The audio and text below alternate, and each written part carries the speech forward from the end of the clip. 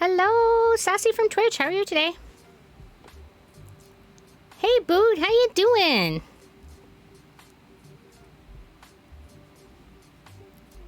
Hey, Crying Child. Nelly.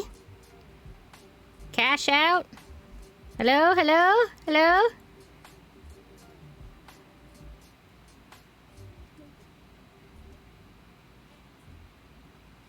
Hello, Jasmine and Stanzi from Sweden. Epuin. And hello, Mick Week. Thank you for the follow. And hello, Stretch Time. How are you? Hello, everybody. Welcome. We're doing a wiggle right off the bat.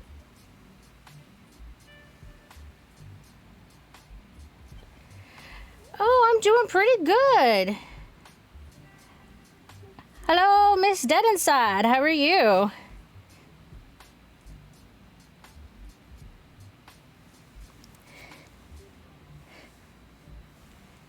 No, I have not really been out of the country, only to drive through Canada when going to Alaska. So, not really ever out of the country.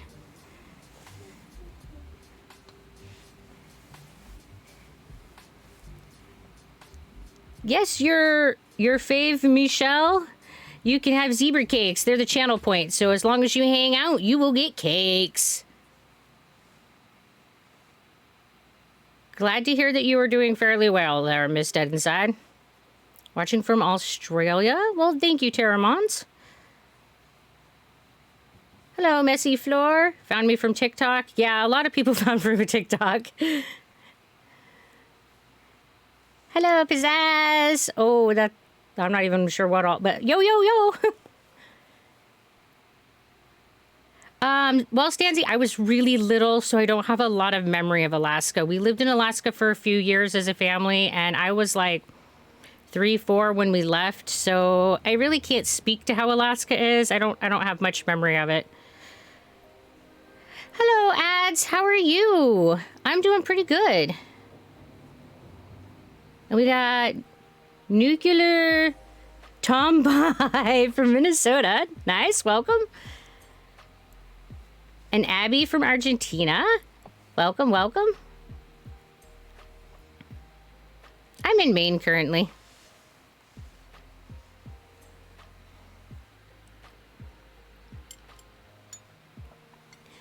Hello, Loud Tempo. Snick.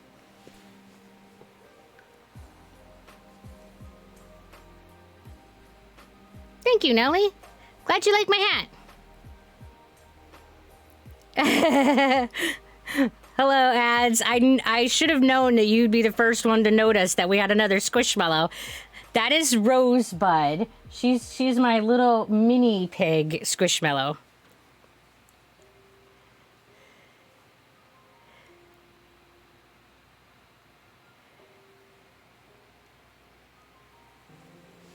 Looks so cozy. Well, thank you. It's one line of code, and you're from Europe? Nice, nice. Hey, Lily, welcome back.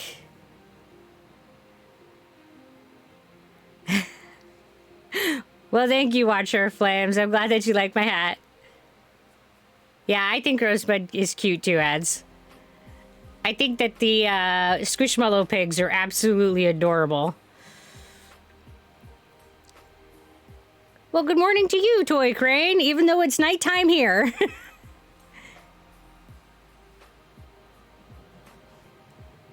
Right now, Stanzi, I am doing Twitch and the Zebra Pig social media platform full-time.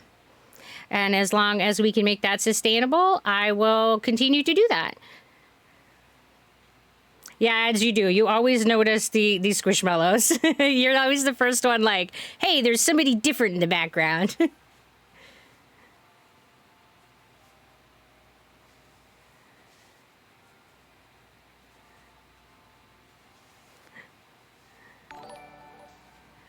Thank you. Good.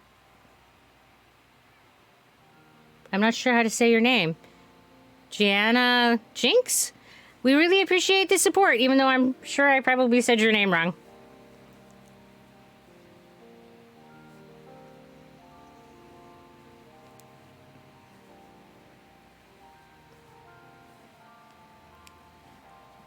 What was my dream job as a kid? Well, Nelly, that changed frequently.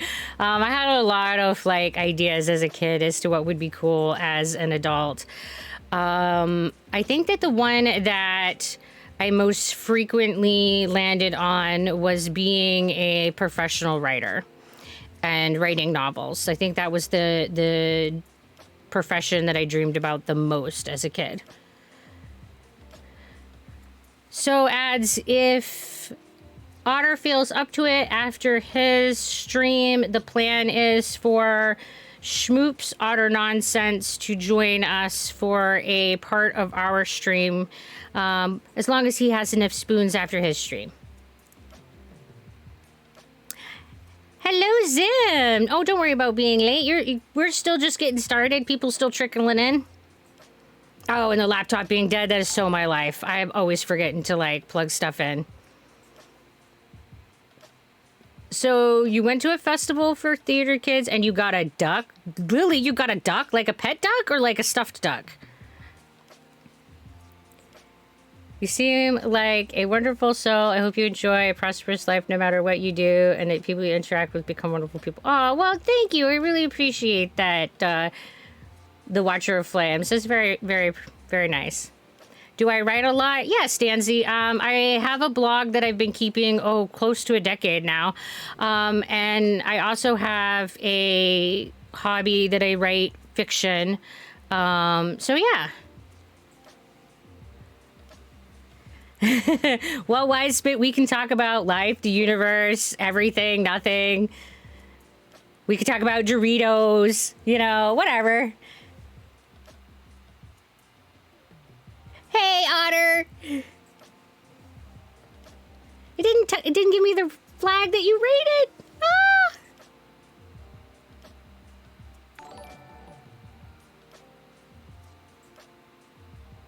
Or it went by and I'm like, I don't know where it went. That's possible too. So welcome, Otter and Raiders. We appreciate you coming and joining us. And hi, let me get in Discord with you. Doot, doot, doot, doot, doot.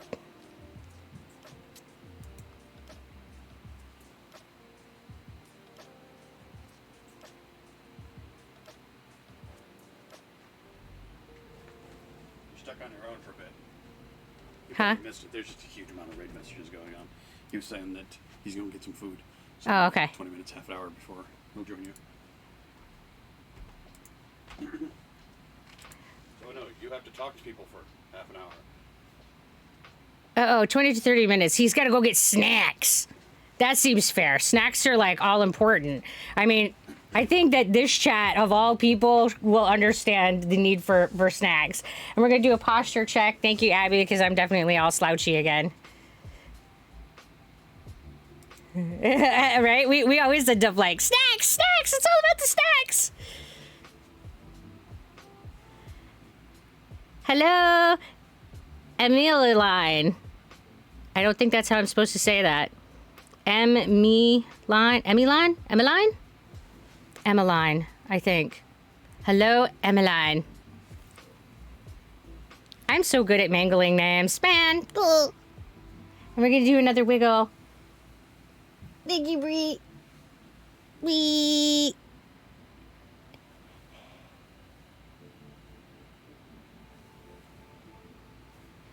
And how you doing, Wisebit?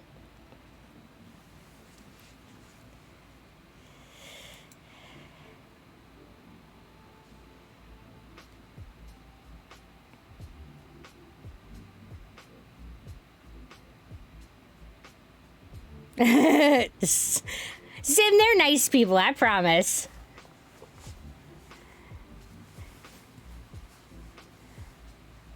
Oh no, Lily, your internet is misbehaving. I hate that, especially when I'm trying to like watch a show or a stream or something that I think is really interesting. Ugh.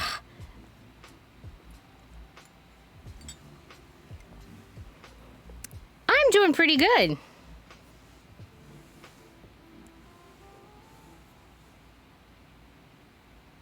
Yeah, Zim, you gotta make sure you have snacks. I ate before the stream, so I'm all snacked up. But of course, I've got my coffee and my electrolytes. You know, gotta have the drinks, because I'm like a fish. I'm always drinking.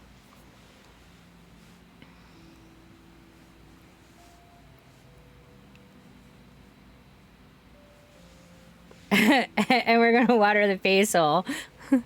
Thank you, Miss Raj.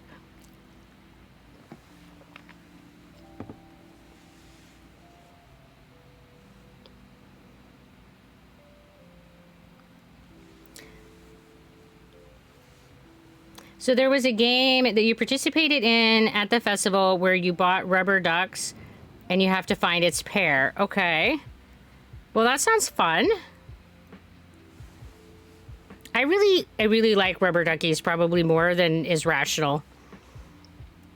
Especially with all the new rubber ducks where they're like got all these like personality quirks to them that are so adorable. Like the Halloween rubber duckies are so amazing.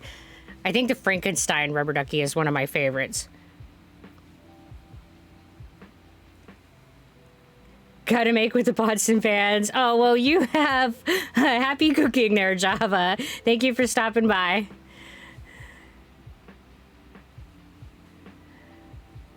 Well, thanks for stopping by, Sunny. You have a good evening.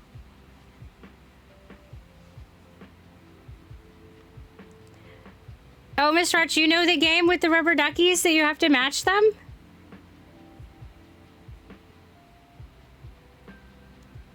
I don't go to many fairs. I think the only festival that I've gone to is the Cheese Festival, and there wasn't exactly games. It was just a festival where you ate lots of cheese.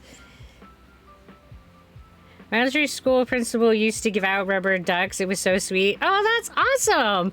Ruin Lab.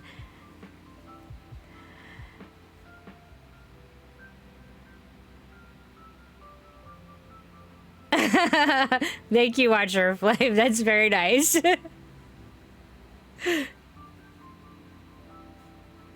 think that would be so much fun to like go to different like vendors and like play some of the fair games, but this is not right now the best time for us to be out mixing because, well, I could get sick. So here I am staying, hiding, you know. Because, man, the respiratory risks are high right now. You got a duck that looks like a green owl. Nice. Okay, so we're talking about rubber duckies, so I'm going to talk about it. So, my recent obsession has been a new game that I've been playing, and it's a rubber ducky game. And I have to make sure that I get its name right. Placid Plastic Duck Simulator. It is absolutely amazing. I love this game so much. I have spent way more time than I should confess. And just tell me when you're ready, Otter. No rush. We're going to be on for hours. So in this game, you like collect the little rubber duckies and you get to like watch them bob around in the pool, and you get to watch them engage in little different shenanigans as they like float around. And it's just a observation game. You don't like really do anything. It's listening to music and just vibing with the ducks. So it's not a game to play if you're looking for active stuff. It's a game to play if you're trying to rest or like reduce your energy and chill your vibe. But yeah, I've been totally obsessed with these duckies. Hey, Michael, how you doing tonight? I'm sick with the cold right now, not COVID, thankfully, so I thought I'd lay down and watch one of your streams. Well, thanks for joining us, Watcher of Flames, and I hope that you get feeling better soon, because, man, colds might not be serious, but they still suck and make you feel miserable. Hey, Dr. Joe Dada, our holidays were good. How about yours? I hope you had a good holiday as well.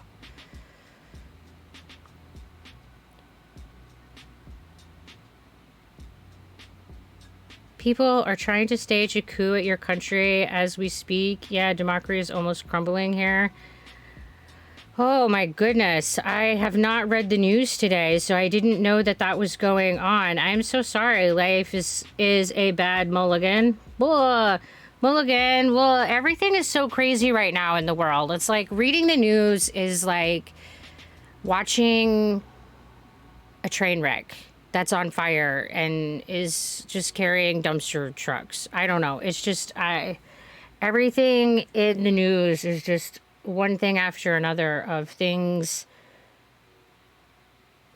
being so crazy right now.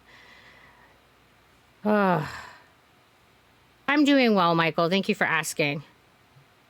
You made some spooky Danger Noodle fan art. Oh, Zim, I look forward to looking at it. I'm assuming that you're going to be posting that in the Discord. Which, of course, I will check. And yay, Danger Noodle art! The festival was inside because we stayed in a hotel that was connected to a convention center, and the thespian troops from all over the state came to compete, perform, look for future colleges, and learn by taking different workshops. Oh, Lily, that sounds like it was super fun. Look it up. It's probably on the news. But it's been contained. Well, I'm glad that it's more of a contained event, and yeah, I will definitely be looking at the news. I do look at the news every day. I just haven't yet today. I usually like do my stream prep stuff, my stream, and then after my stream, I usually do all of my social media things, including looking at where we're at in the world and news and politics and all of that. So I'm sorry that that's happening. That's got to be very stressful. Hacky Sack, you found me via short on YouTube. Well, thank you for coming and checking us out. I appreciate that.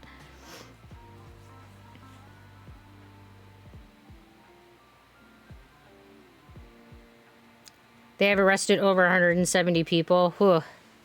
So quite a few people involved then. A pretty large event then.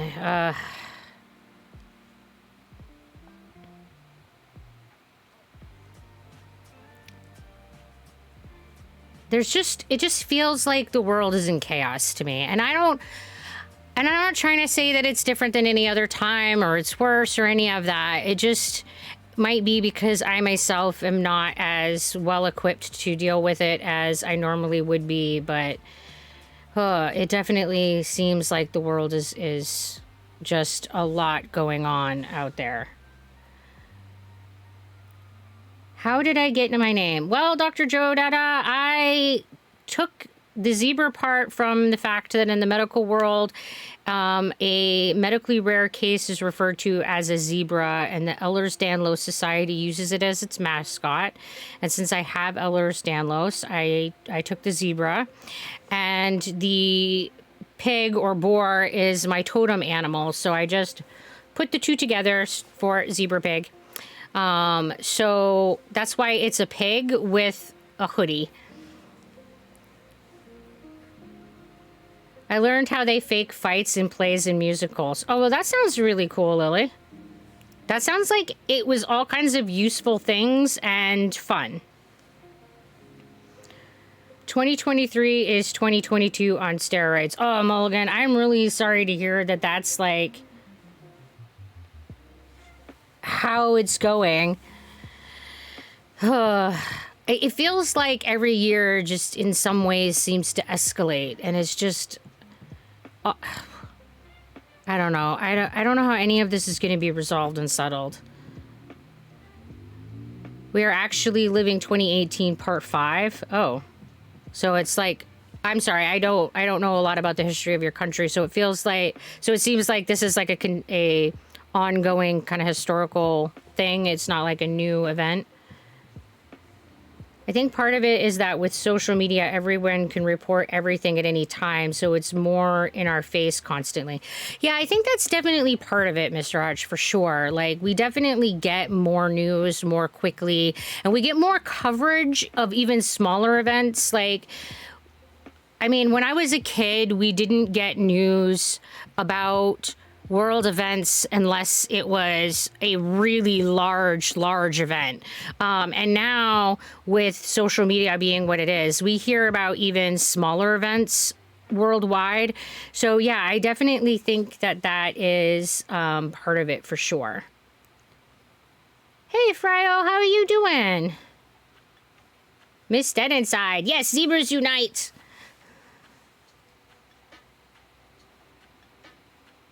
Don't worry, it's fine. I'm used to it. I'm having fun. Well, I'm glad that you were having a good night, Mulligan, but I don't think that any of us should have to be used to it. And I think that that's what's rough about our world right now, is that we are all getting used to things being in a pretty crappy kind of state. And I wish that none of us had to. I wish that we could, as people, figure out how to get along better and how to resolve our differences without making it a physical conflict. How is my evening going? Going pretty good. Thank you for asking, Fryo. Hey, Zimmy God, how you doing?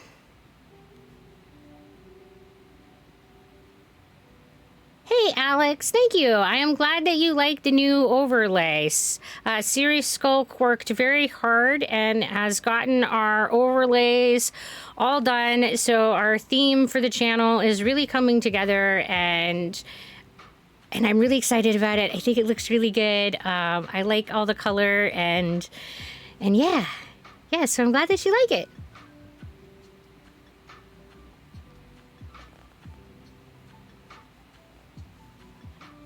Oh, go take care of your dog, Otter. Don't worry about it. Your dog needs to get to the vet. You just had something in the backyard bite him. Yeah, definitely go take care of your puppers. That's definitely important.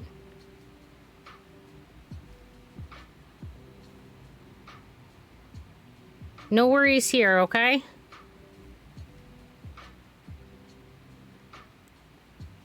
Just wanted to stop by and say hello. I'm gonna go eat dinner. I'll see you next time. Well, thank you, Froya, for coming in and visiting. We appreciate that, and I hope that you have a fabulous dinner.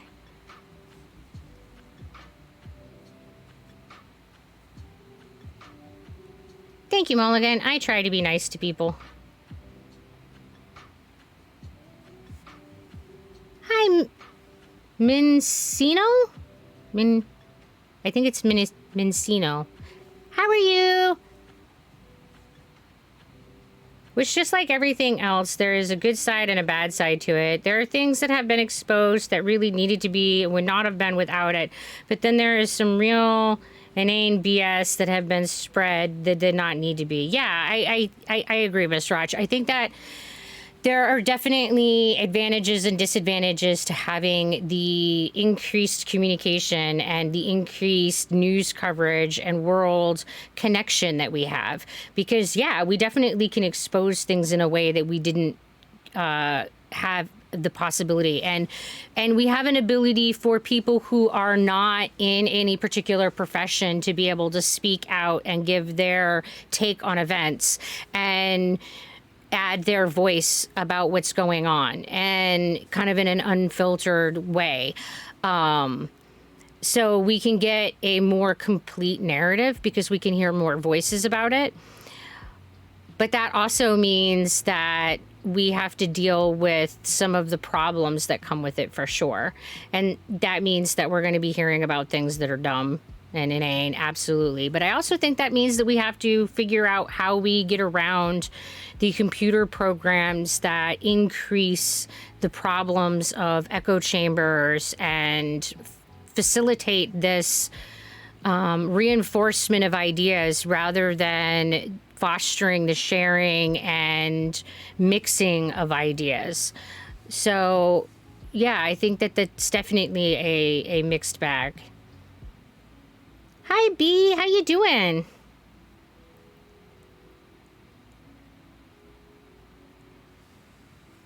Hey. You're...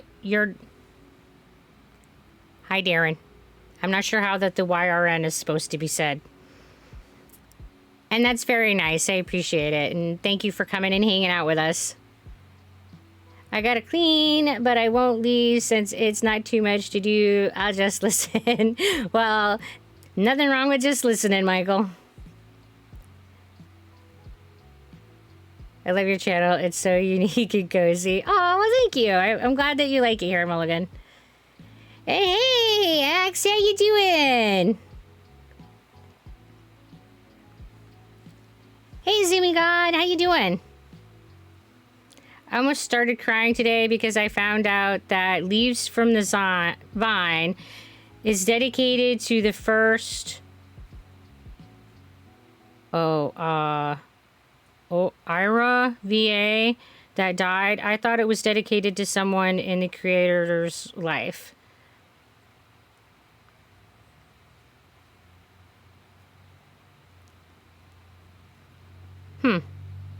I'm not even really familiar with the song by name. It might be one that if I heard it, I was like, oh yeah.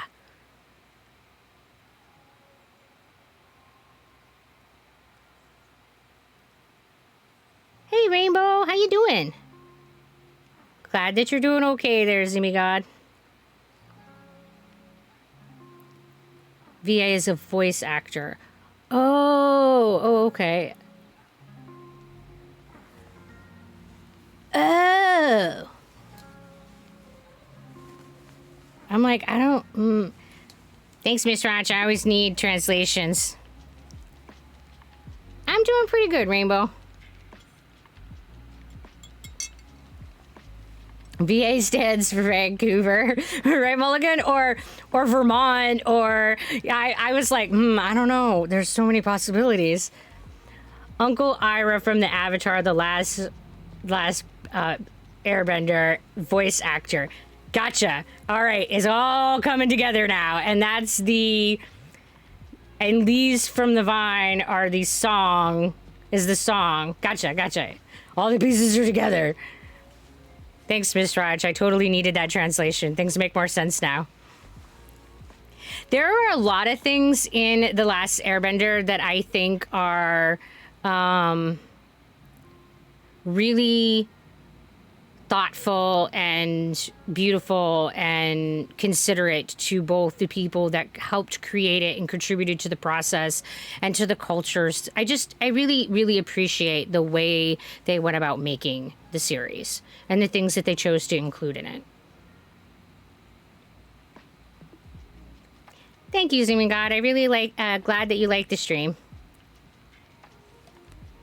Hello, Ambilexios. How you doing? Leaves from the vine, falling so slow like fragile tiny shells drifting through the foam. Little soldier boy come marching home. Brave soldier boy comes marching home.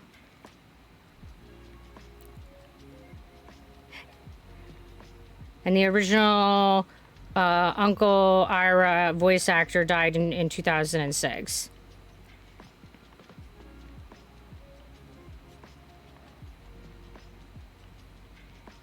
All the pieces. Boop, boop, boop, boop. I got it now. And oh my God, I gotta change hats. This hat is so toasty. It's cooking my brain.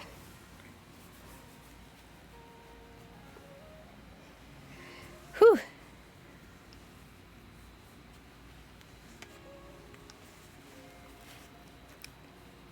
Yeah, I know. Context is everything. I'm just in here going, Hello, Skunkworks. How are you tonight? Welcome, welcome.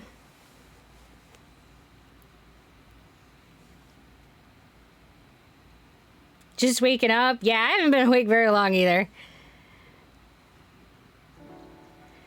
Hello? Oh, I'm not sure how to say that one. Dyra La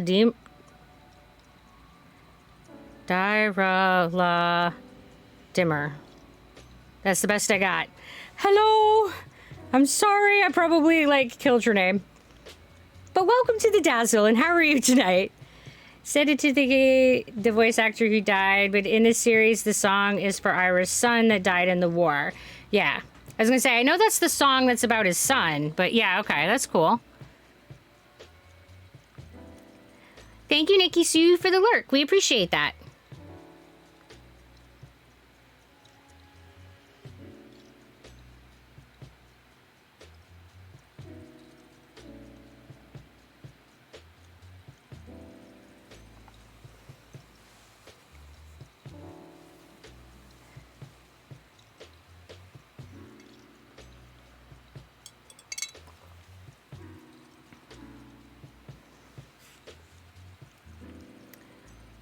So it sounds like Otter's not going to be able to join us because his puppers is having problems and has to go to the vet, which is definitely more important than hanging out on a stream.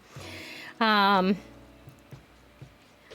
and I were going to be talking about neurodivergence and our experiences with neurodivergence, which we can absolutely still talk about. Or we can just do our usual Sunday rambly when we don't have a guest. Doesn't matter much to me.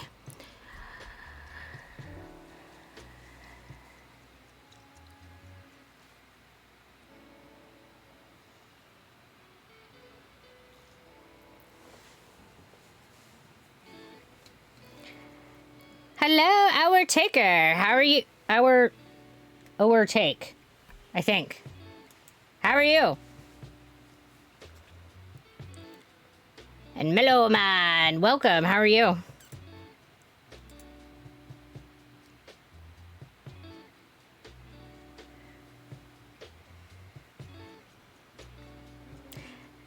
Kind of sleepy but can't sleep. I hate insomnia. It is absolutely awful. It is so hard to be like, it's hard to feel good when you are tired. It's hard to get anything else right. So I hope that you find sleep, or that sleep finds you, something. And I'm doing good. You're very good. Glad to hear that, Mellow Man. And I'm doing well. In season 2 of Avatar: The Last Airbender, Aira sings in memory of his son, Lu Ten, who was killed during the siege of Ba Sing Se. This song is also a tribute to Mako Iwamatsu, the voice actor for Aira, who died having nearly completed recording his lines for season 2. During this scene, Aira sets up a small memorial to Lu Ten in Ba Sing Se. The words in the top left of Lu Ten's portrait roughly translate to General Aira, see you after we win the war, your loyal son, Lu Ten. I got that from an about thing on a lyric website, right? I would talk about it still. Everyone is welcomed and encouraged to ask questions and share their experiences they want as well. I can guarantee that Zebra Pig will have some sort of opinion about it. I can't guarantee I'll have an opinion, but we can talk about whatever. I mean, I'm not opinionated about everything, Miss Rod. Sheesh. I mean, I'm sure there's stuff that I just don't have an opinion about. Miss Rod is totally throwing sus at me. I don't know if you've seen it, but there's a wholesome video of singing Happy Birthday. Yes, Mellow Man, I have seen the Happy Birthday video. It has definitely taken a tour. That's what we'll go with. It has taken a tour, which is wild and crazy to me. I just can't wrap my head around the degree of excitement that particular video generated. Yes, it's made the rounds. That's a good term for it. It is just, it's been everywhere. So for those people who don't know, I am both autistic and ADHD, which most people agree are underneath the neurodivergency category. One of the challenges about talking about being neurodivergent and neurodivergency in general is that it's a term that is not really concrete and defined. It's a term that is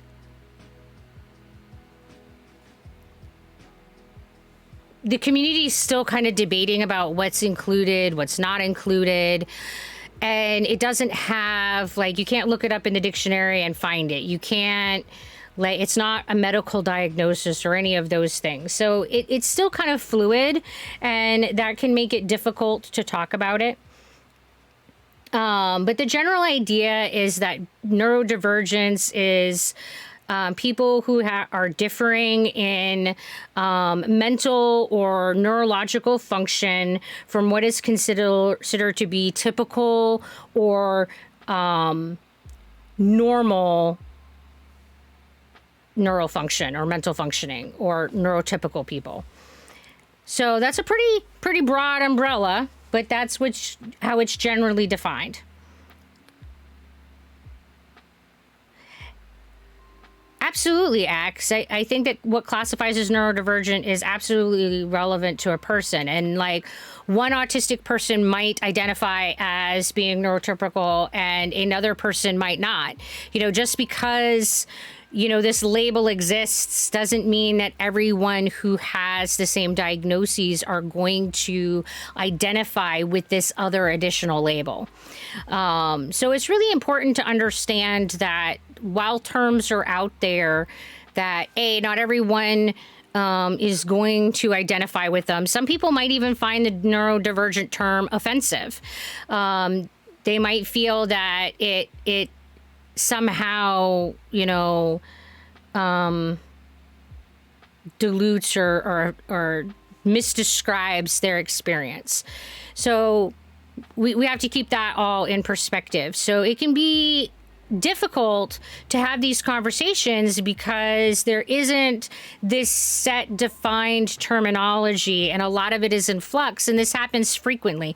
And at times of generational change is often when these languages start to change, like when a generation hits their adulthood is oftentimes when new terms and terminology changes start to shift. And we're seeing that again. We got a generation that's hitting their 20s, and we're seeing a lot of terms starting to shift and change. And this generationally, it has a repeating pattern, and there's nothing wrong with that. It's just something to be aware of, because one of the things that frequently happens in this time is that there's confusion about what the terms are. There's confusions about which terms should and shouldn't be used. There's generational differences in the way that the terms are used. And we have to remember that everybody has the right to label themselves in whichever way is most comfortable to them. And that's going to be different for everybody. So, hey, Lemon Loaf, you have ADHD, Mellow Man? Yeah. And it's horrible? Yeah. I do want to remind people that there are positive things about having ADHD. We're known for being energetic, for being problem solvers, for being creative thinkers, for being innovative, for being willing to take risks, for being friendly. We're more likely to introduce ourselves to other people. We're more likely to initiate relationships. We tend to be more accepting of other people and other differences, et cetera, et cetera, et cetera. Yeah, it comes with a lot of challenges, too, because executive dysfunction is a bitch. But that doesn't mean that the whole package is terrible and that the people who have that label are terrible.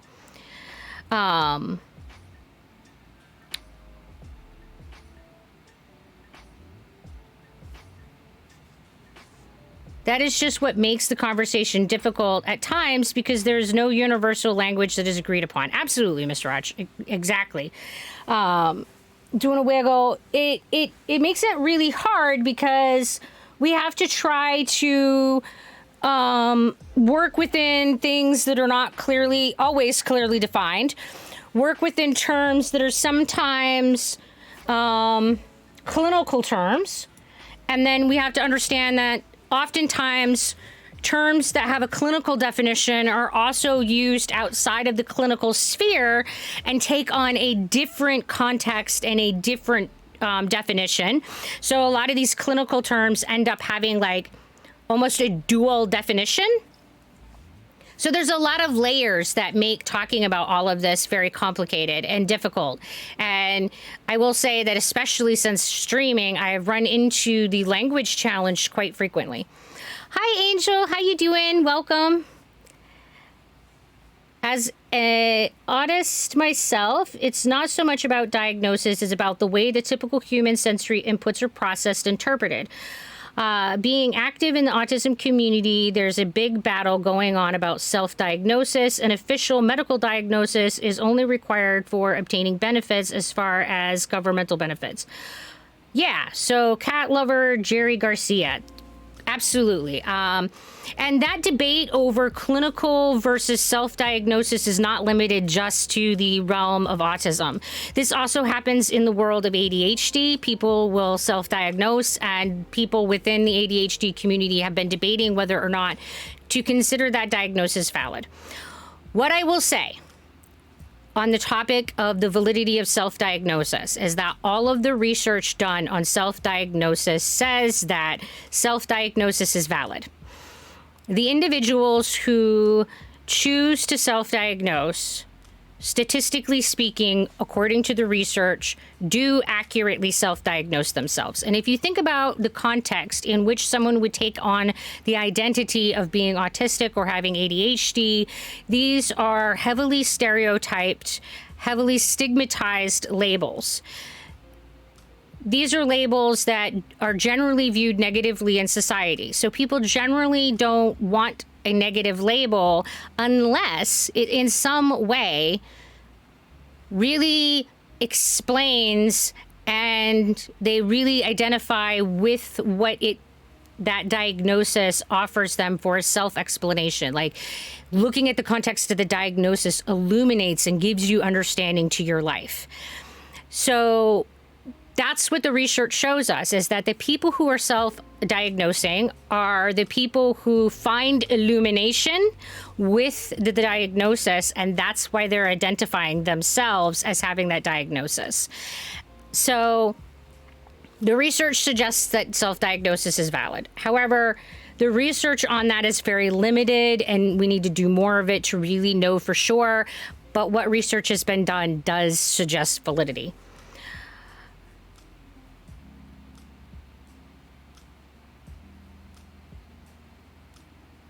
Zebra cake. Hello, boob snooter.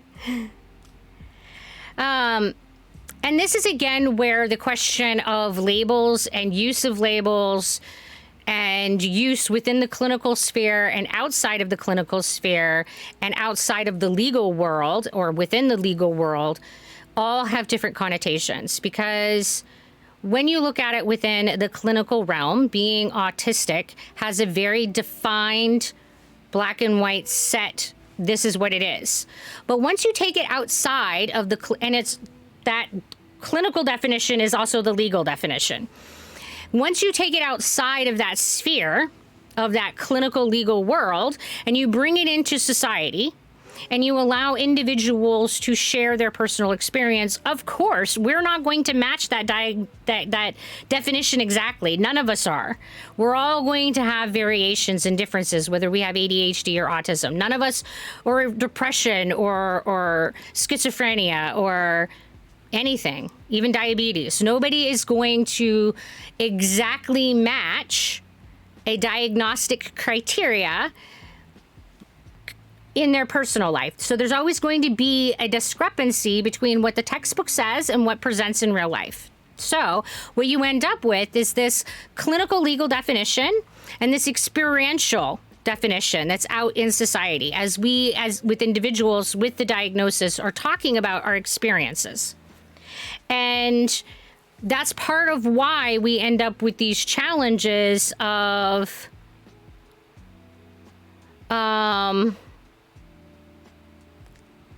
what it means to be this thing. And I think that it's important that we respect individual people's labels. Like whatever label a person chooses to self-identify as, that we need to respect that. Even if we don't agree that that label fits them, even if we don't like that label, even if we don't like that they are choosing that label, even if we find that label personally offensive. People should have the right to self-identify however fits most comfortably for them. I mean, and that's really what this whole diversity movement is about being able to discover ourselves as individuals and express ourselves as individuals, however however that is, and knowing that that's going to change over time, and knowing that that's going to be different for everybody, and knowing that inevitably that there are going to be people who don't like it and who are offended, and it's not going to match up with what other people believe about the same experience, because everybody's going to have a different experience. Hello, it's Astana. How you doing tonight? Yeah, I want to get tested for bipolar by a professional, and until I know for certain, I don't say I have bipolar disorder, because the truth is that I don't really know. I mean, yeah, Lily, it's one of those things that many people feel comfortable self-diagnosing and many people don't, and you're in the category of you don't. And if you're not seeking clinical treatment, you don't really need a clinical diagnosis. If you're not seeking legal benefits, then you don't need a clinical diagnosis. If you're just looking for self-understanding and self-discovery, and you're looking just to explore and you're looking for self-growth, then it's more about whether or not the label helps you better understand yourself.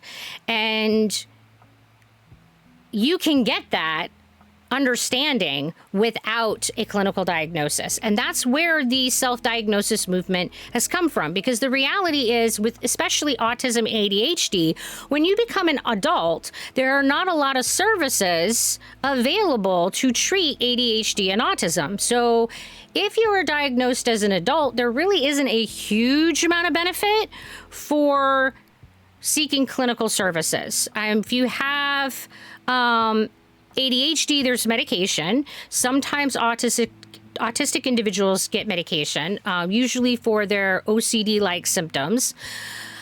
But for the most part, outside of medication, there really isn't treatment. I mean, there's some types of therapy that can help you with the grieving process and that can help you with the executive dysfunction, but it's very limited for adults.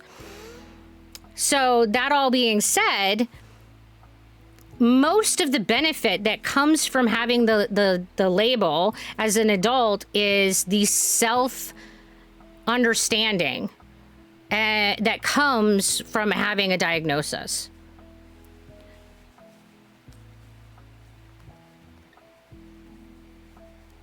Problem is there's also a lot of people who don't have access to a professional diagnostic or the finances to have it done. Absolutely, ads.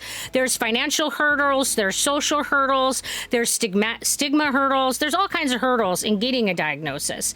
So even if they wanted the treatment benefits that come with those clinical diagnoses, there's absolutely barriers to getting that diagnosis. And one of them is absolutely the stigma that limits adults being diagnosed, limits people who are of differing genders. If you're not, white cisgender male, you're really unlikely to be diagnosed autistic or ADHD.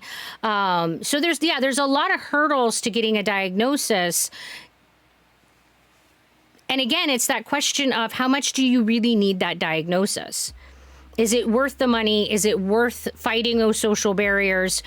And if it's just about you trying to find social understanding, then maybe self-diagnosis is all you need.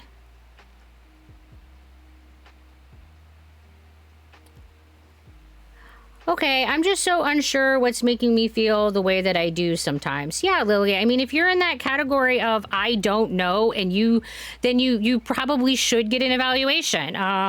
That's where I was at. I felt like nothing really made sense to me.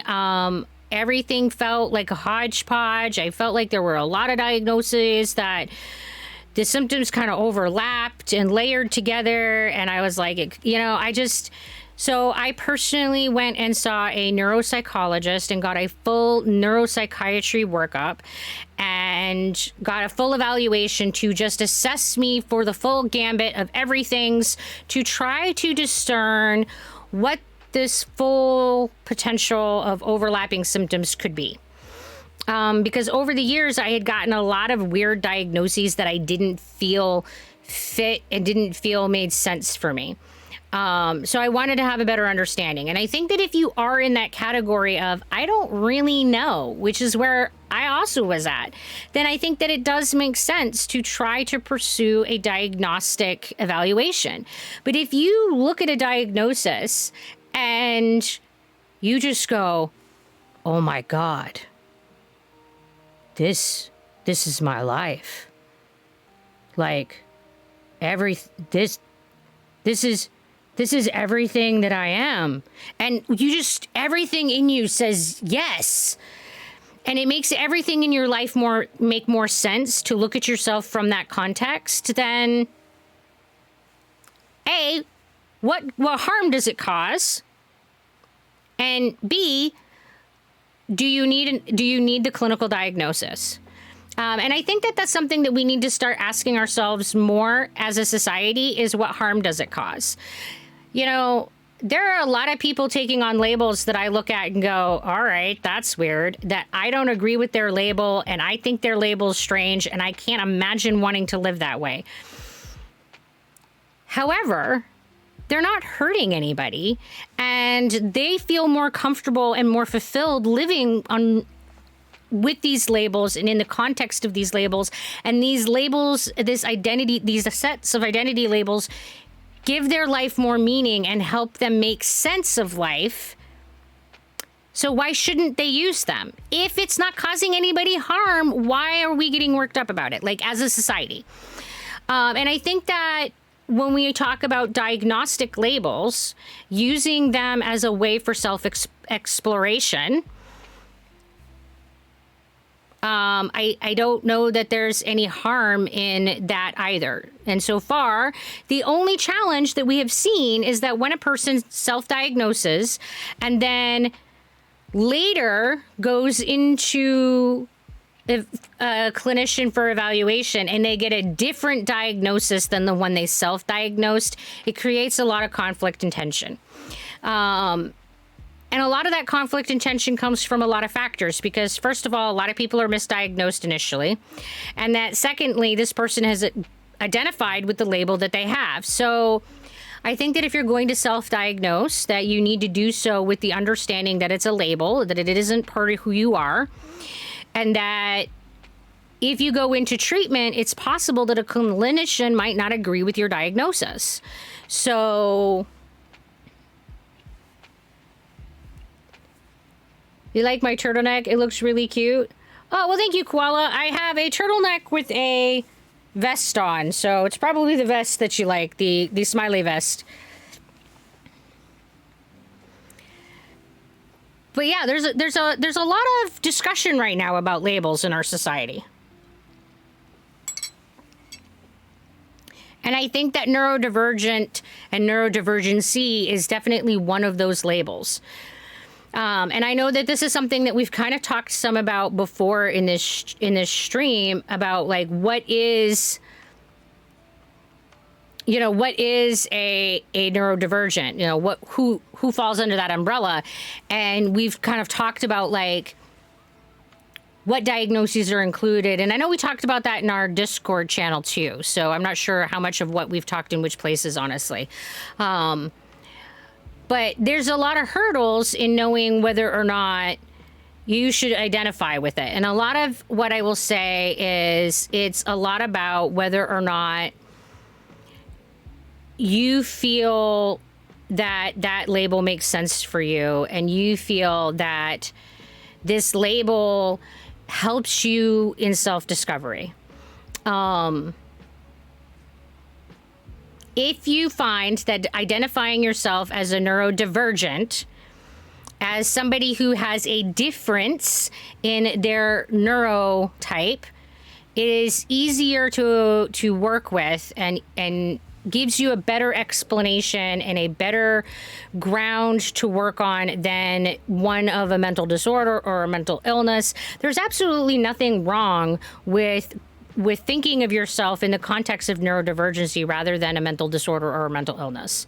I don't think that it changes the symptom set that anybody's talking about, and I don't think that it causes any harm to anyone. So, yeah. Well, thank you, Soul Demon. Damon? Thank you, Soul Damon. I appreciate the support. You want one?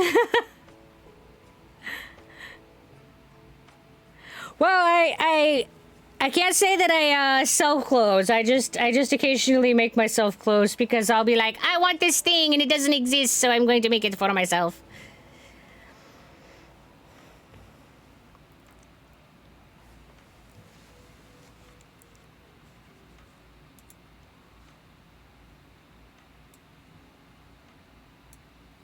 So, like, for me personally, I was diagnosed, I want to say somewhere around 25. I'm not super good at timelining. But I was an adult for sure.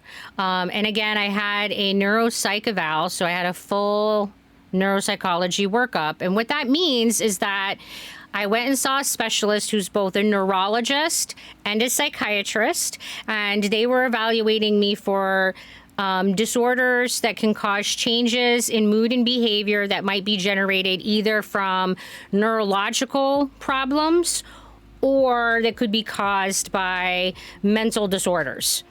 And they evaluate you for that whole gambit of things all at the same time.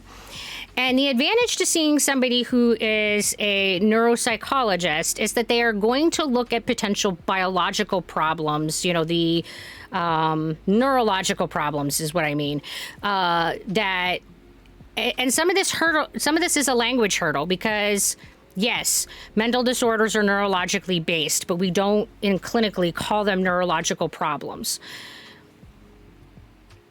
And it's complicated and messy and the language is weird. And this is, again, where it can be difficult to talk about these things. But neurological disorders do have a very defined parameter that is different than medical disorders. And yeah, these specialists are looking at both those. So the advantage is that you get looked at for more potential things because there are neurological disorders. One that comes into mind immediately is Parkinson's that can change, that can have impacts on mood and behavior. But it's absolutely a neurological disorder and doesn't fall underneath the category of a mental disorder. So having one person evaluate for everything is just a bigger umbrella, covers more things, especially if you're really just not sure what's going on. And where I had some movement disorder going on, it was entirely possible that the mood and behavior symptoms that I was having was because of a neurological problem and not because of a mental disorder. So we were like, what's going on? There was a lot of layers there. So yeah, I walked away with like a big, huge packet of information and I got a bunch of diagnoses. And amongst them was the autism and ADHD diagnoses. And they really changed the way that I look at myself and the way that I evaluate how I interact with other people.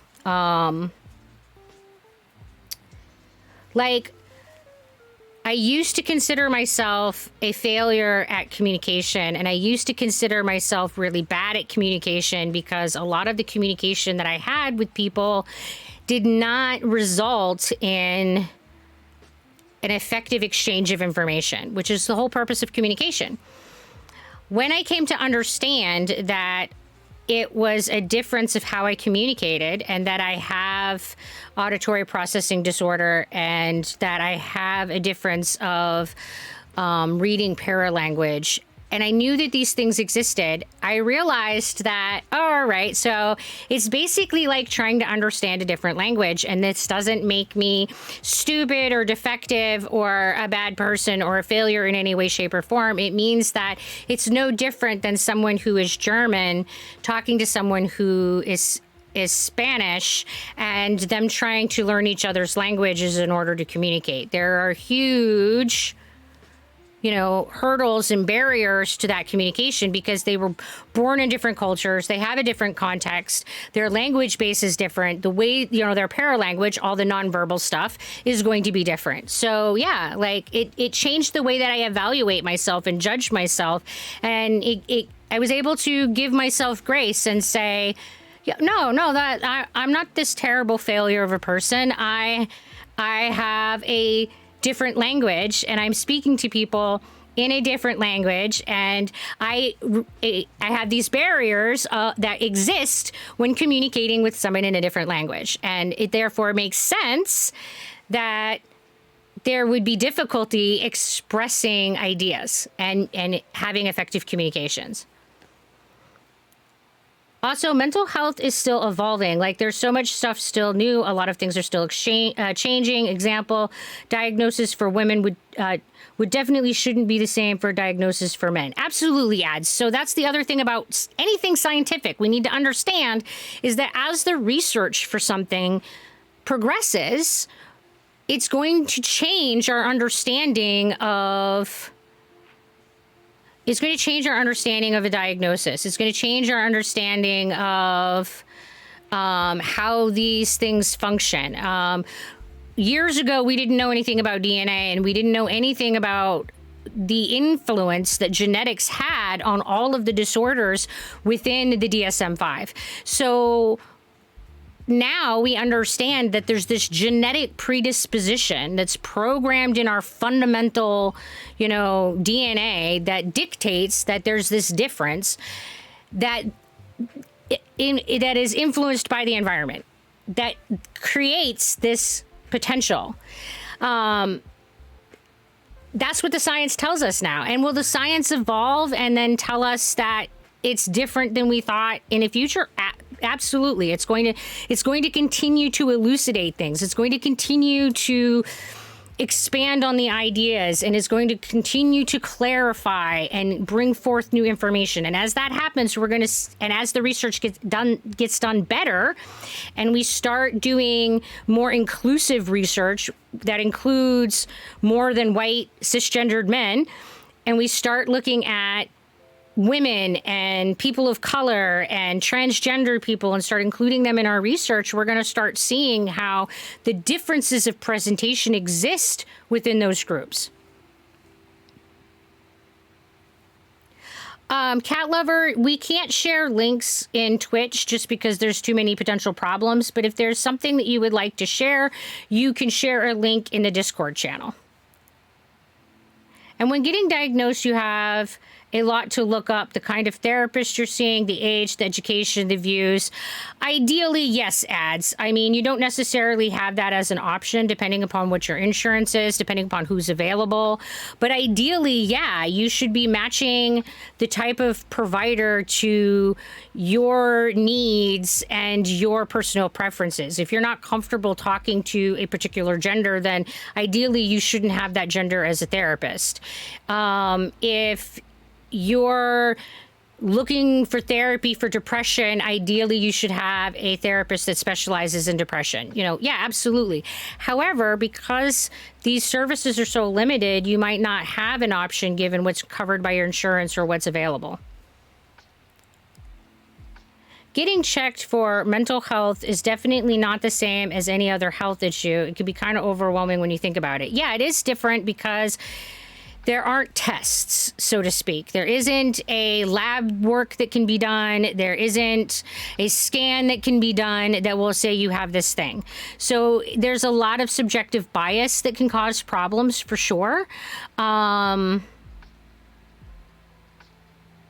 If you don't feel that there's a particular channel that it fits in, you can just drop it into general. It's fine.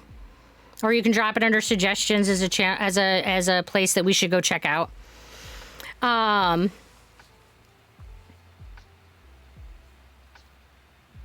So yeah, I think that all of this is evolving and already complicated, and is only going to get more complicated as things continue to evolve, for sure. And hello there, your dad's secret lover. And hi again, Axel God, Axe God.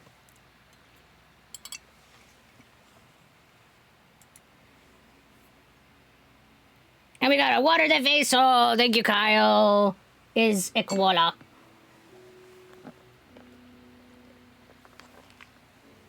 Yes, I remember mangling your name more than once there, Axe God. I'm going with that because I can't say Aloxolol. Because those letters get stuck in my mouth.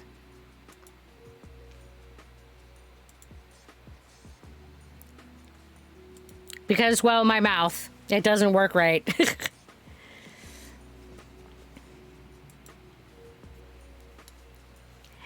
And I will say that being diagnosed versus not being diagnosed. I have not gotten any services for my autism organization. I mean, for my autism disorder diagnosis. I have received services for my ADHD diagnosis. But for both, hands down, the biggest thing that I felt that these diagnoses gave me was a different lens with which to look at myself. They allowed me to realize that the challenges that I was having in society was not because I was somehow a defective, broken human being. It was because I was different than the people that I was interacting with, and that those differences were creating challenges.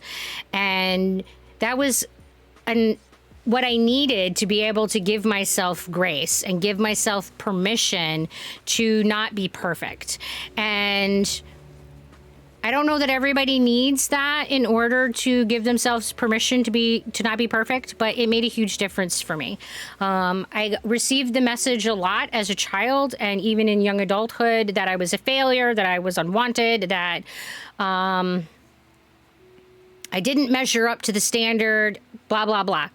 So there was a lot of rejection in my life, and this rejection was very much internalized and very much led to this sense that I was a lesser person and unvalued, and definitely really had an impact on my self-esteem. So having the diagnosis meant that I was able to look at myself instead of being this broken, unwanted, defective, lazy, failing person as I'm different. I'm just a different type of human being. And I face different challenges that the world is not designed for. So for me, it was absolutely life-changing to have those diagnoses, even though I didn't get a whole bunch of services. And yes, Koala, I have eaten today and my day has been good. Thank you for checking in. One organization that I really try to steer people toward for autism stuff is Autism Self-Advocacy Network.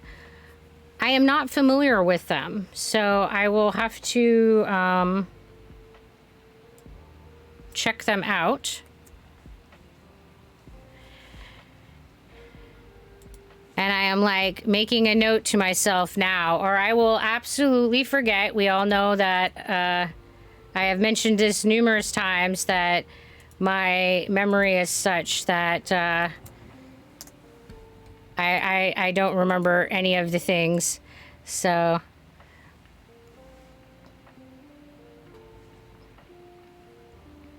hi Slap, how you doing? We're doing pretty good here. I hate how some people go like, nowadays everybody is autistic or has ADHD or whatever, but I like to think it's actually the fact that it's getting normalized and that there's less stigma, etc. So I'm glad to find more neurodivergence than before, and I'm not just stereotyped anymore. So there's a lot of layers to why there's more people diagnosed. Some of it is that we changed the diagnostic criteria. You can now be diagnosed ADHD as an adult. You couldn't be before. We broadened the autistic criteria and made it more of a spectrum disorder. So it included a lot of people that we were seeing clinically that we felt were in these that should be included in this diagnosis but didn't actually meet the criteria. So part of it is that there was a change in criteria that did catch more people. The other part of it is that the research reflected that the group of people that we were previously focused on were not the only group of people that this disorder existed in. We were previously focused on only white males for, the cisgender white males for both ADHD and autism, and research has shown that that is absolutely not the case, that it is all races, that it is all both, all genders, all of that. It's equally divided. There's no increased prevalence in any of these areas. So that's part of it now. And now that clinicians and the research is, now that research is reflecting that, the clinical diagnosis is beginning to also reflect that. And the other darker part of this history is that historically there was an era where groups of populations in this country were being sterilized so that they were not having children. And because of that, many of these groups of people were not having the children that would lead to the individuals that are now being diagnosed, which is one of the groups of people. Like, if you look at our history, it wasn't until the mid-70s that the sterilization programs really came to a grinding halt. And we were pretty routinely sterilizing people who were of color and who had mental health diagnoses. And this is a pretty black being affected. So you didn't see as many people with neurodivergence who were colored individuals because we were sterilizing them. So they weren't having children. And it's a fucking horrific reality in our history, but that's absolutely part of what was happening. So there's a lot of layers, a lot of layers as to why there's more people being diagnosed.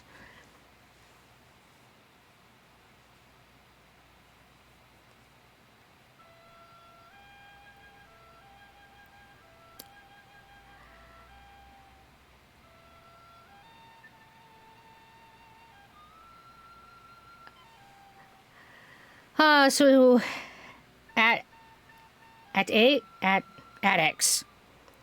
Tried twice, no response. I gave up. Maybe they're only regional or local, or maybe I'm not doing a good job trying to communicate. Oh, you've had trouble with that particular organization? That's too bad. And hello, Bobe. Welcome. Today we're talking about neurodivergence. Hello, Kyle, this koala. How you... Oh, I'm pretty sure I already greeted you, and now I'm just in greet mode. Hello again. Knowing people more deeply is actually more interesting than you think, especially people with autism. It's kind of interesting to listen to them on what they are, and sometimes some people are really complex to understand. I think that everyone is complex to understand, whether they're neurotypical or neurodivergent, whether they have chronic illness or they're able-bodied, whether they are colored or black, white, or whether... Any label a person carries. I feel that every human being is complex and layered, and it is very rare that I've never met anybody that carries only one of these identity labels. We all have multiple layered labels, and therefore we have, as an individual, this onion existence. So it's impossible for somebody with autism to look like somebody else with autism because their onion layer identities are going to be different. Same thing with two people with ADHD, same thing with two people who are neurotypical. Humans are very complex, and I think that people are absolutely fascinating and interesting and wonderful to get to know. And I think that if we were more embracing in society, we would be able to better explore and celebrate the good things that are happening. I was once told while in the service that back in the day, we'd just beat that out of you in reference to a comment about having ADHD as a kid. Yeah, Kermit Schaffer, that was definitely in my era growing up in the 80s. I was one of the beaten children. The growing up ADHD, the belief was that corporal punishment would force you to behave. Now, I will say that corporal punishment absolutely taught me to mask, and that it absolutely made it difficult for me to get a diagnosis because of that mask. And it has made it so that that mask is almost a part of me now, because I've masked for so long that I don't even really know where the mask ends and I myself begin. But that is how they treated us. That is how they dealt with the difference. Whether you were autistic or ADHD or had depression or had any other undesirable trait, it was very common to just use corporal punishment as a, I'm going to punish you for undesirable behavior, and I will make you be afraid to commit that behavior again, and therefore you will behave the way that I want you to behave out of fear. And it was effective, and masking exists, and a lot of us are very good at masking.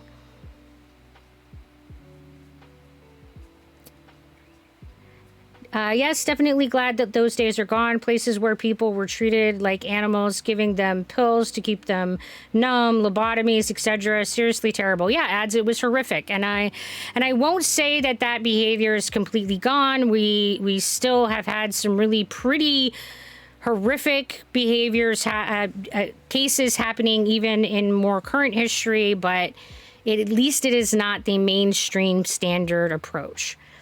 And hello, Razling Cruz. How are you?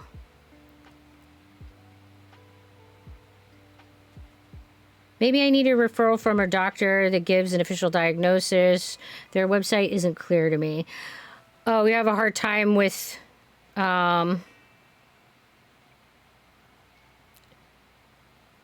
Yeah, sometimes I find websites are not intuitive. And it's at Chi. Okay. I will try to remember that, but I don't promise, because my memory is weird. Yeah,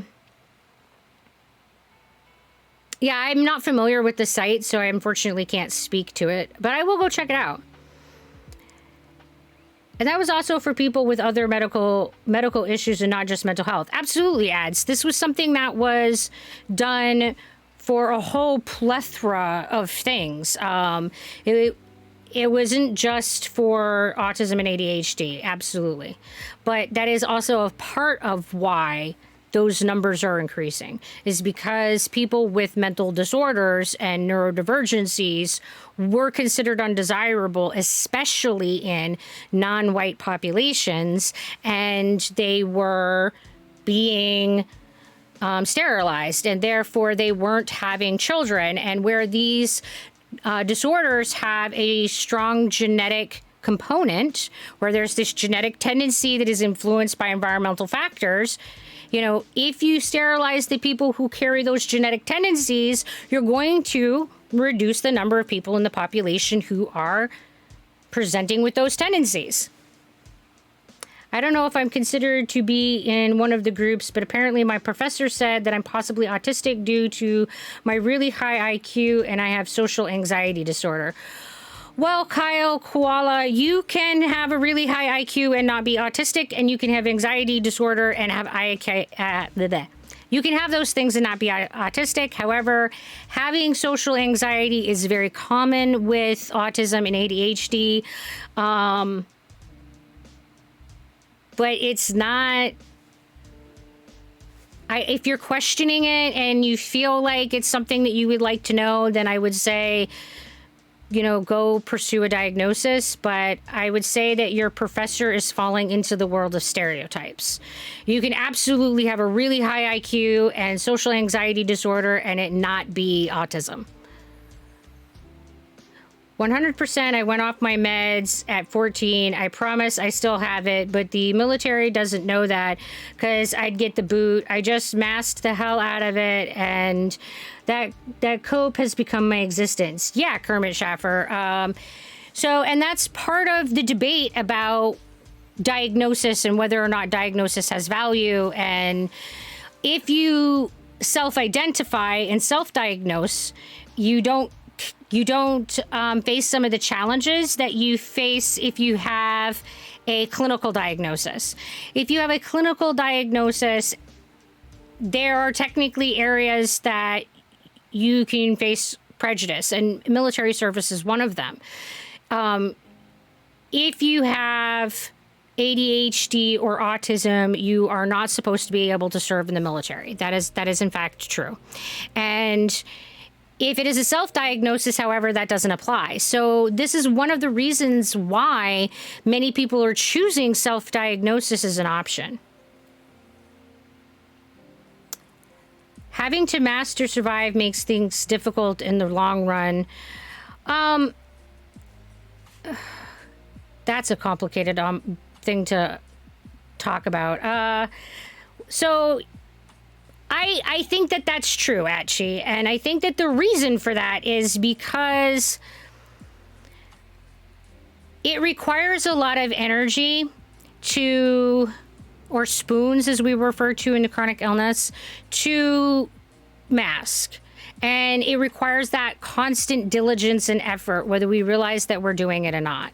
And this is why people frequently refer to autistic burnout.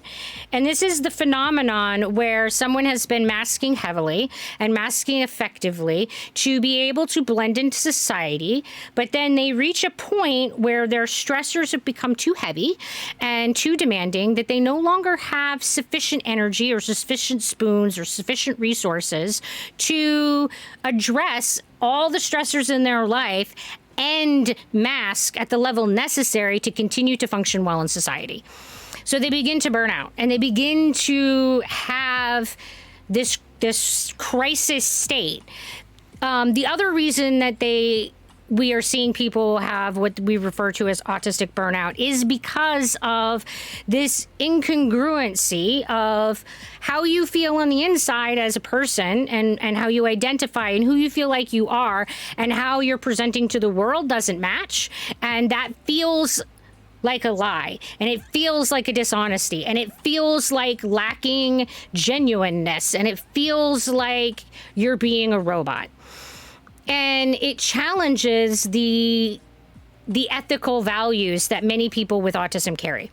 So I would argue that masking always comes with a heavy price, and that masking always risks burnout, whether you have ADHD or autism. It doesn't matter what you're masking.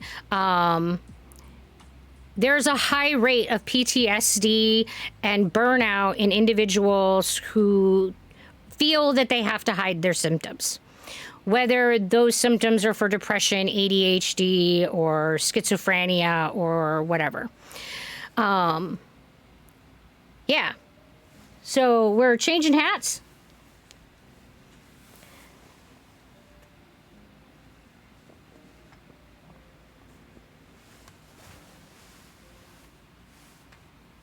Assuming that I can find the piranha hat. I know it's in this bin here somewhere.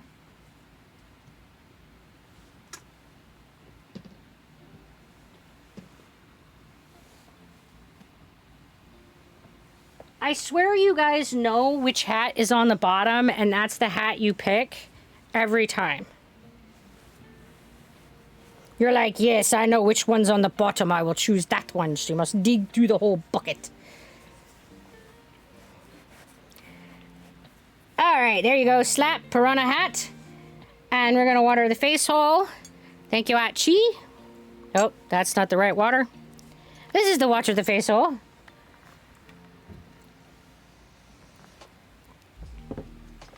And thank you, Kermit, for reminding me to sit up straight, because I was definitely slouching again. No surprise there.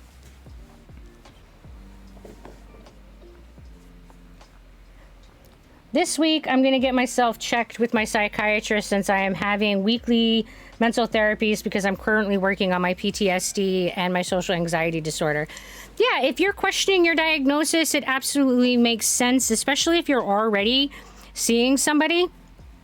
Yeah, totally it makes sense to question your, to touch base with them about getting an evaluation.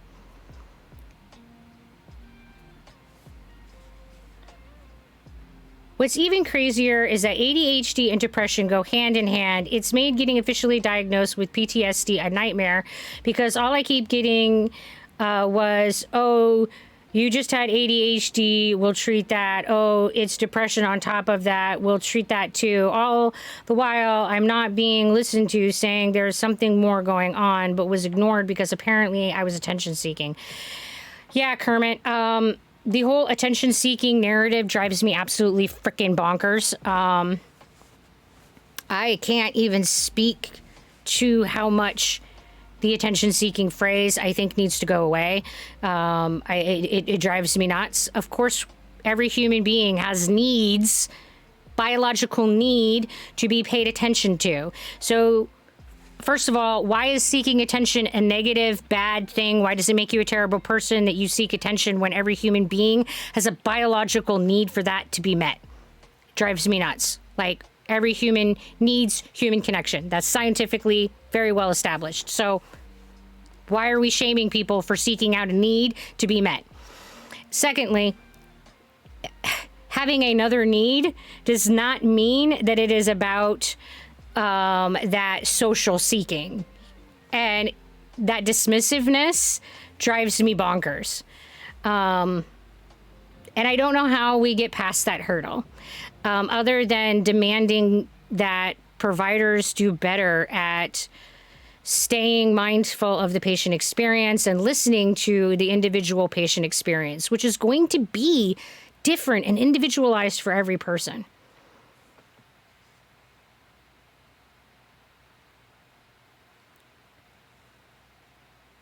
Well, that hat hasn't come out recently. That one we choose, and I suppose it should be at the bottom of the box.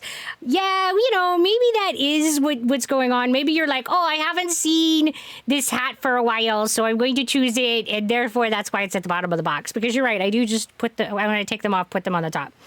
But I just find it amusing that every time I go to find the hat you've looked for, I'm like digging in crazy, and it takes me forever to find it, and you're staring at the wall while I'm looking for hats. And yeah, we definitely won't hold mistyping against you because I can't talk or type properly, whether I have all the best tools. So it's fine. I hate that people make fun of my PTSD because apparently I get really anxious and scared whenever I hear a telephone ring. What I mean is a landline telephone without knowing the whole context why I'm really scared of it. Kyle, I think that it's really unfortunate that other people shame people for how they feel.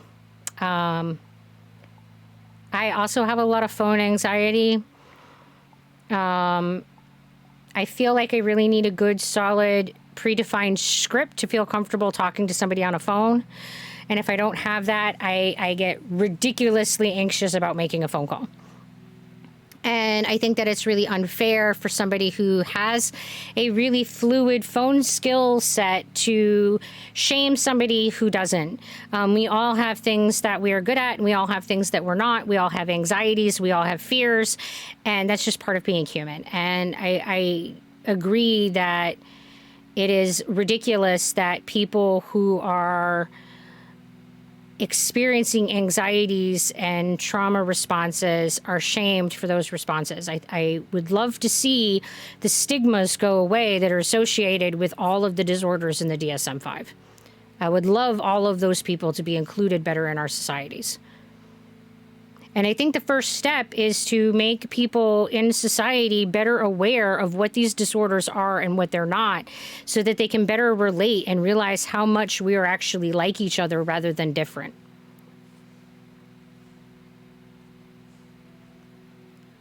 This is kind of a left hook, but also involved with that conversation. I can't wait until insurance stops getting to dictate how doctors do doctoring. Oh, GPICs, yes. Because they definitely have way too much control.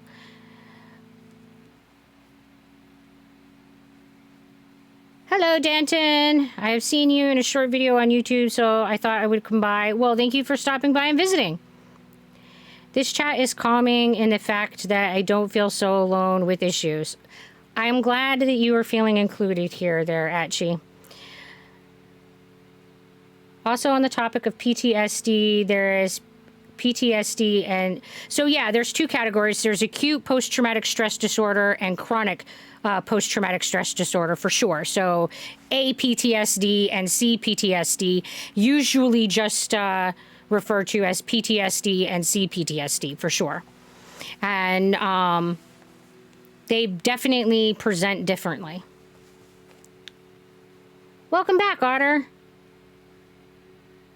You're at the vet. Some kind of wild critter, looked like a small raccoon, couldn't tell in the light, got cornered by Hooch and gave it a bite on the ankle and flew up the fence. Didn't break the skin. Doc said it would be all right. Just gave us some antibiotic scripts and I'll probably be home by the time I was going to end. Could be worse. Sorry about the timing. Don't worry about the timing. I am very glad that your pups is okay. Super more important to make sure that your pupper is okay. And we can either do it or another time or whatever. Don't worry about it. It's definitely not the end of the world. And I'm super glad that your puppy is okay. I came home from Iraq in 2007 and was told by my provider at the VA when I brought up having a rough time. I say told by, I was cut off mid-sentence by the provider that I do not have PTSD and that I should look for other things to consider a VA claim for. More or less his exact words. Told me it took me 15 years to even bring it up again to a doctor. I understand this was early days. Crazy that saying 5 years from the onset of fight was early days and it wasn't understood as much. I mean, I think that we're getting better, Kermit, but I do think the diagnosis is still slow. I think there's still hurdles. I think there's still stigma.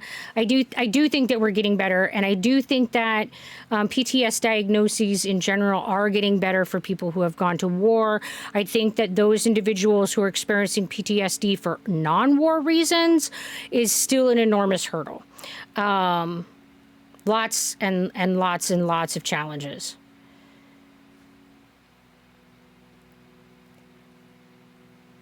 I don't want to disclose what's the context of my PTSD because maybe it is kind of not appropriate to put here, but only one phone call made a really bad mark on my mind and it keeps haunting me.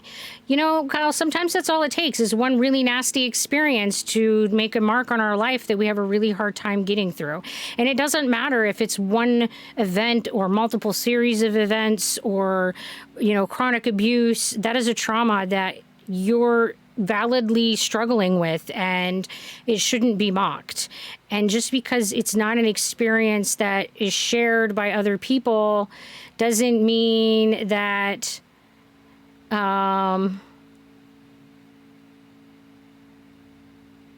it should be treated as less valid. It's true. I've seen the video again today. Yeah. Danton, I think, is just trolling me. He's all like, I saw your video. I'm like, I'm pretty sure he's been hanging around. This name looks familiar. But I'll just greet him anyway. Hi. So at least I'm not totally on lunch. She's like, I've seen the video again today. Wait.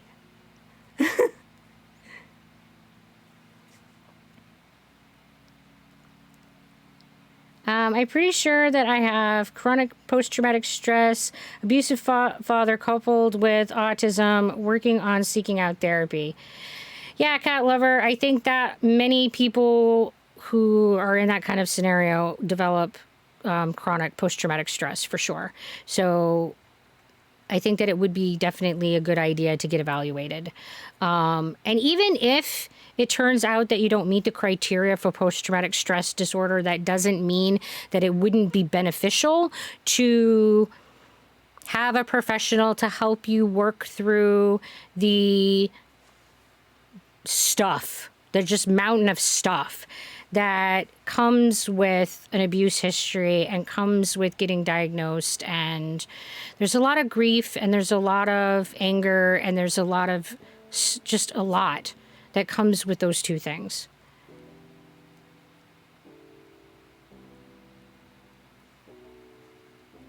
Yeah, Miss Rush, you're right. I totally didn't register the color being orange. I did see the May, but yeah. And my brain is like, I'm really sure he's been around, but he's saying, and see, I take things so concretely, and I just completely 100% concretely accept. Yep, this is the thing. I'm so concrete. It's terrible. What's a good way to put it? If you need someone to talk to, then go. Don't have to be diagnosed. Don't have to have something major. Just go. Absolutely, GPICs. They're there as a support measure. You don't have to have you don't have to have diagnoses. You don't have to have like anything in particular. If you feel like you would benefit from professional support, then they're there. Definitely there's hurdles of affordability and availability, but if you can, overcome those hurdles, they can offer you the benefit of professional support. And thank you, Malefex, for reminding me to sub straight, because yes, I am absolutely slouching again. Working through it all sucks, and it's really hard work, but it can be very much worth it in the end. I agree, Miss Roch, and it takes years. I think that's the other thing that people don't really understand, is that working through an abusive history and a diagnosis that changes your identity and how you perceive yourself, especially if it comes later in life, it takes time. It takes years to process and reevaluate and work through all the implications. So give yourself time, for sure.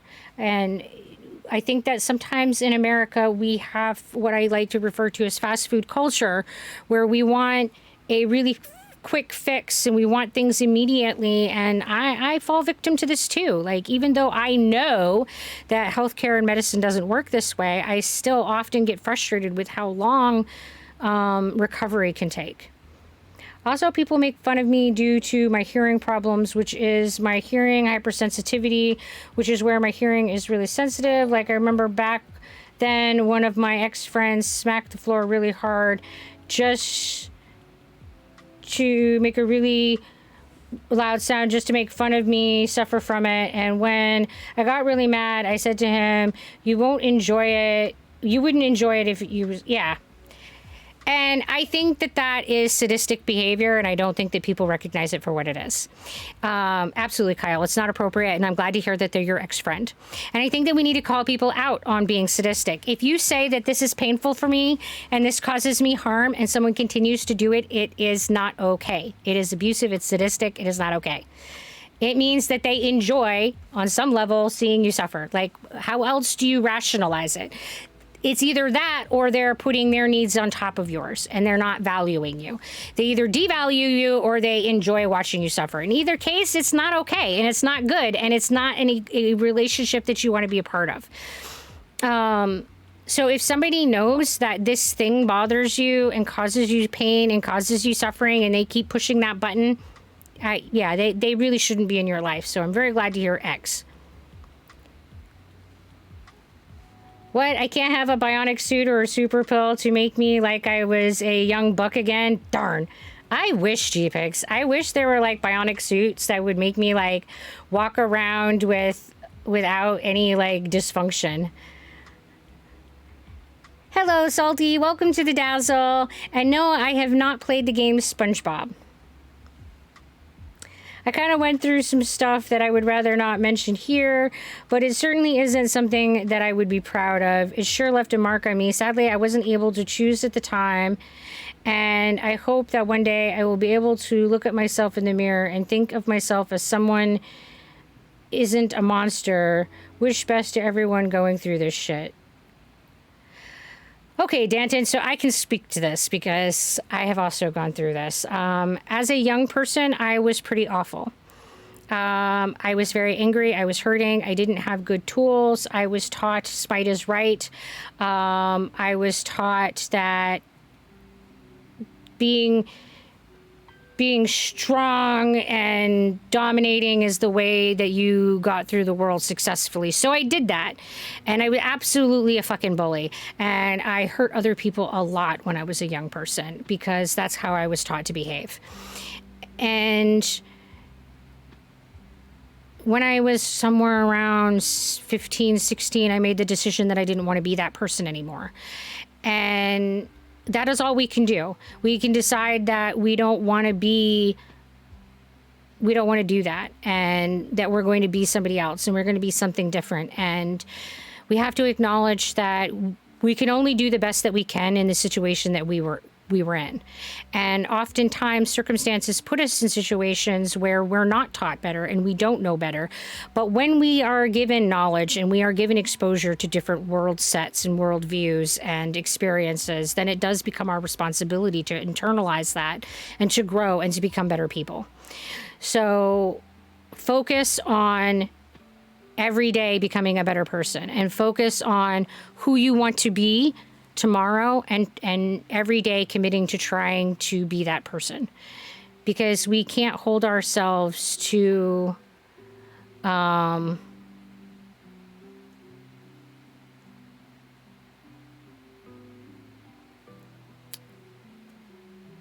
we can't hold ourselves to one failure in life and say that forever that's what we're going to be.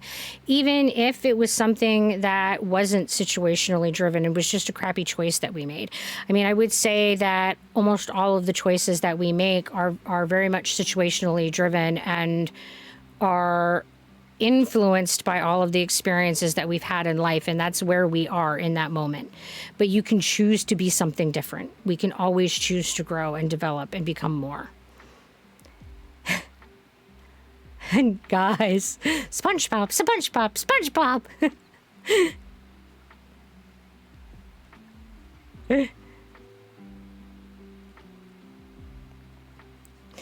You play SpongeBob? Is it a good game, Salty? Is it one you like?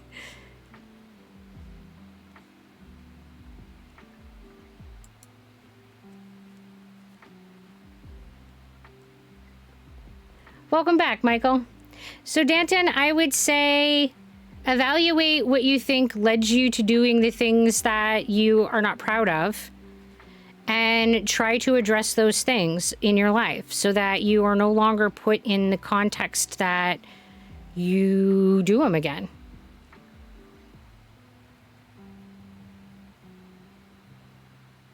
Because that's all we can do. We can learn from the mistakes that we've made, because we all will make them, and move forward and try to do better and try to be a better person every day.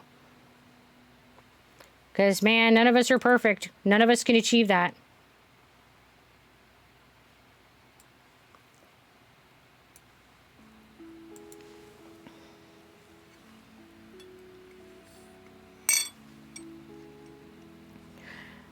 All right, so I hate making mistakes. That's why I make them on the minute. Hi, Sharky. I ended my relationship with that person because apparently he's just taking a mick of me. I don't know what that means, taking a mick of me. I assume that means like making fun of me. When my assistant said that man's a mad lad, I tell you what, he's taking crap about you and you still keep him on your life. It's not advisable to keep him to your life, ain't gonna lie. And I took that advice, and yeah, I'm no longer in touch with that person anymore. Good. It's important that we consider whether or not people are valuable, and in the context that they are good for us, in that they are healthy for us, that they help or hurt us in our lives. And it isn't a judgment of whether or not they are good or bad people. You can be a good person and still be harmful to another person, just because sometimes two personalities don't mix well. So yeah, it's absolutely essential that we look at the people in our lives and evaluate whether or not they are good for us to be in our life. Taking a mick is like the British term for taking a piss. For taking a piss? Okay, I don't know what that means either. That's like going to the bathroom to me, like taking a piss. Slang is so complicated, my poor brain. There is certainly no redemption for me at this point, but gray sounds good enough for me. Well, Danton, I would argue that there is nobody who is irredeemable. and I have worked with the criminal psychology in the field of criminal psychology. So I have worked with people who have done some really, really terrible things like rape, murder, pedophilia. I really, really believe that people can be redeemed, and I really believe that people can become new people. That doesn't erase the bad things that you have done, but you can always choose to be a different person in the future. You don't have to commit to the path that you have chosen. You can be a different person. I really, truly, 100% believe that we have the power to change. As a person that was bullied during K to 12 years, I can solidly say if you are feeling guilt for how you acted, simply reaching out and apologizing to those that you hurt can be helpful. I had a few people do that, and while at the time I was still hurt and angry at them, I at least could respect them for owning up to it. Later on, as I thought on it, I really appreciated the fact that they tried. Yeah, so GPix, one of the things that I learned quickly as an adolescent is that moving forward meant trying to make amends. And yeah, I definitely, because when I tried to make that change, I was still around most of the people that I had bullied. So it did involve owning up to the behavior being inappropriate, and it did involve going to those people and saying, I was wrong and I'm sorry, and we don't have to have a friendship now. That's not what I'm looking for. I just want you to understand that I'm going to try to do better. And me asking them to call me out, to tell me that what my behavior is not okay, because I was learning and I wasn't always sure where the lines were between bullying and not bullying, because I was new to all of that. And having that conversation was super helpful, because some of them did start calling me out and say, hey, that's bullying. You shouldn't say those things. And I'd be like, oh, okay. Sorry. Okay. So yeah, I do think that there's value in having those conversations with people and trying to make amends. Absolutely. I know, Miss Raj. I know that you look at me and go, slang, what the? It really is a foreign language to me. Like, whew, not bathroom contents. Like, those British banters. I'm not British. I really don't know British banters. Not like literally urinating. It's like a typical conversational banter. Like, no, she is bad with American slang, let alone slang. Yeah, this is true. This is very true. I really struggle with like slang, and my brain tries really hard to take everything concretely. So it's really difficult for me for new metaphors and new slang, and all of that can be a real challenge for my brain to kind of process what it's intended by the meaning. Yeah, cat lover. I think that that's very true, that you can forgive but not forget. Absolutely. And I don't think that as someone who has received trauma that you are even required to forgive. I don't think that that's necessary for healing. I don't think that that's a necessary part of it. And I don't feel like anybody owes me forgiveness. I hurt them, and what I did was wrong, and what I did was bad. And my talking to them is not about getting that forgiveness. Yeah, Michael, usually I get there. Sometimes I just go, and I'm left in the dark. But usually after struggle bus, I get there.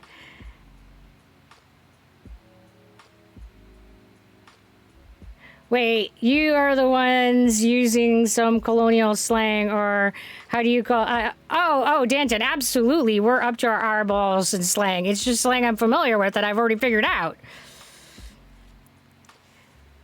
Middle school me was possible. I always regretted the way that I was during those times.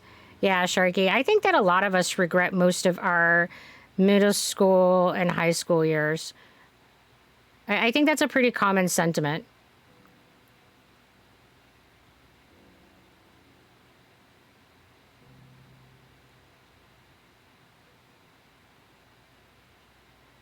Taking the piss means you're full of it, you're being untruthful, or you're bullshitting. Oh, okay.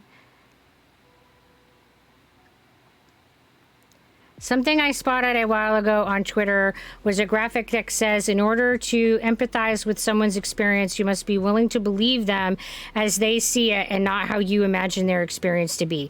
Absolutely, Cat Lover. That is the first step in being able to have empathy for another human experience. You have to be able to accept them at face value.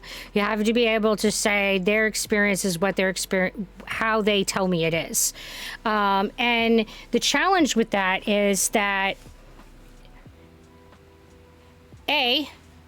everybody's experience is different, so it can be very different than the experience that you've had, and B, that communication really limits, and language really limits our ability to express and describe the experiences that we have. So there's a language barrier that limits our ability to even make that connection, but there's also a experiential barrier that makes it difficult to go, so what would that be like? So yeah, if somebody tells me this is something they experienced as a person with this disorder, then the first step of empathy and the first step of understanding is to accept that as truth. Period. Yeah, that's a requirement. I remember my school bully in high school in Italy. That time I got so fed up because he endlessly making me mad, and I was like, I'm gonna stand up for myself today. So that time I was a lab rat and I had my pet tarantula. So I took that tarantula's cage and stood up to Bully, which is putting the spider on his body, and he got really scared and he stopped bullying me after that event.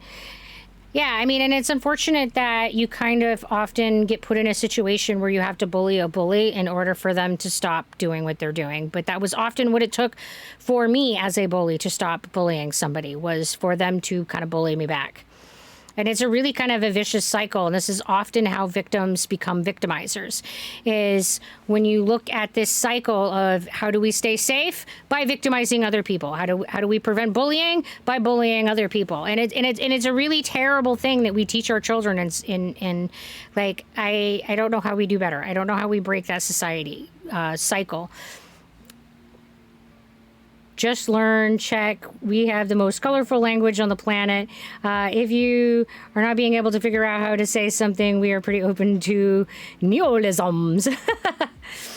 Yeah, Danton, I definitely think there are definitely other languages that may be more colorful, but I don't think that I will ever be able to learn another language. I've tried, and oh man, the struggle bus is real.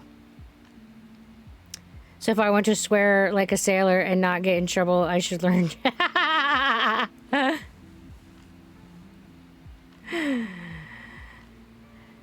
All right, so it sounds like there's quite a few people in the stream who are in the world of neurotypical. Are you... I mean, neurodivergent, I'm going to put out a poll. Neurodivergent, ADHD, autism, both.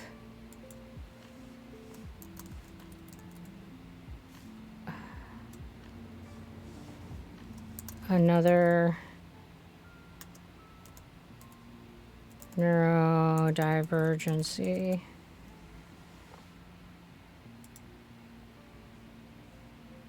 All right, let's get a sense. Oh, I should have had one that was like neurotypical. Wait. End.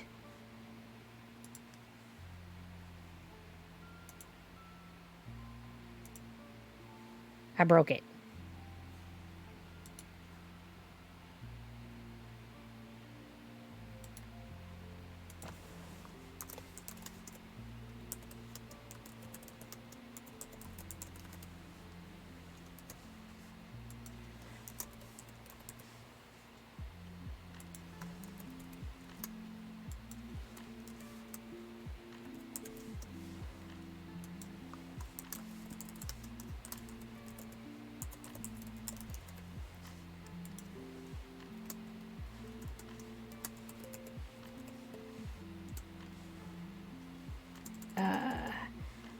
No, I'm neurotypical. Okay, let's try that again. Serpal.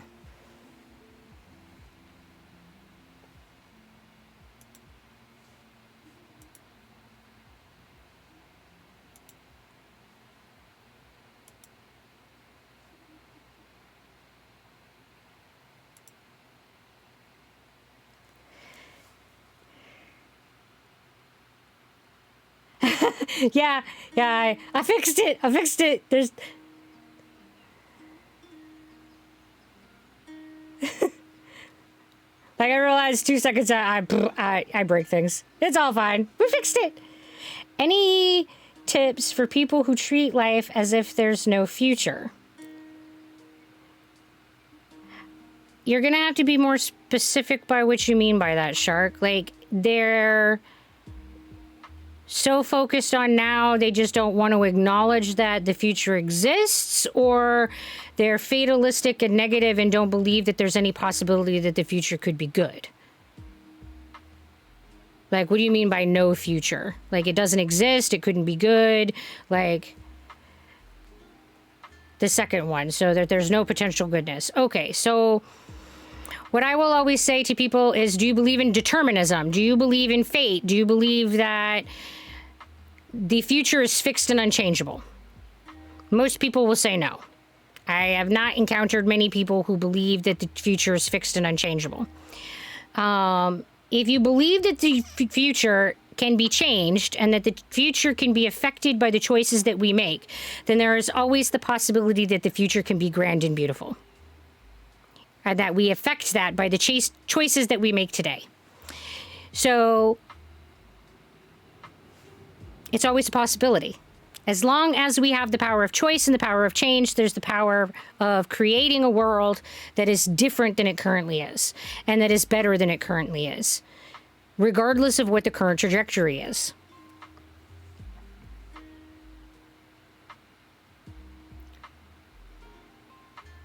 What languages can you guys speak? I want to test my language skills if I still remember the languages I know. I only speak English, and with only mostly functional ability in that.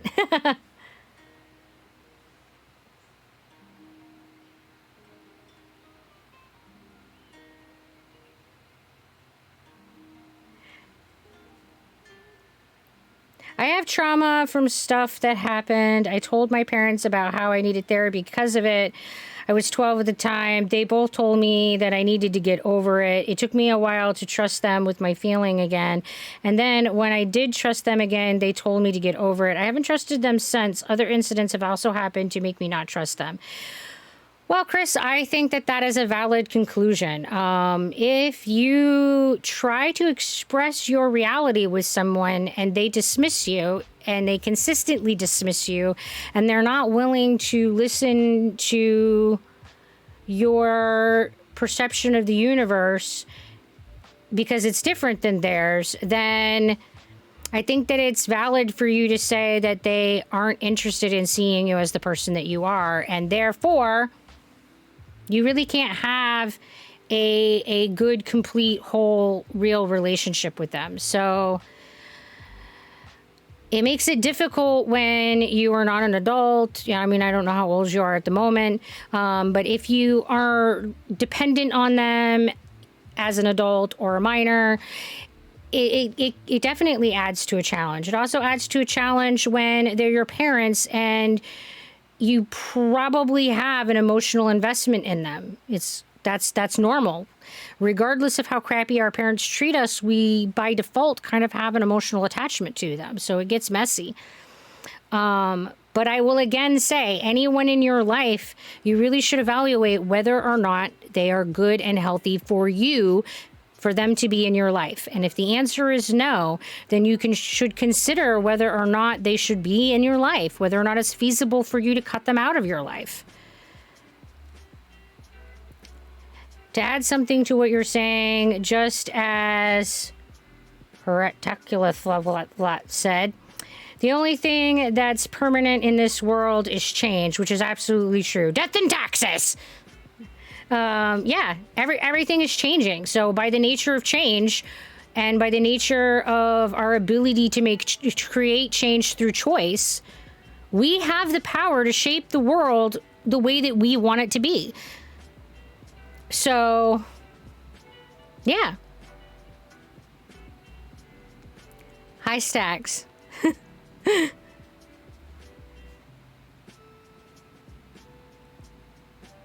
Good. I'm glad that you got support from your uncle. That's amazing.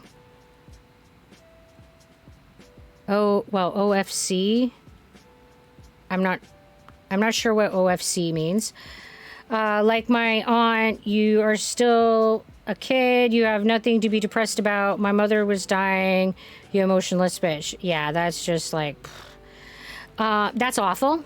And I don't think that it matters what your age is. I think that's very dismissive. Every human being has emotions that are fully developed from the time that we're born. That's what research tells us, and that children feel things just as richly and fully and completely as adults do. We just aren't born with the skill set to regulate, evaluate, and best decide how to handle our emotions. Like, that's a skill that comes with social integration and practice. So those emotions are just as valid whether you are 2 or 22 or 200. It doesn't matter. And just because they share blood with you does not mean that you have to keep them as family. A found family can be just as valid and often more accepting. Absolutely, Mr. Roger. Completely agree that blood does not negate, require you to have a relationship with someone. Going no contact sometimes is the best and healthiest way. And it might be limited contact. It's different for everybody, but yeah, them being related to you biologically does not entitle them to anything. Absolutely, I agree with that. This is a kind of callous, sexist, controversial saying, but at the same time, it amuses my cynical side. Life's a bitch, so get her a box of chocolates. Once again, apologizes for the boomer-style joke. I thought you guys may get a chuckle, even though it's not up to date with norms these days. Wait.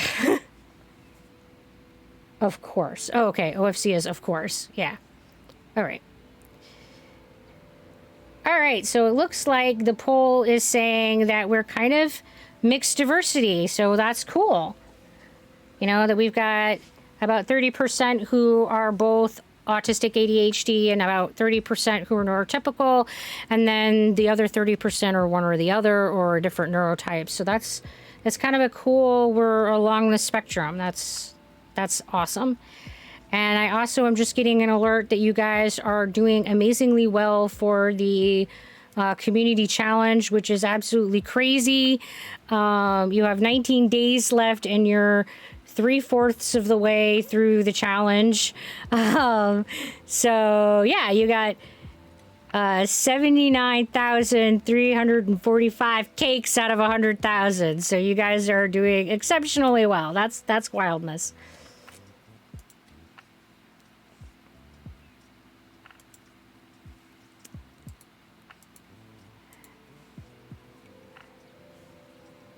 So knowing that we have a good portion of people that have ADHD here, I will present the question of, do you agree with the increasingly popular idea that ADHD is a superpower?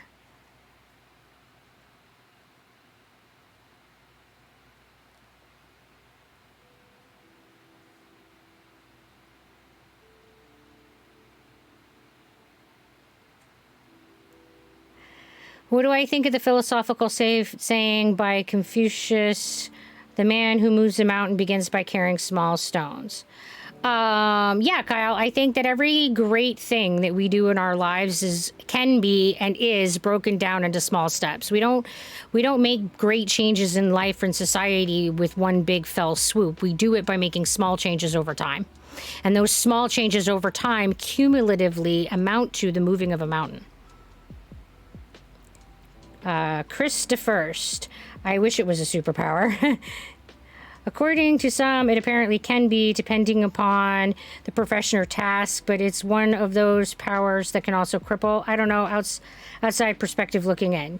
Yeah, GPix, I mean, there's definitely a group of people, and it's great it's growing in popularity, that ADHD has that it's a superpower, that the skill set that comes with and the benefit that comes with ADHD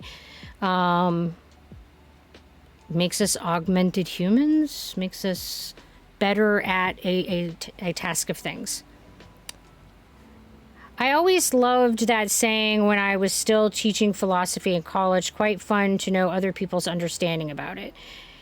I mean, and there are many other sayings that are very similar to it, like taking baby steps is the same idea as a man moves a mountain, begins by carrying small stones. It's the same idea.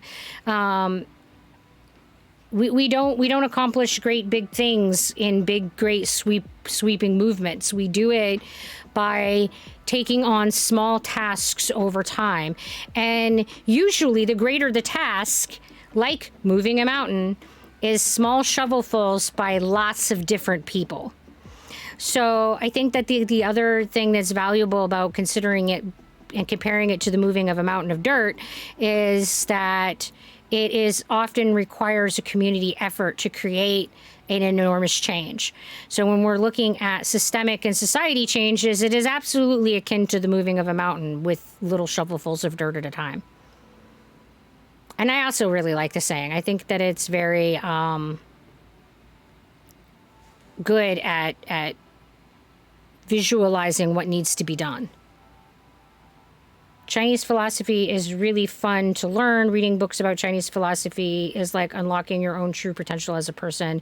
It is what it did to me. I personally think philosophy itself, regardless of the era and genre, is very powerful. It helps you think about thinking. It helps you think about your worldview. It helps you challenge your world beliefs. It helps you reevaluate your biases and stigmas. And it really helps you dig into the questions that are fundamental to your value sets. So I think philosophy is a incredibly valuable thing to study.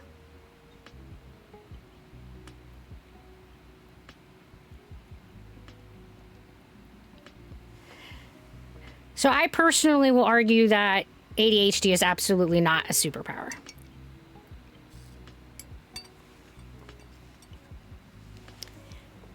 And here's my take on it. When we say superpower, it implies that that person is beyond and greater than human and can do something that is beyond or better than human capacity, like flying or teleportation. You know, these are things that are beyond any human capacity. I think that having ADHD is just like being neurotypical. There are things that we are really good at, and there are things that we were really not good at. And every human being has strengths and has weaknesses. And we're no different. It's just that when you have ADHD, there's a group of things that you tend to struggle with, and there are a group of things that you tend to excel in because of the way that your brain functions. And those are very different than the people who do not have ADHD. I need to go. I have school in the morning, sadly, but I'll be at the next stream. Well, good night. Good day, Chris. Thanks for joining us. Oh, school in the morning. So good night. Yeah, sleep well. Bleh. So I think that when we start saying we have a superpower, we're risking an arrogant language, and we're risking this putting ourselves above other people, when I think that the goal should be putting us equal with other people. So I don't like language that tries to shift the power dynamic rather than equalize the power dynamic. And I feel that language that tries to make it seem like people who are better than other people, whether that's the intention or not, I think that language that carries that kind of risk and weight is not helpful. And when we start talking about superpowers, it implies that there's a greatness and a betterness and a elevation above other people. And I really dislike language that is used that way. However, I do like the idea of celebrating that people who are who have a diagnosis of ADHD and who also have strengths, that there are things that we are really good at and that those things are valuable, and that because it is a mental disorder, the focus is often on our weaknesses and not on our strengths. And those strengths are very rarely celebrated. And I find that to be very, very unfortunate. So this shift of wanting to celebrate those strengths, I think, is really, really good. I really like the idea of shifting the focus to these are different people with different strengths and weaknesses, just like everyone else. For me, technically, people have superpowers because we're the only species that apparently is sentient. Just my philosophical thought, right? The man who asks a question is a fool for a minute. The man who doesn't ask is a fool for a life. Yeah. I think it's definitely best to ask questions and get more information, even if it makes you look dumb in the moment. ADHD should be called Dave. And what would Dave stand for? I mean, and I don't know if we're the only sentient being on the planet. There's a lot more evidence with animal research showing that animals are less and less different. The more we research them, the more we're seeing the animals are less and less different in their emotional, intellectual capacities than we originally believed that they were. And what we are seeing is to be the biggest difference between animals and humans is the capacity for science. There's one caveat to asking questions. Don't make yourself look like a fool in front of your boss. You may end up being fired. Right, GPEX? That's definitely a risk. I mean, you know, this saying there's no such thing as a stupid question, I totally disagree. There are stupid questions, and there's a bad time for questions. I will say that I have asked stupid questions, like, somebody gives me a piece of information, and then literally 2 seconds later, I ask for that information, and my brain goes, wait, you just said that. Never mind. Yeah, that happens. Dopamine, attention, variability, executive dysfunction.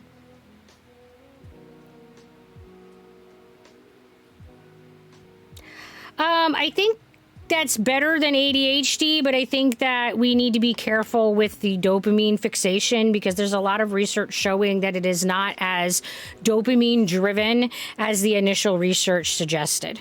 That there are a lot of other factors going on than just this dopamine conversation that we frequently hear being discussed. So, yeah.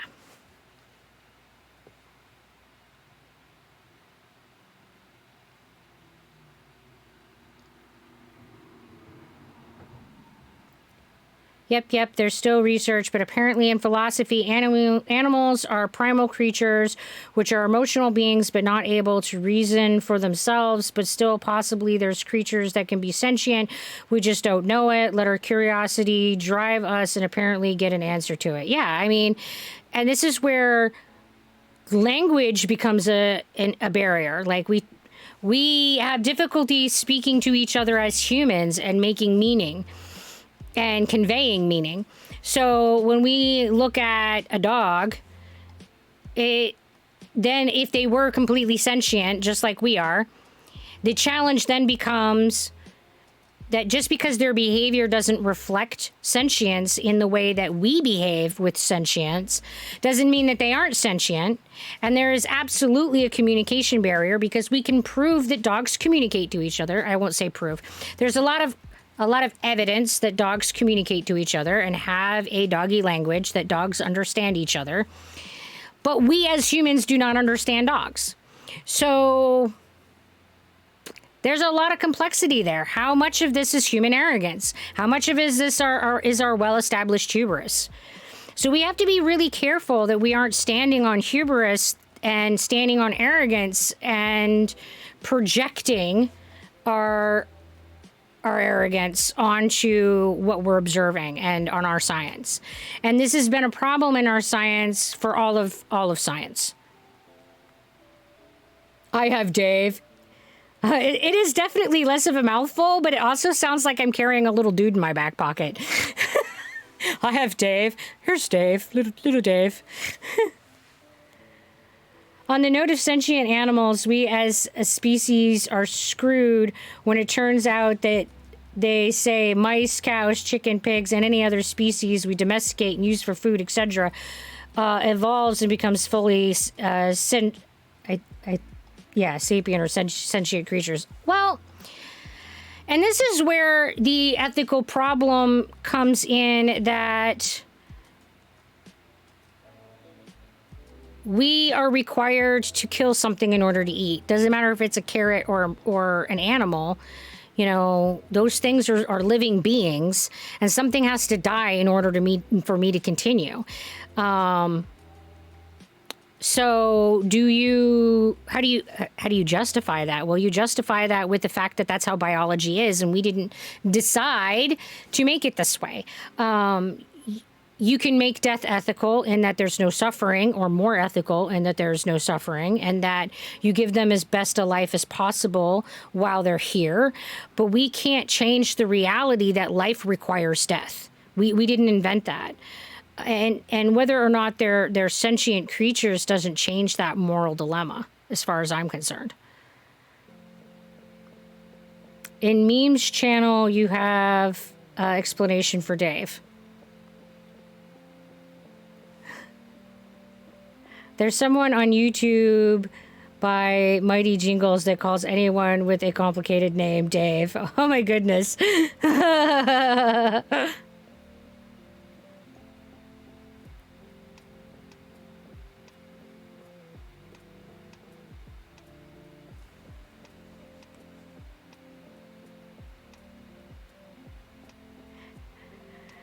We do understand dogs a little, but more because of body language and experience around them. And when I mean, okay, so actually, I think that there is definitely some conveyed understanding. Yes, absolutely. But we cannot, if let's say dogs were as sentient as we are, and that they have all the full intellectual capacities for language and the expression and development of ideas that we have, that they communicate with each other in a complex way that conveys those ideas with each other.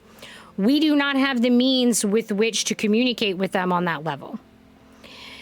That doesn't mean that through paralanguage that we can't understand them and that they can't understand us to some basic functionality, for sure. I think that there's a lot of research that suggests that dogs understand our paralanguage exceptionally well. And I think the research suggests that dogs understand us much better than we understand them, which is another reason that I think that we need to be careful when we assume that other animals do or don't have sentience or what their intelligence might be, because the measurement of intelligence is very difficult and very precarious. And how do you measure that? Especially when in context of a different type of and species and a different type of intelligence that might value different intellectual skill sets. So yeah, dogs have been proving over and over and over again that they have a profound ability to understand us as humans, and this is why they have been so valuable as service animals.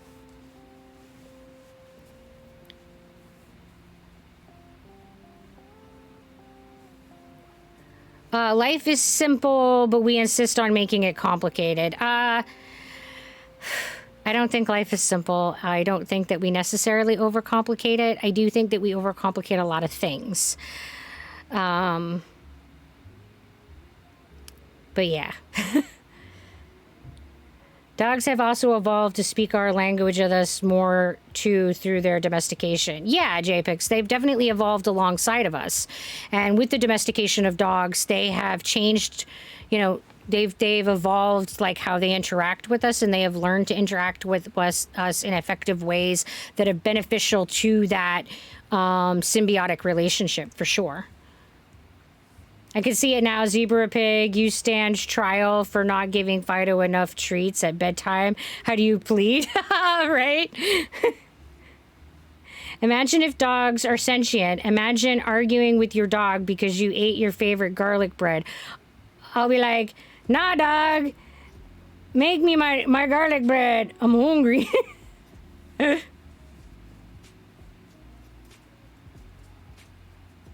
Hello, no. Mine, no, it was just a oh, okay, yeah, that's the... Oh, dogs can't eat garlic? I didn't know that was a thing. Oh, yes, but if they're sentient creatures, aren't they allowed to make bad decisions for themselves? We say that humans can. I mean, it unpacks, it creates a whole, like, if they're sentient creatures, are we treating them as slaves? Like, is it truly a symbiotic relationship if dogs are sentient? It unpacks... It would create a whole bunch of shit to re-unpack.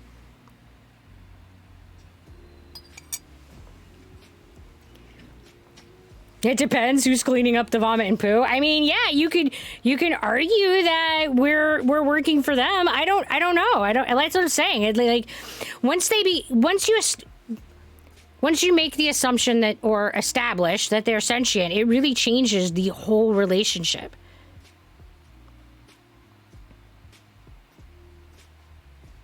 So, and it changes the context of the relationship. And yeah, I mean, I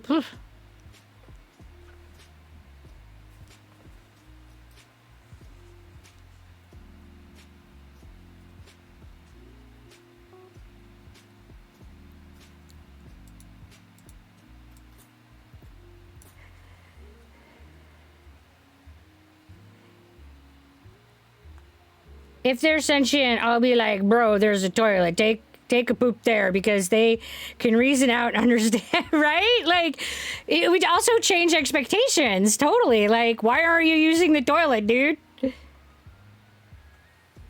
We need to make a dog accessible toilet, right? Like, maybe it's an accessibility issue. Yeah, I mean, oh my goodness, like, oh my gosh. The strange things that we get into with this chat. I love you guys. You guys are amazing. You're like, we're gonna fall down this rabbit hole and we'll just follow you along. It's fine. The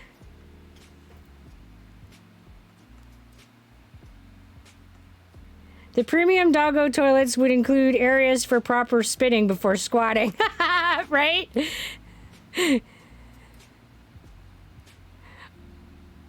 That would be so weird to start spinning around before you pooped.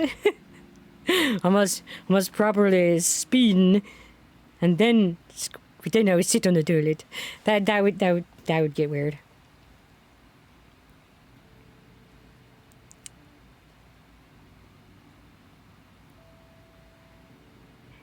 If they still kept pooping on the floor or grass and they're already sentient, I'll be like, dog, you're a mad lad. No treats for you for pooping outside. You can just flush your poop on the toilet. I keep forgetting, Zebra, you don't have a dog. Dogs do that before pooping. Yes, I'm aware that dogs, like... Yeah, no, I don't have a dog. But I was just trying to imagine, like, doing that. Like, could you imagine if the roles shifted, like after it became established that dogs were sentient and that dogs took over the world and it became the standard that we should do things more dog-like? That was where my tangential brain went. But yeah, I have, like, my family's owned a couple dogs while I was growing up, but I don't have a lot of experience around dogs because I don't feel like I don't have anything against dogs, but I don't feel like I can give dogs what they need. I don't think that I am a good person for a dog. Sometimes you can misinterpret them if they're pooping or just sitting because sometimes both look similar. Oh yeah, you can be like, are you pooping right now? Don't be pooping on my carpet. And the dog's like, dude, chill. I'm just sitting. I'm resting, man. And you're like, oh, all right. Okay, fine. Their toilets they would need already exist. They are the squat toilets. You just need to make sure that they can push whatever is needed to flush. Oh, like a squat toilet with like a push button for the flush. Blue unicorn. And crazy hat head.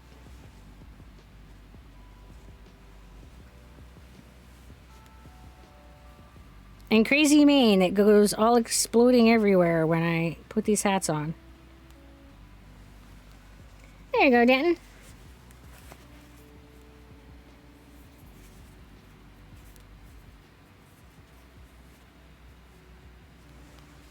Oh, these are your favorite, Ad?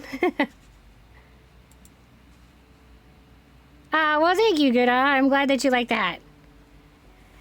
I get really worried if my dog sits on my bed. That's why back then I make my dog go poop first before going to my bed. I miss that dog of mine, Wolfgang, my husky.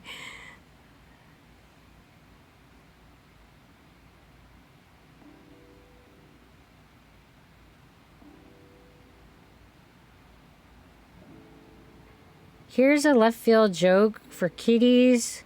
Loading pounce. Initiating, analyzing, target coordinating, trajectory adjustments required, initiate coordination protocol, wiggle butt, wiggling, calibration complete, initiating pounce, 3, 2, 1, pounce initiated, results, slammed head first into wall, please debug, right?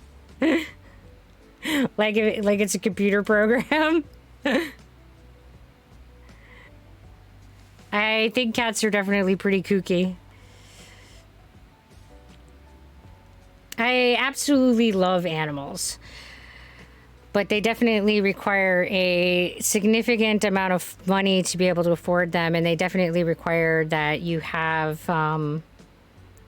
spoons available to take care of them.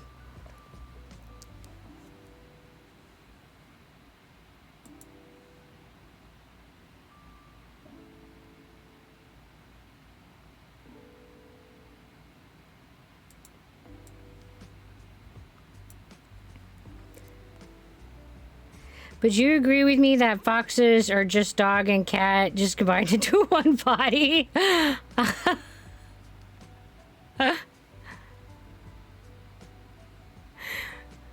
I do think that it is interesting that how they carry a lot of traits of both. But I think science has decided that they are canine. But I won't say that with definitive certainty. Biology is not animal stuff is not my wheelhouse. Based on personal experience, having 2 dogs instead of 1 can be very good. They keep each other company and entertain each other while you are gone.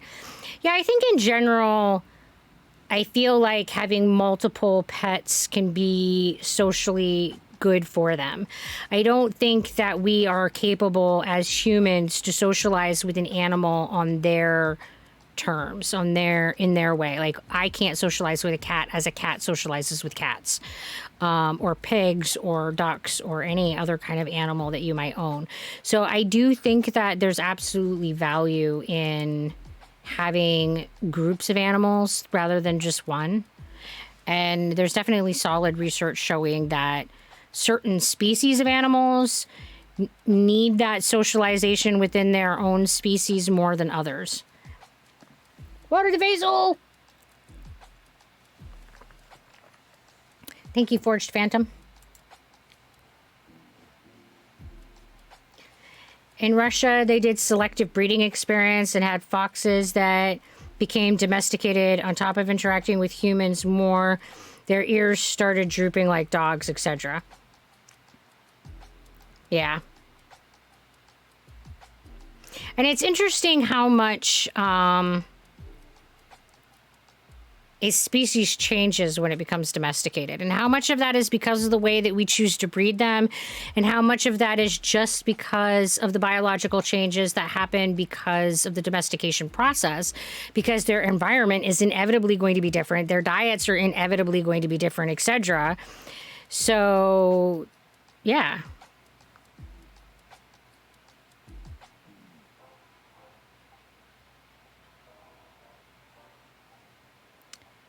Imagine if all animals are sentient beings. Imagine arguing with a mosquito for being annoying because it keeps flying around your ear while sleeping. Seriously, I'll be like, get the hell out of here, man. I'm trying to sleep here. You keep buzzing my ear. Oh, my goodness. Wouldn't it be nice if you could actually have a rational conversation and be like, dude, buzz over there. Like, why right here? There's a whole fucking room. Like, go over there. And it's not just skeeters. There's like the whole buzzing clan will do it. Like, why do you got to be a centimeter from my ear? Like, what's up with that? And spiders, dude. Like, you can live in my house, just stay away from me, right? Like, if I could have, negotiate a treaty with spiders, it would be nice. If I could just be like, no contact.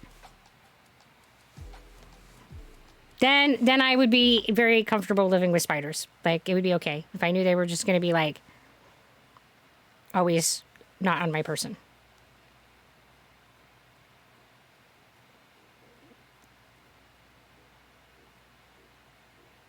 Spiders might be cool lads if they became sentient beings. I mean, I think spiders are fascinating and cool creatures. They just also terrify me.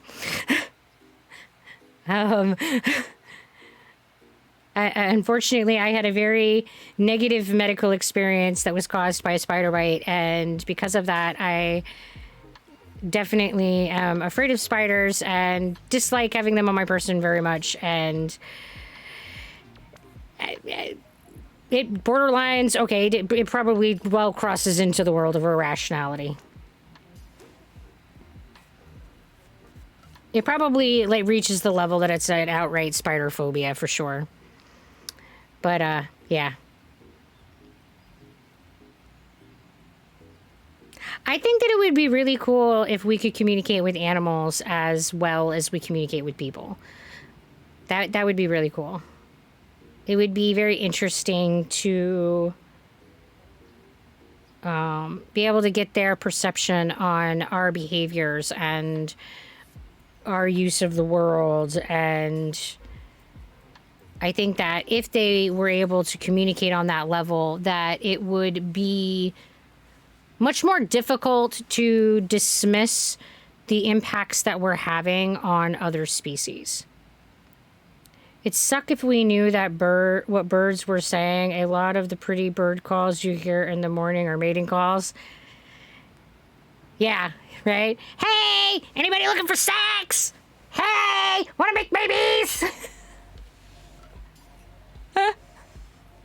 Or maybe it's just, I'm a dude looking for a chick. That might not be the best metric. People don't communicate all that great. I mean, I agree. There's definitely plenty of room for communication to improve between humans. That is so true. Now I remember this. Would you rather question? Would you rather be fluent in all languages or be able to communicate with animals?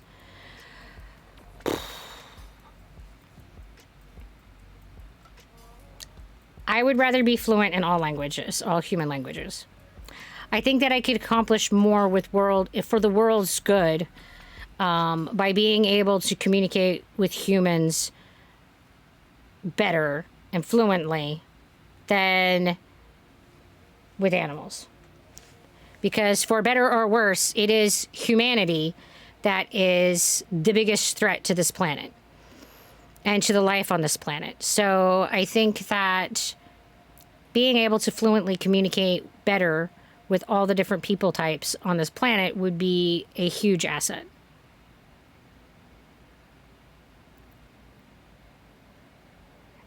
Actually, I used to tell all the spiders I found at home they could stay if they don't go near my bed, and it actually worked. I don't know how, but it never failed me.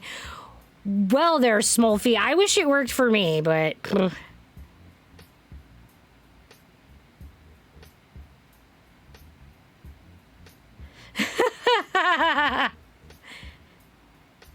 Thanks, Mistrach. I wonder about some of the clips that are taken out of context on my stream. And then I'm like, so the one that went viral is me singing happy birthday. And now there's clips in my stream about me fisting assholes and, anybody looking? Yeah. I just go, guys, I think these clips might be more telling of what my stream is like, but it's fine.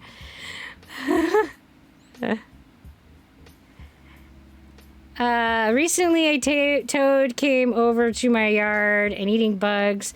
Now I keep him inside here and I feed him bugs every day and I named him Norman. Well, there you go. You got a toad familiar. Yeah, you got me. It's okay. There are definitely some strange clips from my stream out there. I do it to myself. So they are trying to stop you by climbing in your mouth? Zebra is secretly a frog. I knew it. Yeah, you know it. That's exactly it. Zebra pig is a costume, and underneath that costume, there's a frog. So it's a frog in a pig suit with a zebra hoodie. It's now canon. Someone update the wiki. Zebra pig frog. Oh, jeez. Goodness.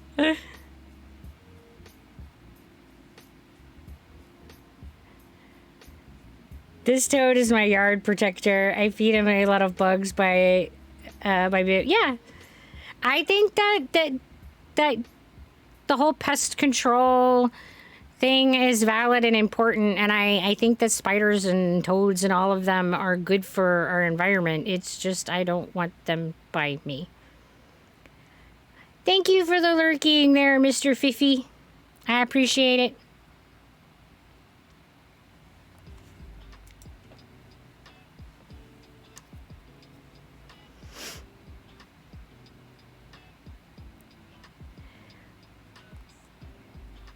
So for the neurodivergent people in the channel, what do you feel like your greatest challenge has been?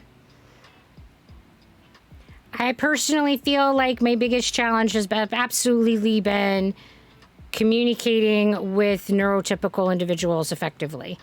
I feel like that's been a big barrier in my life because of the auditory processing disorder and the differences in paralanguage that I frequently have a difficult time communicating with other individuals. But usually it's much more difficult for me to communicate with people who are neurotypical. But in general, my communication barriers, I feel, are my biggest challenge.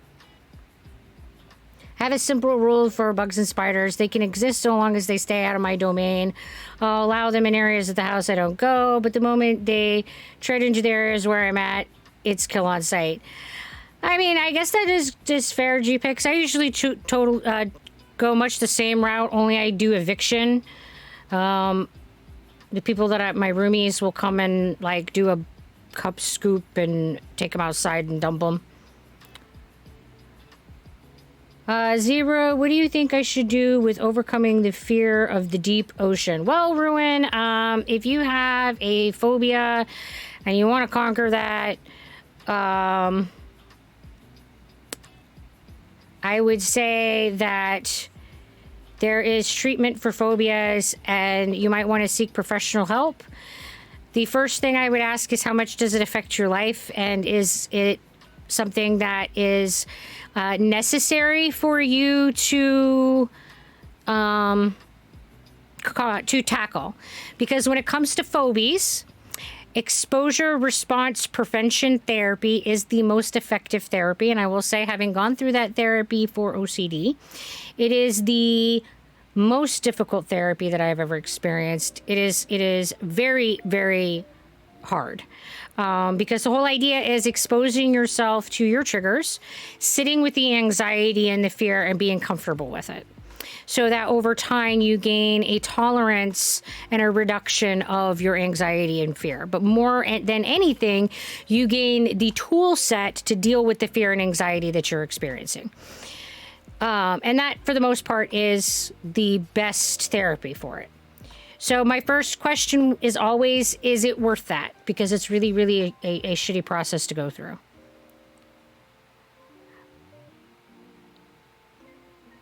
So at Chi, you feel that communicating in general is also your challenge? Yeah. I should have named him, I think that's an I, Ijones, which is a Latin name that if you translate it in English, it means John. But for the memes and to make it a little bit cute and nicer, I named him Norman because why not?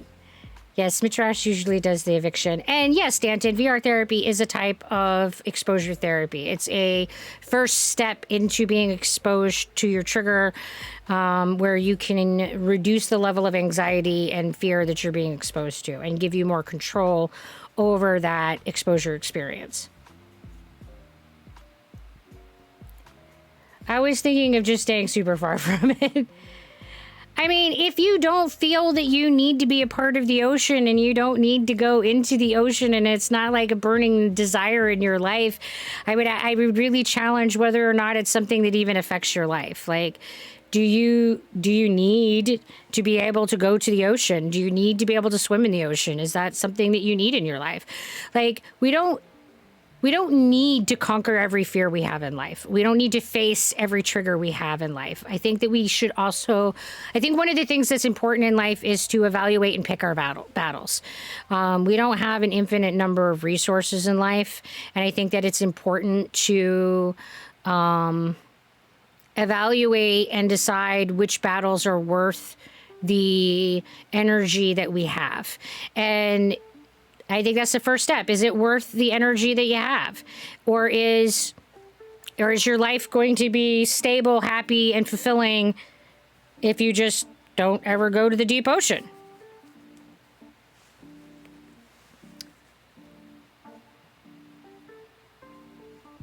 Smolfy, the communication is the hardest part, mostly when people dismiss everything that you say about your condition with something like, everyone is a little autistic. Yeah, I think that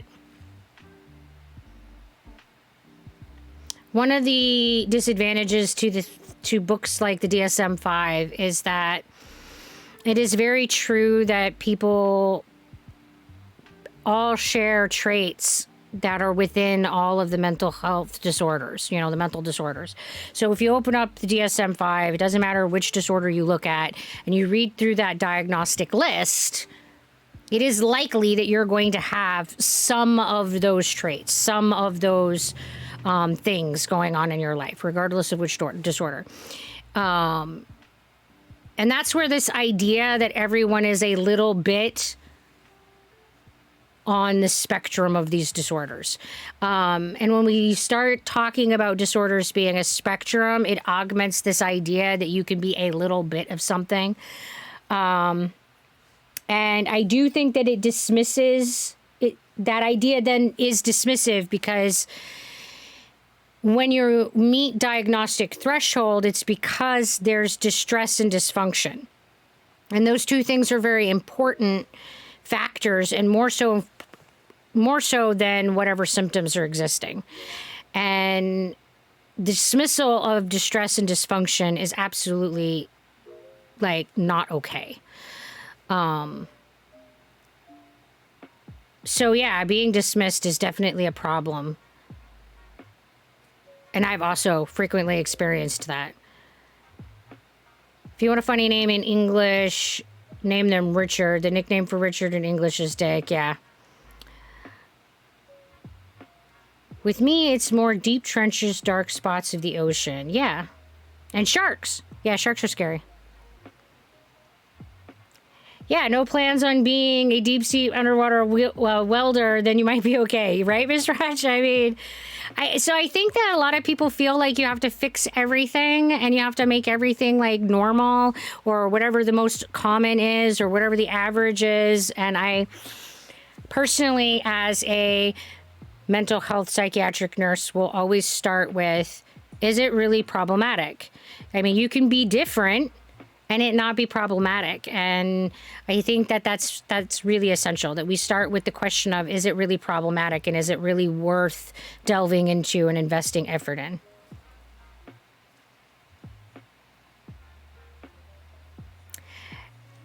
And yeah, higher chance of being killed by anything else but a shark, Danton, but that doesn't erase the reality of phobias. I mean, phobias aren't rational. They are what they are.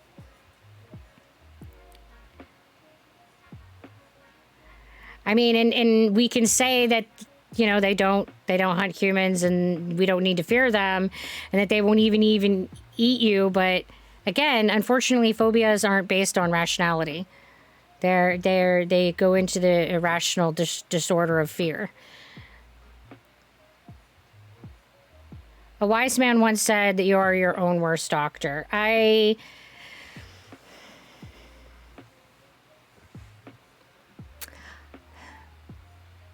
understand the need for objectivity in healthcare and medicine, but I do think that there is value in intimacy in healthcare as well. And I would argue that we often make better doctors for ourselves than our doctors do because we absolutely know what our symptoms are and we are always taking our symptoms seriously. And therefore, we have the best perspective of what symptoms are serious, what symptoms are different, and what symptoms are having an impact on our lives. So while I think that objectivity in medicine is important and getting that outside perspective is important, I'm not sure that I really buy into this idea that we are our own worst doctors. I think the best doctoring scenario is with a well-informed, highly advocating patient with a compassionate and highly effective communicating provider.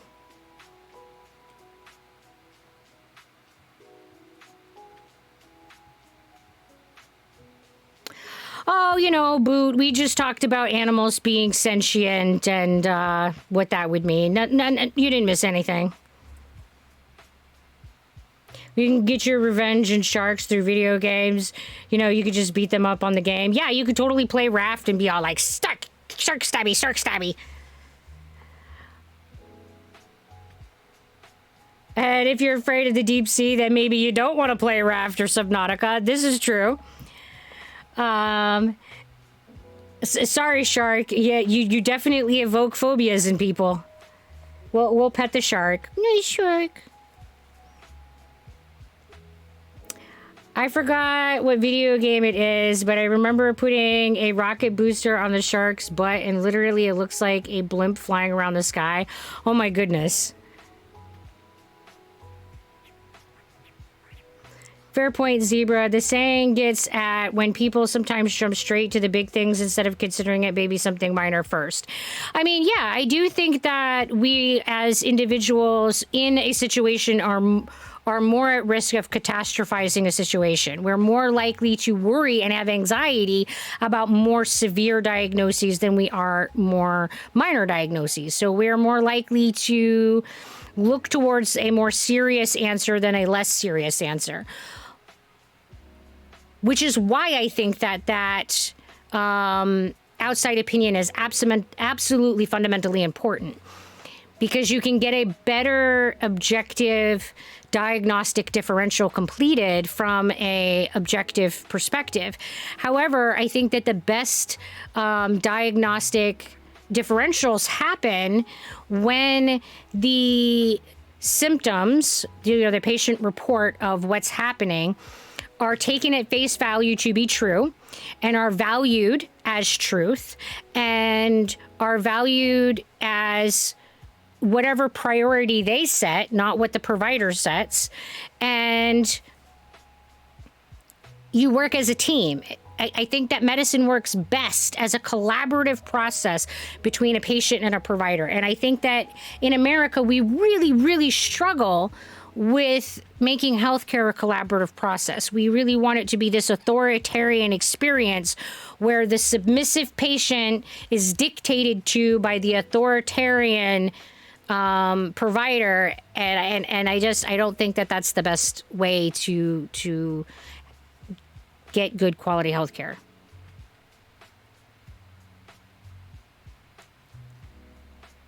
Yeah, we got a shark here. I tried playing Raft and I screamed like a 3-year-old. I mean, I'm not gonna lie. I've squealed in Raft. I mean, yeah, the sharks just startled me on occasion. It happens. Sharky is a good Sharky.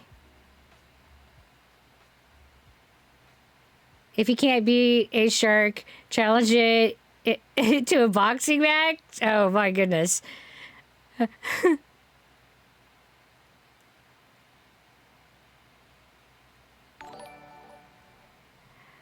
I was fighting with my doctor over me having a heart attack and bad shaking and vertigo, thinking I was dying. Turns out my doctor was right, and it was just panic attacks.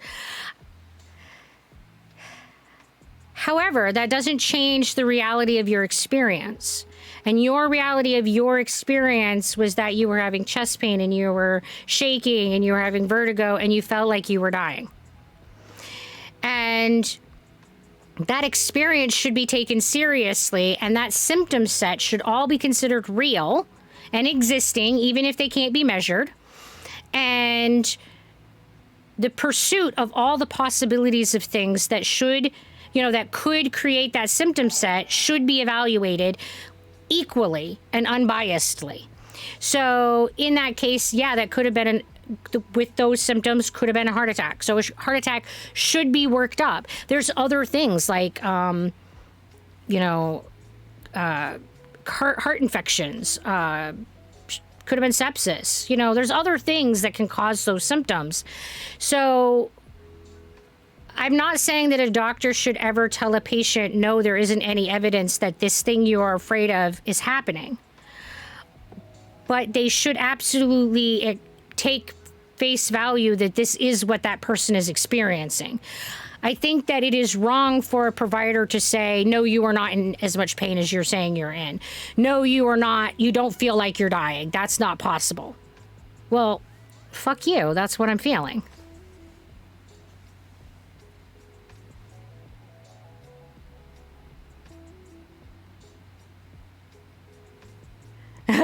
Sharky has never attacked or eaten anyone that we know of, right? And yes, he's a friendly shark.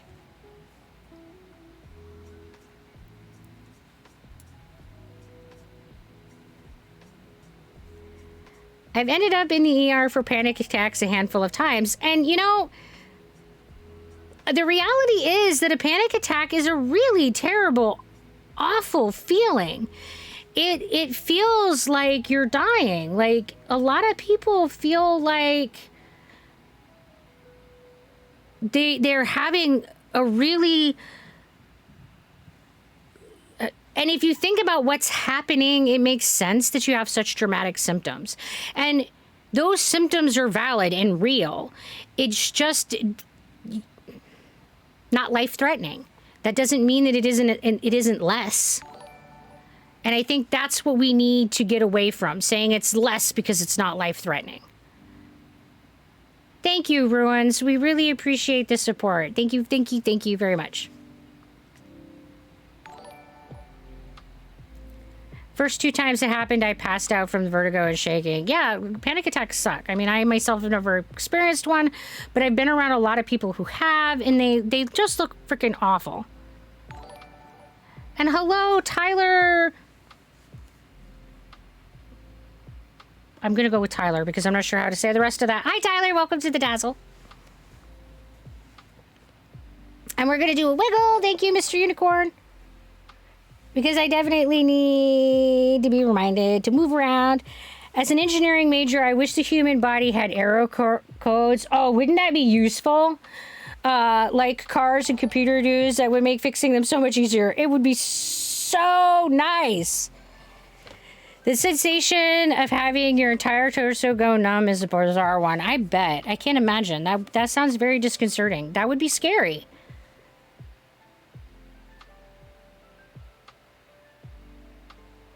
Reminds me of one episode of House where the stupid lady using an inhaler wrong.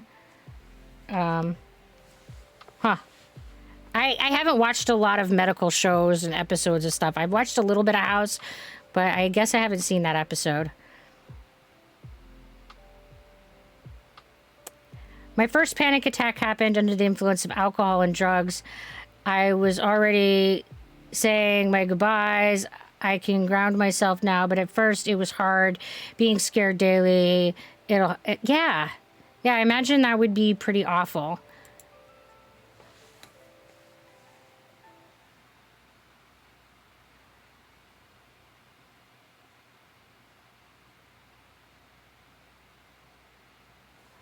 What is the hat's name that I am wearing? It's the Blue Unicorn. And yes, sorry, I missed that question.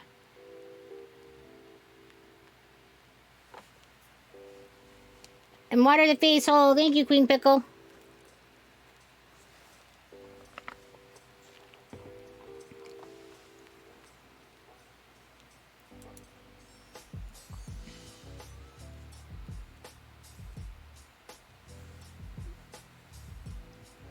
My first panic attack was around a few days ago. I was with my ex-girlfriend for around a year. We broke up back in August and we tried fixing things a few days ago, etc. Found out she was leading another dude and me on, and it broke. Yeah, I'm sorry, Rowan. That sounds awful.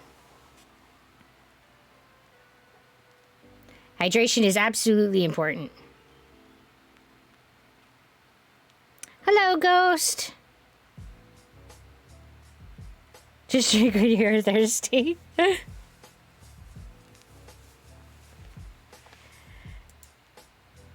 And yes, it is true that if you're thirsty, you're already dehydrated. But for the majority of people, that is exactly how we regulate mild dehydration. And that level of mild dehydration that drives thirst is not harmful to our bodies. So for the majority of people, absolutely just drink when you're thirsty. However, I have postural orthostatic tachycardia syndrome, and I need to drink 4 liters of water as my goal. I usually only drink about 3, but I need to drink lots of fluid. I usually do okay and feel okay if I drink 3 liters of fluid a day. And that's because I experience hypovolemia, which is not having enough volume of fluid in my blood, which causes me to pass out. So I need to have lots of fluid intake and lots of solid intake, salt intake, in order to maintain my blood volume levels. So it's not about thirst for me drinking lots of water, which is why I was like, I'll do a water redeem so that I don't get so distracted by the stream that I don't ever drink. And that's why I drink electrolytes and not just water.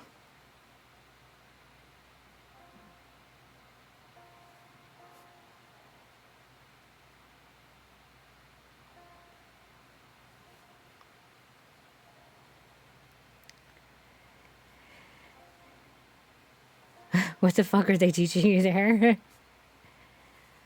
I wouldn't say dehydration in America is rare as fuck. I frequently see severe dehydration.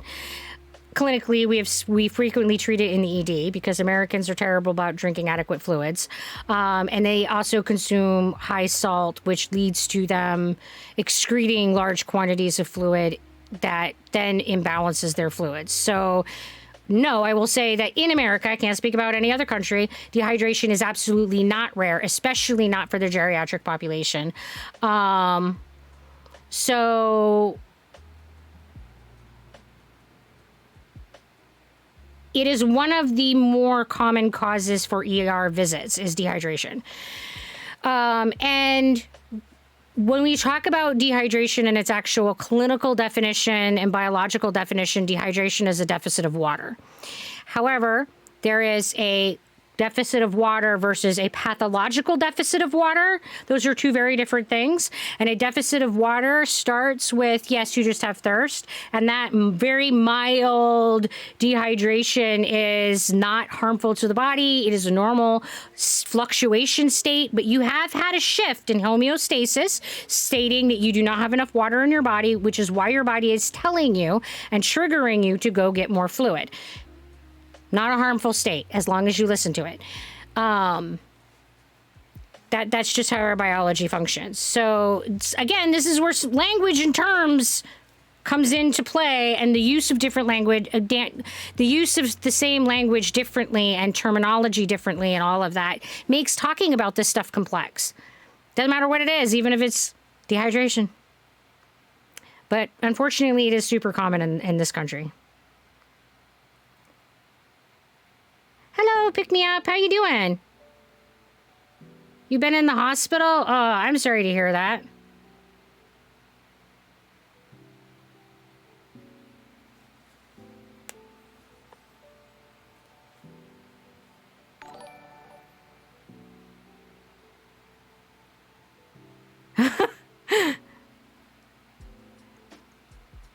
I'm doing better. Just a minor thing. How have y'all been? We've been doing okay around here. Just chilling and hanging out, playing video games. Trying to create community, foster kindness. You know, our usual stuff.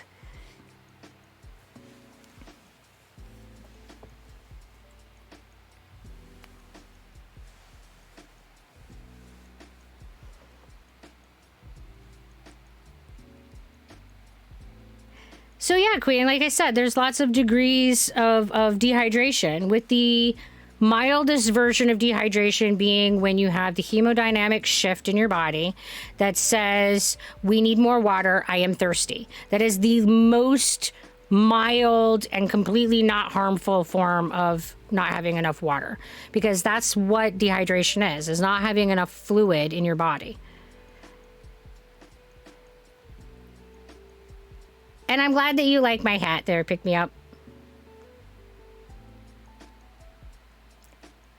How do you feel for Mr. Beast donating to you? I'm sorry, Mr. Bead, I'm going to go with. We've not had any interaction with Mr. Beast. I've not been on his channel. I've not had any donations from him. So whatever story that you have heard about me and Mr. Beast is inaccurate and not true. He has not donated any money to me or anything like that. So, and I'm not sure where that rumor and that story started from, but I have had other people ask me about it.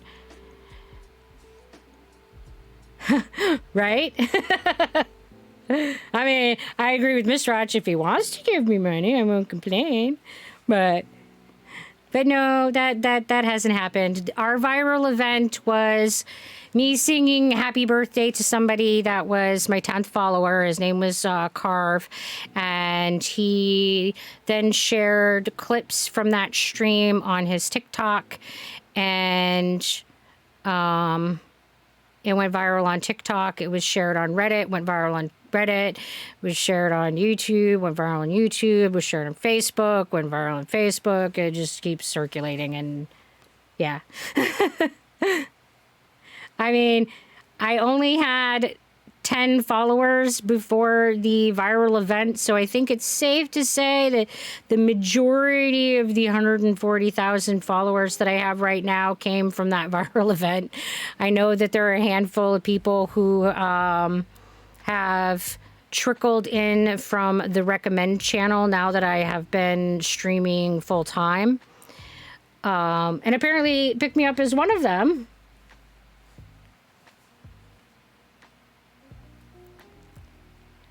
You are definitely special, Shark. You don't have to be part of a viral event to be special.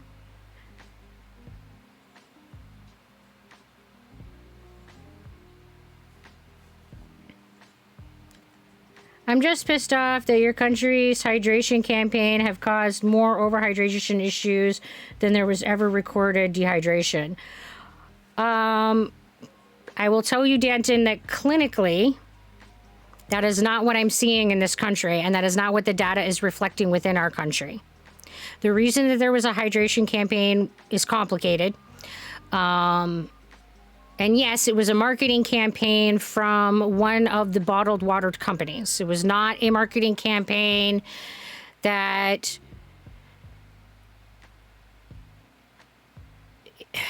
it was not driven by medicine. So yes, there was a marketing campaign where bottled water companies were trying to get people to drink more bottled water.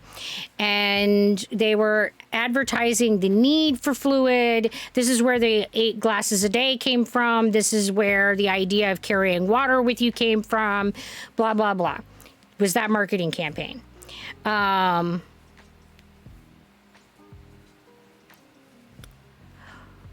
Well, if you would like to share your sources with me, I would love to see them, but you would have to share with me on the Discord, because the research that I have seen that is specifically for American population is that dehydration is still more common in the United States than overhydration. That being said, I don't think that the majority of people need to follow the recommendations that this ad campaign has promoted. I think that absolutely listening to your body and drinking when you are thirsty is very valid if you do not have any medical problems. If you do not have medical issues, drinking when you're thirsty is 100% healthy and valid, and a good way of taking care of your body, and will take care of your hydration needs. You do not need to drink a certain measured amount of fluid. You do not need to have, keep track of your fluid daily. You don't need to aim for certain cups, all of that, unless you have a medical issue. If you have medical problems like diabetes insipidus, then it becomes absolutely essential that you are monitoring your fluid intake and you are tracking how much you're consuming every day, because water can kill you, and your water consumption can kill you when you have diabetes insipidus. If you have kidney disease, absolutely, you need to keep track of your fluid intake. If you are like me and you have postural orthostatic tachycardia syndrome, you need to keep track of your fluid intake, and you need to increase your fluid intake aggressively. So in the absence of disease and disorder, listen to your thirst mechanism. It is there for a reason, and it's very good at its job. If you have a disorder, follow your medical advice that is given to you by your doctor.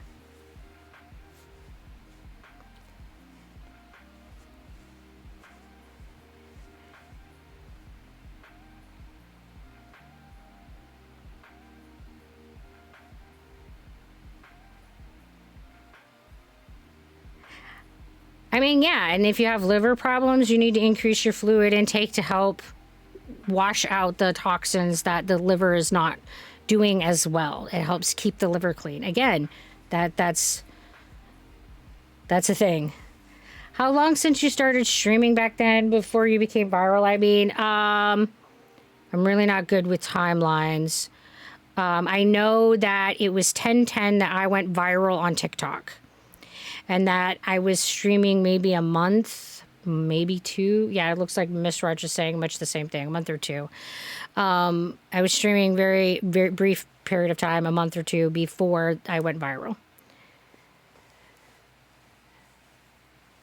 Every time I'm thirsty, I just drink a beer or 2. I don't feel thirsty by the 3rd or 4th. All right, Shark. This chat has been too serious for a while. Quick, say something silly for comedic effect. Right, Chiefix? Good thing I bumped into the TikTok then. I'm glad I found her in the Dazzle. Well, I'm glad that you were happy here, Ad. We've been happy to have you here.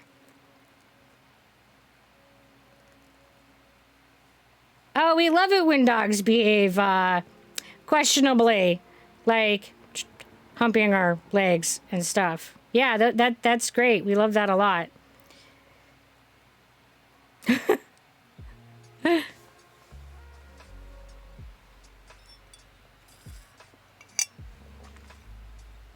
I think that where things become problematic is where advertisement influences people's thinking. And this is why I really don't like medications being allowed to be advertised. Especially because of things like the water advertisement campaign. It has changed people's perspective of what healthy drinking is. And it's not based on science. It's not based on medical knowledge. It's just bottled water wanting to sell more water. So I think that it is important that before you jump on any fad or trend or highly promoted health thing in social media or ads or any of that, that you do your research as to where that trend is generated from, and that you talk to your doctor about that trend in context of your healthcare situation, you know, your clinical context. So, yeah. I mean, we got to be careful that we're not allowing corporations and their profits to impact our health just because they want to make more money by selling more water, because they don't care about us being healthy. I'm going watered face hole. Thank you, pick me up. So my goal for me personally is to drink 2 of these every day. And that is because I experience hypovolemia. So if I stream for 6, 8, 12 hours and I go that whole time of streaming and I forget to drink the whole time because I'm engaged with what I'm doing, and that very easily happens when I have ADHD moments. It's very easy for me to get what I'm, get into what I'm doing and forget to do other things like drink. So I can go a whole stream without thinking to take a drink. So that's where the hydration thing comes in. So it just helps me do what I should be doing to take care of myself. Is that water or white cherry? That is the white cherry zero Gatorade. I buy it in the little powder that's added to water.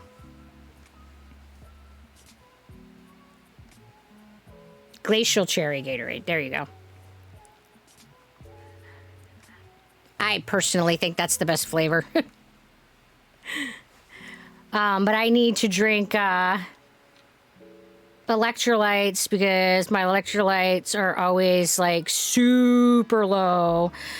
Even though I take electrolyte supplements, a lot of times my lab work still comes back low. It sucks so much.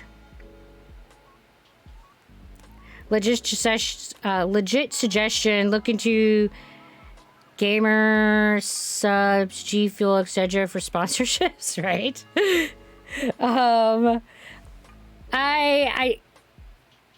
My channel isn't in a position that most companies would look at sponsorships yet.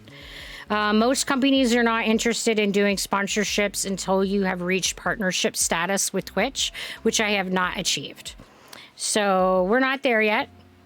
In order for us to meet partnership status, we have to have sustainability and a viewership of averaging about 75 with every stream. And we have to be able to show that that viewership is sustainable over time. And they usually look for 3 to 6 months of sustained viewership in order to have your partnership status approved. And that's based on the conversation that I have had with them after having already applied for partnership.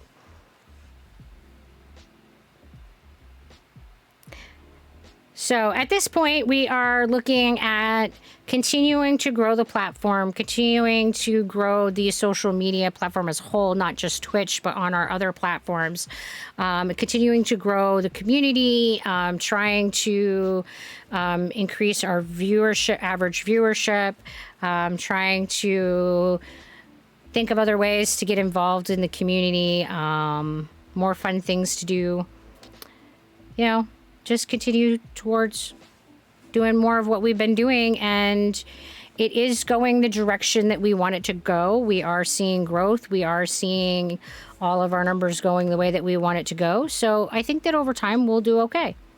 But, you know, we gotta give it time.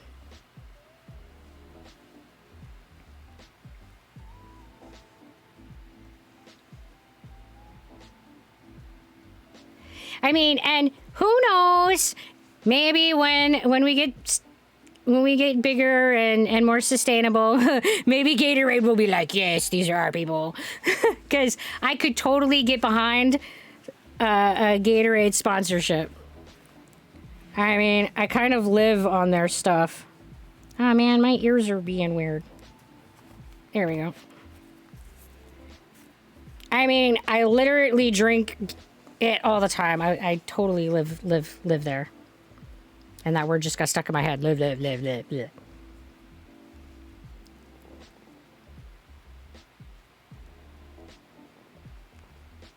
Oh, absolutely. There's a lot of factors, but they don't even begin to consider you if you don't have sustainability and you don't have viewership levels. And then, yeah, they're going to evaluate whether or not they think that your content is the kind of content that ads will, you know, and people looking for sponsors are going to want to be paired with.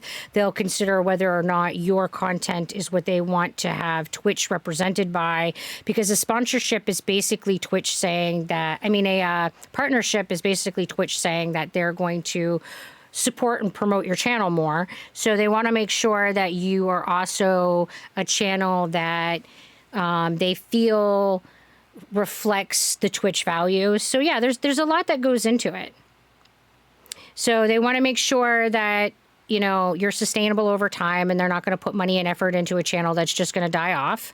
And they want to make sure that you're a channel that is good for their company and that is good for the community and that you're not hurting people. I mean, I think that that's a very good approach for a business. I mean, we don't want a bunch of people on this platform that are spreading hateful garbage, and, you know, Twitch being very mindful of how they give out partnerships is one of the many ways that they limit that.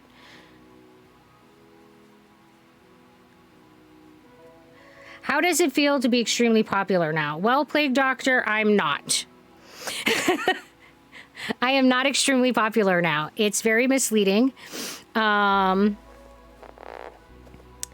So I do have 140,000 followers. But if you look at my view stream rates, it's about 23, 25, somewhere between 20 and 25. My average viewing rate fluctuates between 20 and 25. So when I'm online and I'm actively streaming, the average number of people who are watching my stream at any given time is between 20 and 25 people. That is not a very big number, which means that I'm not a very popular streamer right now. The reason that I have this enormous following is because of that viral event, but most people who clicked that follow button did that as part of a viral event and did not convert to a viewer and a consumer of the Zebra Pig content. And that's absolutely okay. Because the reality is that happy birthday moment is not really reflective of what we're doing here in this channel. And you can't have a little 10-second video or 30-second video that summarizes everything that your channel is doing. You just can't do it. So was there some conversion? Absolutely. I used to be streaming to an average of 0 people and occasionally 1.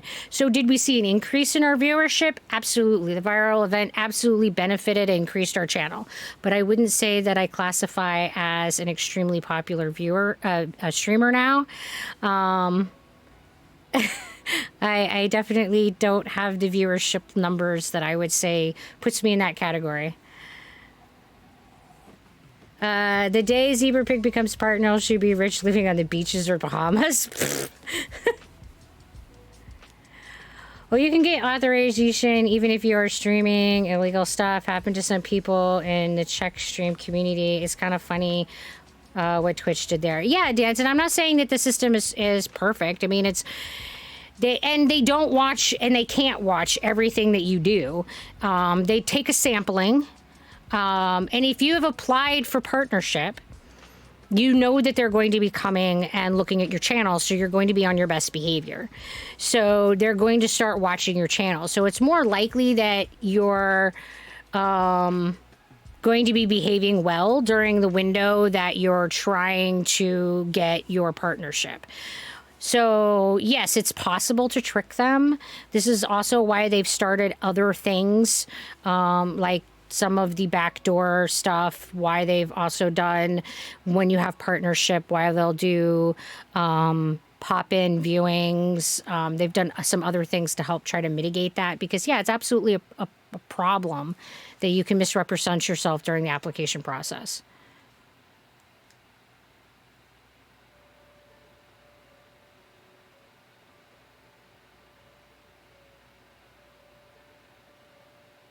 Oh, absolutely, pick me up. It's a good constant number, and it was a good increase for our channel, and it's a good healthy viewer base, and I think that our channel is doing really well. I think the viral event was good for our channel. I think that all of this has been a good positive thing, you know, for me and for my channel overall. Have there been some hurdles and some negative things to it? Yeah, sure. Like, it's definitely been a challenge to try to scramble and do everything so quickly when there was so many people watching. Absolutely. But yeah, I'm very happy with how the channel is going. I'm very happy with the Dazzle community. I think you guys are amazing. I really couldn't ask for a better group of people to be hanging out with. You guys are amazing. I followed when it happened recently, said, I'm bored. Let's see what she's up to. Enjoyed their stream, so now I'm going to be more regular for a while at least. Who knows how long?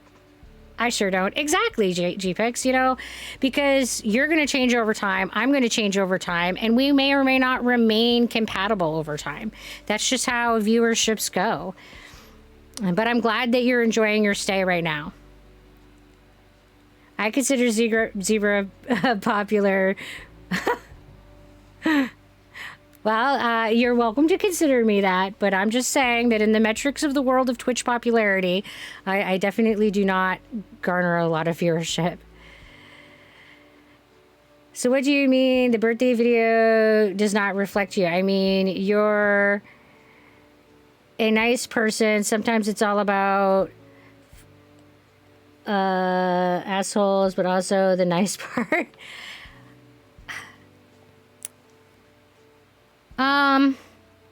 I don't think that it captures the entirety of what we do in this stream, is all I'm saying. And I don't think that it's the entirety of what the ZebraPick platform is. So when people see this video and then they come here, they're often surprised by the content they find. That's all.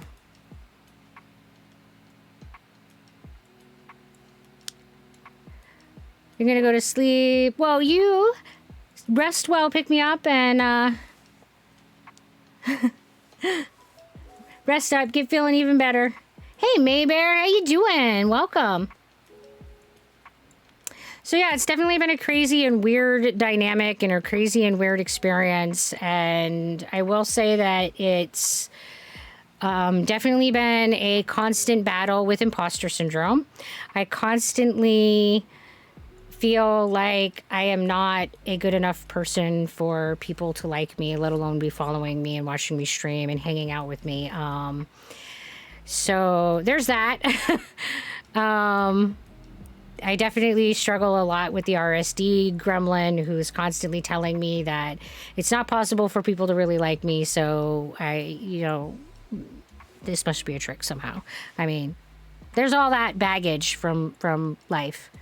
Water the face hole. Thank you, Maybear. Don't let this go to your head, but the charm of why I watch personally is you're more wholesome and legit care, or try to care as much as you can, and you don't drink the streamer Kool-Aid where you're obsessed with subs, etc., and going, oh my god, thanks for following, don't forget to subscribe, etc. You're more focused on the content. I don't think that I'm any different than the people who are watching. I think that we're all people. We have things we're good at. We have things we're bad at. the reason that I started streaming was that I wanted to have a platform where I could have better conversations. So yes, my focus is absolutely on the content. And I feel like if you give good content and you give people a place that's safe and you give people fun games and a good environment to hang out in, then the other things will come without you harping on them. I think people are going to subscribe and follow and hang out in your chat if you make that place a valuable, safe place to be. So that is what I focus on doing. I focus on making sure that this is an environment where people feel safe, and I focus on making it an environment that offers good stuff, because I feel like that's how you get the follows and the subscribes. If you're not offering good stuff and you ask for follows and subscribes, it doesn't matter how often you ask. If you don't have good content, people aren't going to want to follow and subscribe. So it just makes sense to me that that's where the focus should be. Exactly why I love this stream as well. It's about the content of what we do, not to gain more from it. I mean, maybe it's kind of a catch-22 because it is how I make money and it is my living. So, I mean, I do need over the entire Zebra Pig platform, which is not just Twitch, but, you know, all of my social media. So WordPress and Facebook and TikTok and all of them. We need to make enough revenue to, you know, financially support us. So there's that. But I also want to make sure that what we're offering has value and that we're offering things in a way that even those who can't do subscriptions can get value and make it worth seeing the ads, which is where we get the also get revenue. So yeah, I just feel like if you focus on the content and making a good space, then you're going to get the other things. And I think that if I take care of the Dazzle and make sure that they have a good safe spot, that it'll put you guys in a position that you can help me. And I think that's how communities work. And I think that people have forgotten that that's how communities work. Communities are about everybody taking care of everybody and everybody making sure that everybody's needs are being met in the ways that we can do that. And by everybody offering assistance. And I think that we need to have more focus on community in this country. Anyway, I don't know how other countries are doing, but I think America is abysmal at remembering that community is essential. What else can I do to support you other than here? I genuinely only knew about this, so I want to help if I can. If you're interested in looking at my other social media, there's a link down in my About page that is the More Zebra Pig link. By all means, you are welcome to check out my other social media platforms. I do a blog, and that is on WordPress. I have a podcast that is basically me reading my blog if you have difficulty with walls of text and it's easier for you to listen to somebody. I have a TikTok where I do short videos. I have a YouTube channel, which is my stream and gaming and the short videos that I do on TikTok. But so yeah, if you're interested in checking out my other social media, it's down in the About page. Hi, this is the first stream I am watching, but I just wanted to send you love. Oh, well, thank you. I appreciate that, Alyssa Lovejoy, and welcome to the Dazzle. Best way to help Zebra Pig at the moment would be to sub if you feel like you want. Other than that, spread the word of mouth. Yeah, I think that JPEX, that's true. Any financial support you can give is always appreciated, but not required. Watching streams is super helpful. Being present is super helpful. Knowing that ad revenue is part of our income, so being patient when you see ads is super helpful. Not using ad blockers is helpful because if you block an ad, I don't get revenue from that ad. So those are all things to keep in mind when you're trying to support a streamer. Is recognizing that those are the ways that we make money. If you subscribe, you don't see ads, so it's an exchange of how we make money. And yeah, word of mouth and increased traffic is always helpful.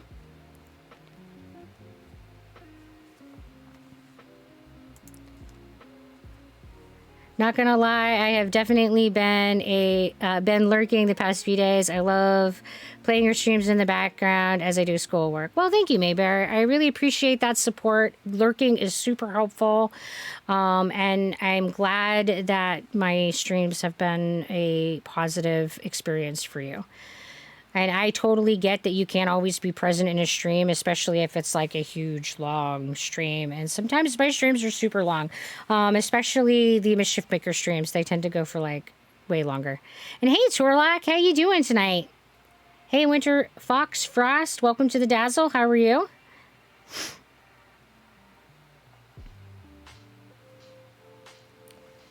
I lurk around and come back when I hear the ongoing shark talk that randomly pops up. And I think what's amusing, Shark, is how often random shark talk does come up and you pop up and go, but hey, sharks aren't all bad. Your Thursday stream was amazing. I was jumping between you and Critical Role that night. Right? Well, thank you. I appreciate the support, and I'm glad that you enjoyed the stream. I think that Mischief Maker has been a lot of fun. I've super enjoyed it. I'm glad that I added it to my schedule. I'm sorry to hear that you're tired, Fox. That's awful. Being tired sucks. I hate that more than like much of anything else. Because I feel like tiredness and fatigue is super hard to tackle. Ugh. I've always wanted to swim with sharks. I was supposed to last August, but ended up pregnant, so I couldn't do it. Aw, I'm sorry that you missed out on that opportunity.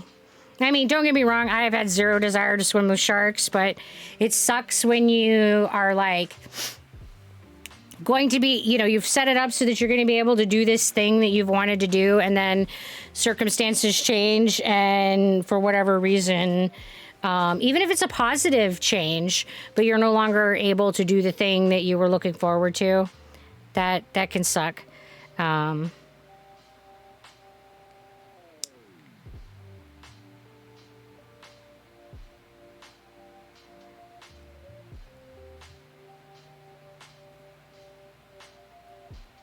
And then it's just like, oh, you gotta like, even, yeah, like even if it's a positive thing, it's like you're still like putting off this, I wanted to do this thing.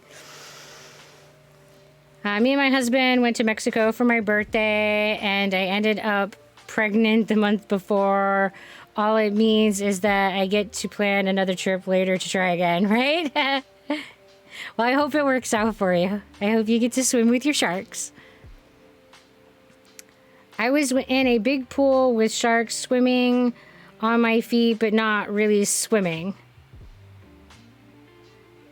That sounds wild there, Shark. Well, Danton, it totally depends on context. Pregnancy is one of those things that is very context sensitive. Some people are very much looking for that pregnancy, and some people are very much not. So, context sensitive, it's sensitive to context. Sadly, I grew up during the Hollywood love affair with sharks, so my opinion is very warped, right? Or like, Jaws! Ah. Did you know that you can swim with whale sharks at the Georgia Aquarium? I learned that the other day. No, I didn't know that. I have no desire to do that, but that's cool that it's a thing. Jaws, the single movie that has caused a worldwide phobia of sharks. It definitely started the phenomenon, yep. Yeah, it took me a minute, but I was like, I think that's supposed to be Georgia.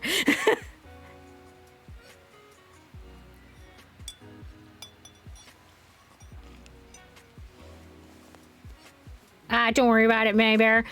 I'm one of those people that struggles with, like, reading and, like, processing abbreviations, or if words have a letter out of order or missing letter, my brain like gets stuck on it. And usually if I process for a minute, I can get it and I can keep going. But yeah. But ironically, my typing, if I get excited, is like the hot mess that I have a hard time reading. So it just is what it is. Typing is a skill set that, you're inevitably going to hit the wrong letters here and there. I used to live in Atlanta and never knew about an aquarium in Georgia. Well, there you go, Torlak. I don't know. Maybe it's new.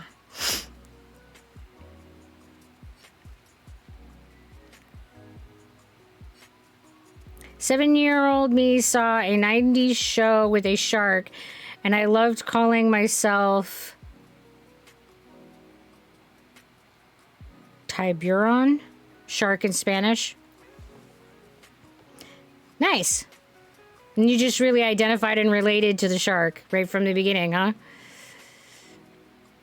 It's in Atlanta. We went last year for my husband's birthday. It was amazing. Oh, that's cool. I agree, Torlak. That's cool. I think that my favorite vacations involve going to like museums and science places, and I really enjoy zoos and aquariums when I've gone, but I'm really hesitant to as an adult because there have been so many problems with them over the years that it's hard for me to know as an individual if the animals are like ethically handled. And I know there are a lot of zoos doing really good work, and there are a lot of zoos that are working towards like restoring species and bringing up their numbers and repopulating the wild populations. And then there's other groups that have animal shows and animal showings that are not good and supportive of the animals. And I'm not very good at looking through all of that and being able to tell like which companies and sites are good to their animals and which ones are not. So I'm like, I sit there and go, I don't know if I'm supporting something good or harmful. So I tend to be more hesitant to go to aquarium and zoos now as an adult. I love going alone. I like to spend hours looking around. I hate it when I'm hurried out. Oh yeah, I agree, Shark. Don't take me to a sciencey place and then hurry my ass. I want to like turtle my way through. It's an all-day affair. If we're gonna go to a museum or a science place or anything like that, expect it to be an all-day affair. And luckily, the people that I generally go with are also all-day affair people, so it works out really well. The downside is that it makes it really difficult where I really enjoy like spending my time. It makes it difficult to get through large exhibits. And it makes places like the Boston Museum of Science or the Smithsonian like so huge that you can't even like get through them with any amount of like real appreciation in one day. It's like, want terrible. I currently type 100 words per minute. During middle school, though, I only clocked at 40 to 60 due to the programming being DOS. I was typing so fast, if I scored a single error, the program would lock up because it had to make error beeps to the chassis speaker, the old beep boop thing in the case, not a proper speaker. I would lock the input until the beeps finished, and by then I lost like 10 to 50 seconds of typing for one error. In high school, I got a test that wasn't in DOS and scored 101.5 words per minute. The teacher thought I was lying and checked my test and confirmed I was allowed to play video games for the next 2 weeks. Right? LSU has one of the largest tiger enclosures in the USA. Mike is one of the best taking care of tiger in the South, in my humble opinion. Yeah, maybe I would definitely want to make sure that wherever I was going was a place like that, where the animals were well cared for and not mistreated, and that they were contributing towards the welfare of the animals. I I used to live in a town in central Alabama, and one of the small shopping centers still had the area where they kept an ape in a cage. Oh my goodness, that's awful. Hi, Rainbow Drop. How you doing? I'm having a great day. Thank you. Thank you for asking. And you're in Australia. Nice. I went to the Smithsonian in Washington last week. It was great, but the person I was with was trying to get me out as fast as fuck. Oh, Shark, that's awful. I think that's the worst experience for me is like when you are in a really cool environment and you're really excited to be there and somebody just wants to like rush you out. Like, don't come with me if you don't want to be there. Just go do something else. If I invite you to go to a museum with me, know that it's going to be a slow adventure. And I'm going to look at all the things and I'm going to go to all the exhibits and I'm going to spend as much time as it takes to go through all the exhibits. And if that means from opening to close, then that means opening to close. And I'm going to want to get there as early as possible so I have as much time as possible. And if you don't want that kind of commitment, that's fine. Don't come with me. Just, I can't stand that, like, I don't, and you can go by yourself. Just don't do that to people. Don't squish the excitement and awesomeness of the experience because you want to, like, I don't know, race car drive through a place. What are you implying? I don't know, Mustrach. I think he's implying that you're old. I was one of the smart aleck kids that legit knew more than the teacher in middle school, high school when it came to computers, right? Exactly. I love reading, taking pics, and going to exhibit to another one by one. Can't miss a single one. Right, Shark? And if there are, like, experts there to talk to, I want to have a conversation with them. Like, if there are people who are doing a, like, presentation, I want to have a chance to talk to them. I want to see I want to see all the presentations from beginning to end. So if I miss part of it, I want to stay until I can see the part I miss. You know, like I want to experience the whole thing. And then, yeah, I just don't understand. Old perhaps, more that Mr. Ratch was tech inclined and knew DOS was a thing, right? Yeah, he's definitely more inclined to know the nature of a DOS thing than I am.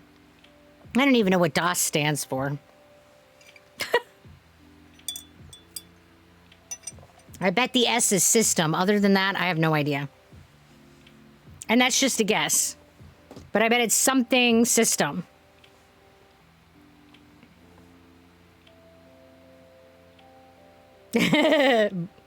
Both. Dead on system. Right? I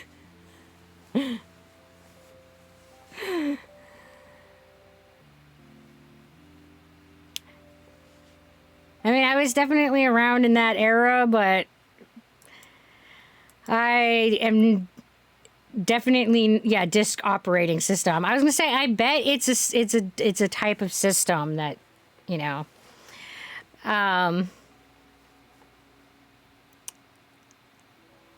anyway, these days it's decrepit old system, right? I mean, that is true compared to what computers, they just constantly like get better. It's so cool. Hello, Home. How you doing tonight? My 9-year-old nephew asked why the save button on Word looked like a vending machine. I mean, I think it's fun when kids try to figure out the context of the icons because they definitely don't look anything like what they are used now, like what they're using now. And I think that it's interesting that they haven't changed with the technology, that they're still using the same visuals. What's funny is DOS is still semi-supported in Windows 10. I think they started phasing it out fully in Windows 7. Didn't Windows 7 come after 10? So if they phased it out, I mean, what? Didn't 7 come before 10? So if they phased it out in 7, would it not be in 10? Now I'm confused. Last time I saw a floppy disk was in 2012. I don't even remember the last time I saw a floppy disk. I can't do that time reference thing. Used a CP/M in his youth. I don't know what that is, Torlak. I mean, but I can't even tell you what kind of computer I'm using now, so that doesn't really mean anything. It exists in Windows 7 and 10, but 7 is being phased out, so it's still on 10. Oh, gotcha. I have an old computer manual that explains command line commands, etc., meant for DOS. And what's funny is the stuff in that book still works in Windows. Yeah.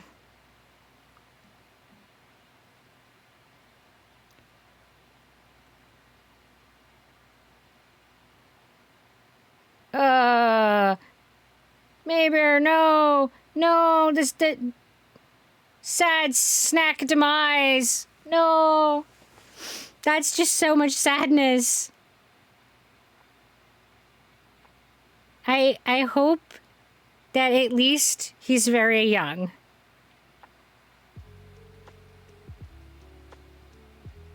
Because it sort of like makes it a little bit more okay. If he's like, oh, okay, yeah. 9 months, they don't know the sin they just committed. But like, if they were like 19, I'd be like, that's a double sin.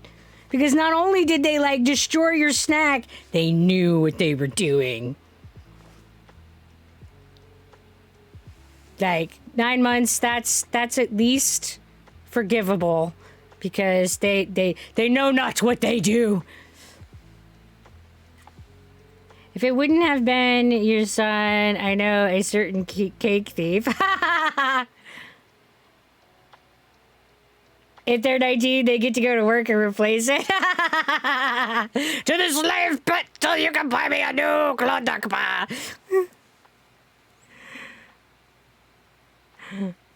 9 months? Bro, better go to snack prison. That stuff is expensive. $1 per bar? Hell nah. Right? I don't know, he just wanted to play with it. Didn't even eat it. Exactly. They're just curious. And I bet it felt fun squishing it. I'm sure. But man, so much snack sadness. Ugh. I think it's pretty awful when you have like a really yummy, delightful snack and something happens and creates snack sadness. Doesn't matter if you drop it, somebody bumps into you. Like, I remember that there was a time that when we were not financially like, well, you know, we were struggling and I had like saved up enough that we were each able to get ourselves a little treat, and I'd gotten myself this particular type of ice cream I really liked, and I like had a fumbly moment and dropped the ice cream on the floor and the bowl broke and there was just broken shards of glass all through the ice cream. So it was absolutely not even safe to eat, whether or not you wanted to do the 5-second rule. I just was absolutely devastated. I was just like, oh! So, man, it is totally valid to mourn a snack. I mean, man, mourning of snacks, it's a thing.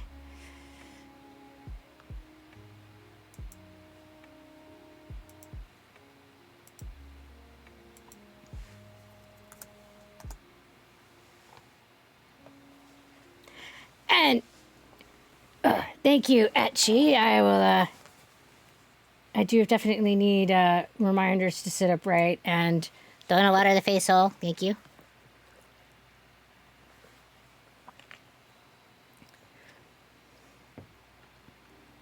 I once had no food, made myself the only 2 burgers in the house just for me to drop on the floor. Yeah, like those moments are just awful. We're doing a wiggle. Make sure you guys are all moving around good. And hello, Guy Goated. Welcome to the Dazzle. How are you doing? Yes, hydrate and move the meat suit. Make sure we're taking care of them. We got to like only one that we get to move through this life with, so we must take care of it to the best of our abilities. And hello, Starburst. How you doing? Welcome to the Dazzle.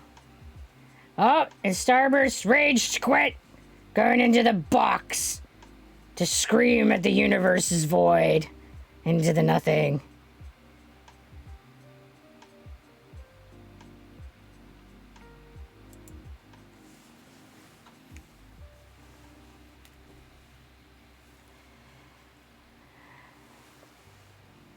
I was hoping for a meat suit upgrade as I get older, right? Wouldn't that be nice, Torlak? Like, what is that?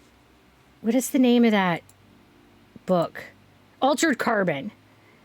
It would be so nice if we could, like, design bodies and grow them in a lab and then take our essence of self and just, like, put them in that body so that nobody had to like suffer any kind of disease at all, ever. That would be amazing. Definitely presents some interesting questions though. Like, if some of these things are driven by our DNA, how much of my personality would change if I was in a different body? You know, if you copied all of my personality onto this disk, this computer thing, you know, what they called the stack, and transferred it into a new body that didn't carry the DNA for the, you know, OCD or the ADHD and autism, you know, I didn't have that DNA in that body. Would I still have those traits, or would I over time lose them because there wasn't the DNA there to trigger that to happen? Yeah, stuff like that just gets weird. Like, and we have no idea. We don't know the answer to that. Like, it's not answerable. But I think that Altered Carbon, like, presented a lot of questions to me on a biological level and psychological level that I thought was very fascinating and interesting. Like, would I actually want to change to another body? And my knee-jerk response is yes, because there's so many things wrong with this one, and there's so much pain involved, and there's a lot of difficulties and hurdles, and the disability really sucks. But then at the same time, is the other body, even though it's able-bodied, is it going to be better? Is it going to like completely change the taste of all my food and my sensory experience? Is it going to reprogram all of my perceptions of the world? And there's a part of attraction that's biologically driven. So would it change my ability to be attracted to the people that I am currently? Would it change my ability to be engaged romantically? Like, it presents a lot of weird questions because we're definitely biological creatures, and there's biological factors that play important roles and influences in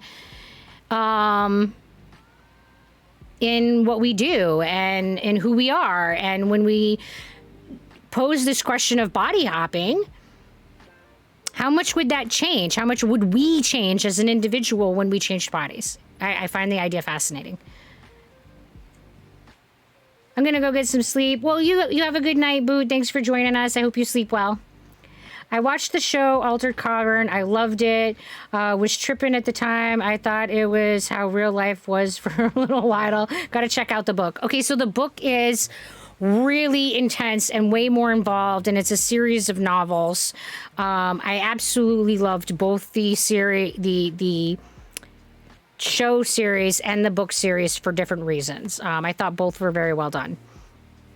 That doesn't even cover the whole problem. Is mind transfer even possible? How can we be sure it's not just a pure, perfect copy of you and the original you is now dead?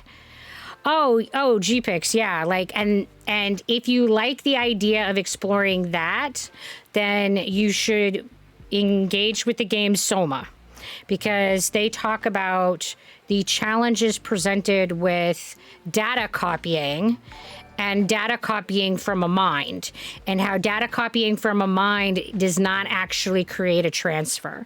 And the challenges and the weirdness and the ethical and moral quandaries are kind of explored in that, and it gets really interesting. So I really enjoyed Soma because of that, and at some point I'll probably play it again. I did one playthrough. It was great. The eternal tortured artist question: if I am no longer tortured, would I lose my inspiration? Such a common and toxic thought. Yeah. I mean, we don't know the answer to any of these things, and it's the nature of being human. Our suffering is an inherent part of who we are. So if you remove our suffering and change our suffering to something else, will it change who we are fundamentally? And research suggests that the answer is yes. Hello, GV Maroon. Welcome to the Dazzle. How are you? Soma is a very good game if you're into that stuff. Yeah, Torlak, I super enjoyed the game. I did get there was some points about the gameplay that I felt were frustrating that I did not like, but I would give it 4 out of 5 stars. I felt that the map was overly convoluted and overly labyrinthine for no good reason. I didn't feel like making it as convoluted to navigate from point A to point B was necessary.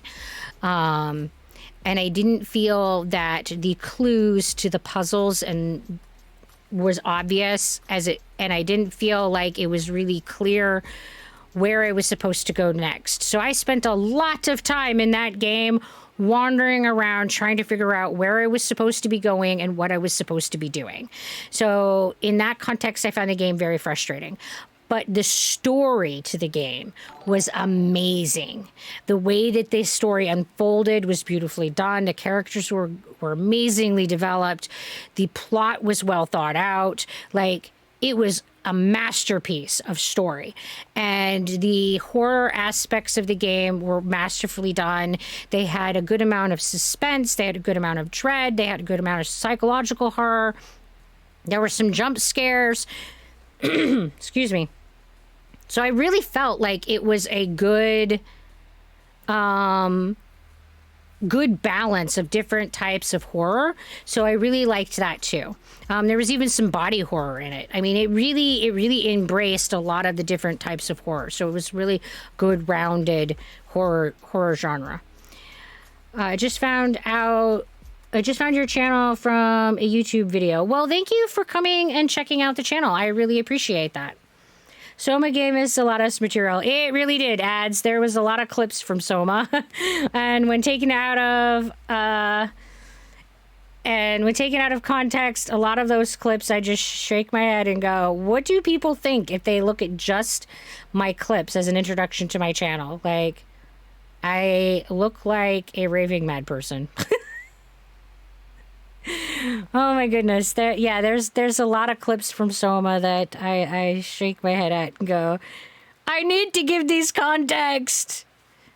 I don't know why this is a thing. I need this to be context.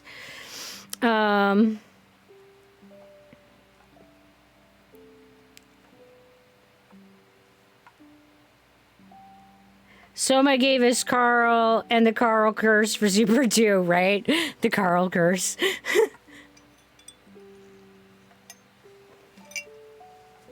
Yeah, so many games lean too heavily on jump scares for horror, and so Soma didn't have that problem. I agree. There were a lot of times when I knew where the game was going, and it created this sense of dread. Like, I think they intentionally made you know. Like, you had to... And I'm not gonna like get into detail. Thanks.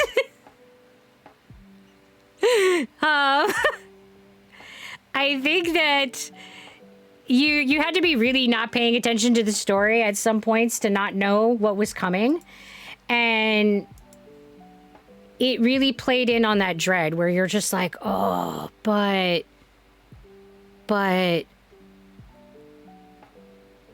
And yeah, People love playing the Scream because it usually makes me jump. I don't think that yet so far it has failed to make me jump. And part of it is because it's so loud. Like I have these like mellow tunes going. We're just playing the lo-fi chill channel. So it's just got this vibe and it's chill. And then all of a sudden there's this loud, intense sound like right into my ear holes. And it's like, whoa. So even when it doesn't like actually jump me, it's still like this intense. And I probably make the same face either way. So, but I will say that 9 times out of 10, it absolutely jumps me.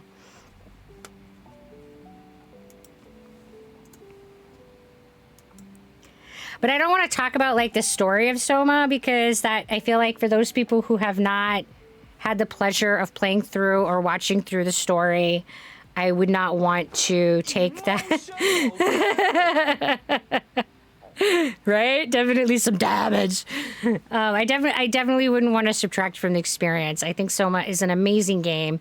Highly recommend it to anybody who likes the horror genre and who likes story-driven games.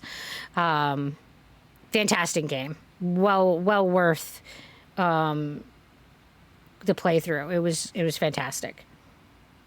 Loved it so much.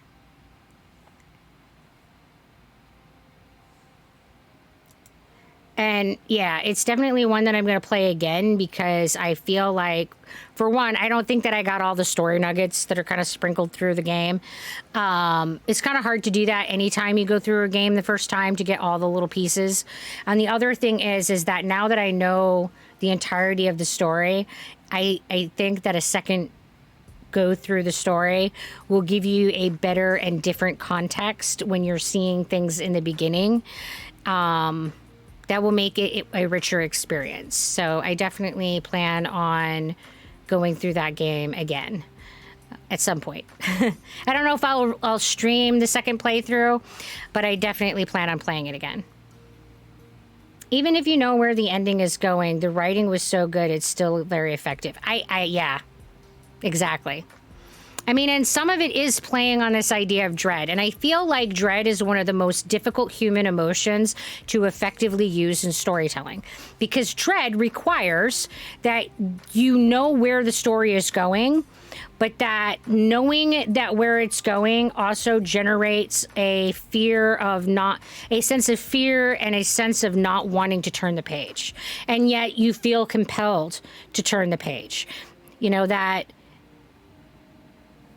is really difficult to pull off. It is really difficult to generate both that I know what's happening and that sense of like, oh my God, I don't want to see this. I don't want to see this.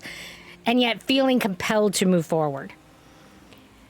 I think despair is also another one that's really difficult to pull off in stories, whether it's a video game, a novel, a movie. Yeah, that's another one that I think is a really difficult challenge. And I'm trying to think the name of the book that Dread was pulled off really well. The one with the blue triangles there, Miss Rach. Book with blue. I'm going to put this in and see if it tells me. And I know if I see the book on a search, I will be like, oh yeah, that's it. Yes, the novel is called The Infected by Scott Sigler. And it is absolutely a masterpiece of dread. The entire time you're moving, yes, that is it. The whole time that you are moving through the story, you know what's coming. It makes it very clear what this main character is going to be doing next, and yet the whole time you're just like, don't.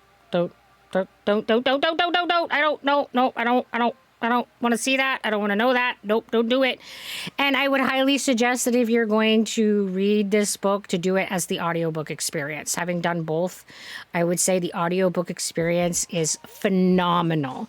They did a fantastic job with all the ambiance of it and the sounds and extra things and the way that it was read, the little clips and sounds and music and all that, that just augmented that whole emotional experience.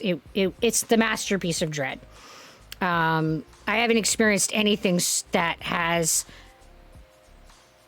mastered the presentation of that as well.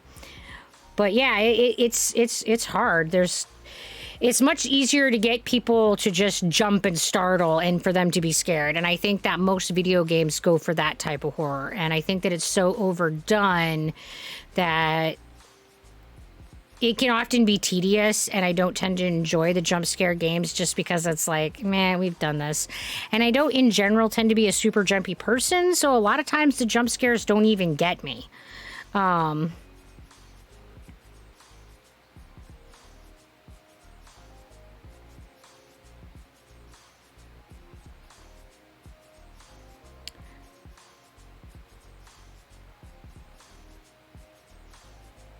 Yeah, Torlock, there when you do an audiobook, there's lots of different types of audiobooks. There's some that have outright radio plays that are considered audio plays, and they will have different voice actors for each character and for the narrator, and it will be acted out and played out in much the same fashion that a radio drama was. So audio plays is absolutely a thing.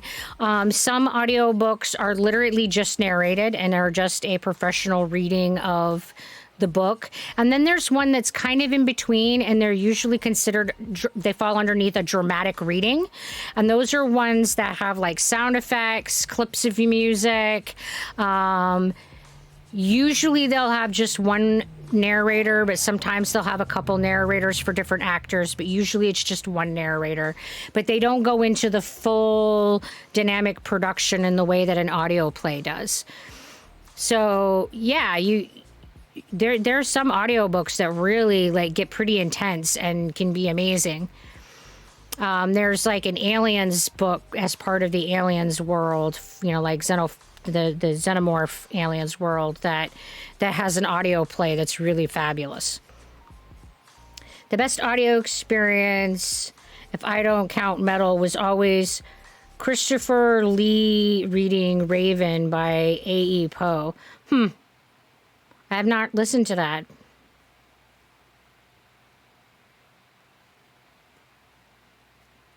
But yeah, there's some people who just read, and when they read, they do so well that it just augments the experience so much better, because not all narrators are equal. How to make a terrible Gary's Mod horror map. 1, dark corridors. 2, spam jump scares. Yeah. Ain't that the truth right there. Hi, Games. How you doing tonight? And I think that the reason that I enjoy video games so much more than I enjoy movies is because video games remember to tell us a story.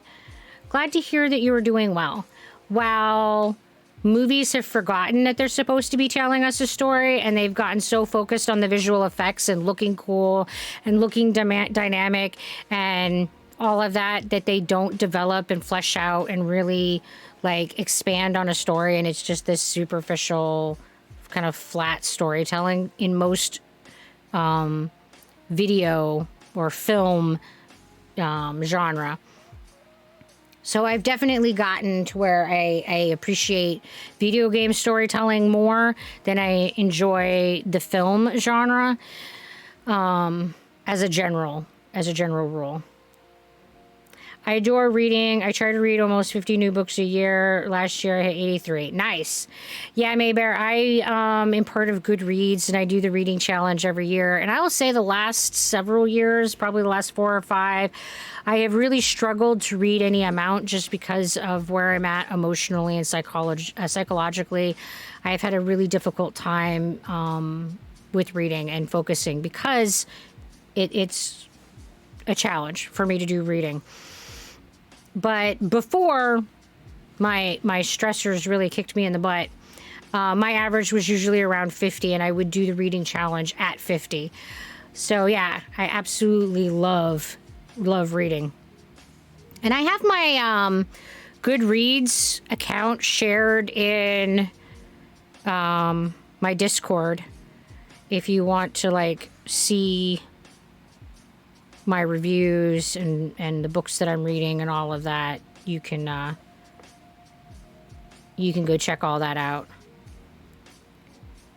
In my humble opinion, voice actors are underrated as a skill. Oh, absolutely, Torlak. I completely agree with that. Good voice actors are invisible. Like, they immerse us and we forget that they exist. Like, when you're watching animation and the voice actor is doing their job well, you literally forget that it's not the little cartoon talking to you. You forget that it's a person there. So unfortunately, yeah, I think that voice actors are very underrated, and it's way too bad. It's too sad because and people like think it's weird, but there are certain narrators in Goodreads that I follow because they're such good narrators that honestly, if they narrated a book and it wasn't my usual type of book, I would go and listen to it just because they narrated it. And I'm terrible with names, so I can't give you anybody off the top of my head. But the dude that does the majority of the narration for the Ender's Game series by Orson Scott Card is a phenomenally amazing narrator. And I really would probably just read anything that he narrated, even if it wasn't in my normal realm of reading. Hey, I just saw you on a YouTube short. Thought I'd come say hi and hope you are having an amazing day. Well, thank you, Abnormal Gamers. And welcome to the Dazzle. We appreciate you coming and checking us out after seeing us on YouTube. I think Shebra should get a channel intro from John St. John, the voice actor from Duke Nukem. Oh, goodness. Good night, Maribay. I hope that you sleep well. Thank you, Mr. Raj. I appreciate that because I can never get the right names. So I appreciate that you could provide the names to the people that I am fishing for.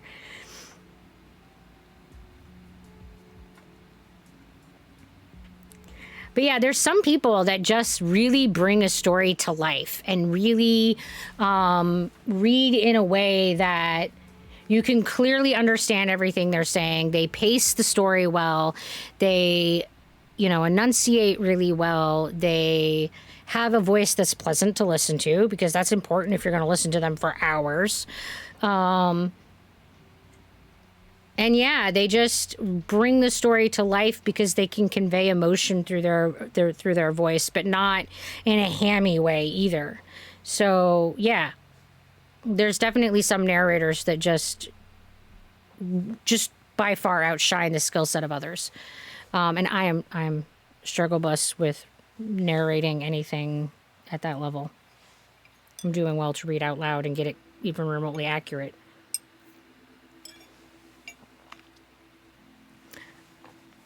So it's also seems like a superpower to me, like to be able to do that. It's just amazing.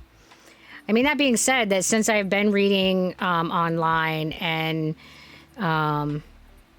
recording from written, pre-written stuff and have been doing it more and practicing more, it's amazing like how much my skill set has improved even over the last year that I've been doing a podcast. So it's just like anything else. Like if you don't do it, you don't know how to do it. And once you start doing it, you can expand on the skills. And it's kind of been interesting to see that. So, but I think that you also have to have a certain kind of voice. Like there's certain types of voices that are more appealing than other types of voices. And you have to have one of the voices that people just want to listen to. I mean, if you have a voice that's not fairly universally appealing to listen to, you're going to have a hard time selling a lot of copies of a 10-hour book. Because if people don't feel like your voice is relaxing and, if your voice isn't like, yeah, they're not going to want to listen to you for 10 hours. So I think some of it is just genetic lottery. But there's also this huge other skill set to it too. And then the voice actors that can do like characters and sound effects and like beatboxing and get into like some people are like, I don't even know. They're just, it's amazing what they can do with the vocal cords that I am doing well just to speak a language with. And they have become these like mimicry masters that can make themselves sound like other people and other creatures. And it's just wild. Like, all the respect, man. Definitely not a skill set that I excel in.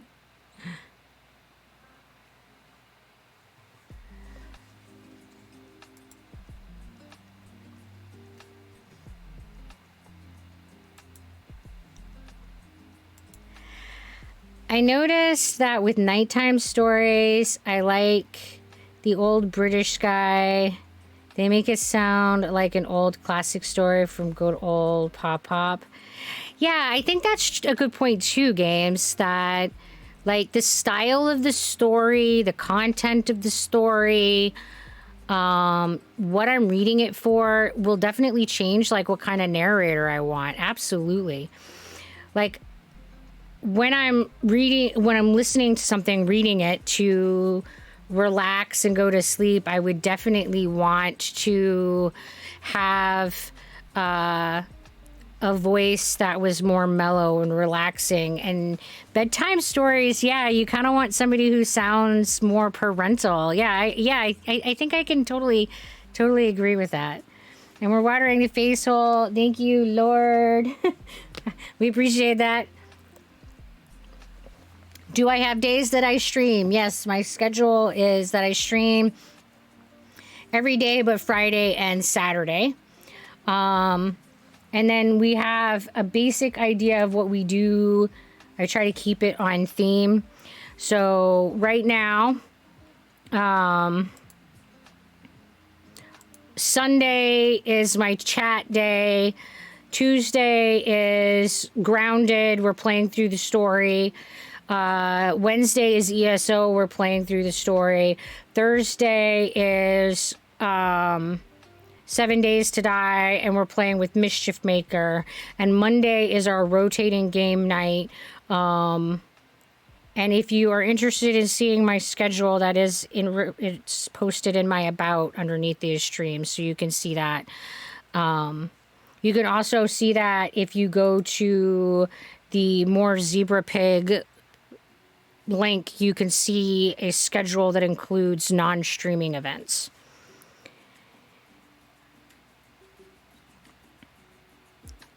Hello there, FaZe. How you doing?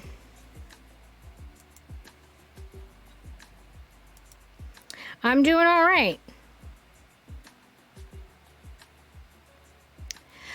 And I'm a variety streamer, so I don't like lock in on my schedule. We'll play through a game, and then when we're done with that game, we'll put another game in that slot, and then we'll kind of play through that game. Monday is the one that we rotate through frequently, and that's the day that I tend to play with other people, and I tend to play with viewers, people that are supporting through the coffee shop, or VIPs, or people who are on members of the Dazzle Steam group. So Monday kind of cycles through more. It doesn't have like a game that we're working through the game.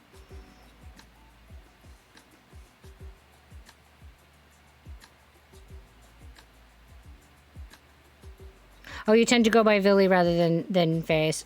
Fair enough. I will try to remember that.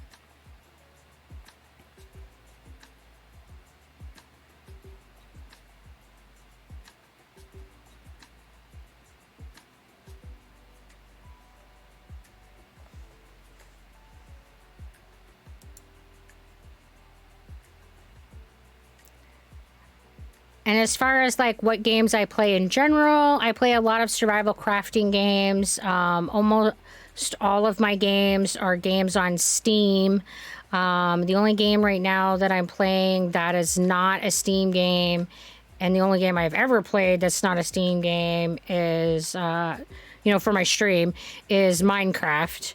And you can see in my About in the More Zebra Pig, there's a link that will show you all the Steam games that I own, which would be the majority of where my, game pool would be, because I can't play a game if I don't own it. And so right now the games that I own are Minecraft plus my Steam collection. So those would be the possibility of games that I could play on my stream. I try to keep my schedule posted out like a month ahead so people can kind of have an idea of what events are coming. But sometimes, you need to change last minute because life happens. But yeah, I try to do things out ahead. And sometimes I get through games faster or slower than anticipated. And Soma was like that. It took me quite a few hours more to get through that game than I thought it was going to. I ended up having to do a third night streaming that when I thought I would get through it in two. Yeah, so that kind of stuff happens. And it was probably because I was getting lost all the time. But yeah, that game took me about 16 hours to get through.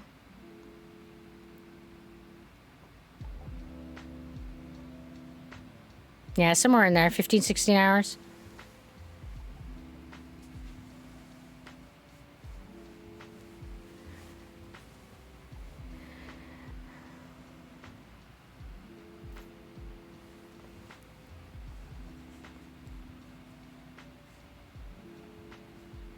And then there's other games like ESO. It won't be... I'll probably keep streaming that one as long as people are interested in watching it, because the game content on that is enormous. It's not like I'm ever going to reach the end of it. All the main quests, all the side quests, all the dungeoning that you can do, all the collecting that you could do, all the crafting you can... I mean, that game is just enormous. So I don't think that there's really an end point to that kind of game. I mean, that's the whole point. And then on top of that, they're constantly putting new content out. So that one is going to be more... I'll probably keep playing that one as long as people are interested in watching me play it, and as long as people are showing up for the stream and are giving me feedback that it's a game they want to see me play, then that one will probably stay on the schedule. Grounded definitely has a finite beginning and end, so that one will be one that once I've worked through it, then we'll go to something else on the Tuesdays. Yes, okay, Core. Right?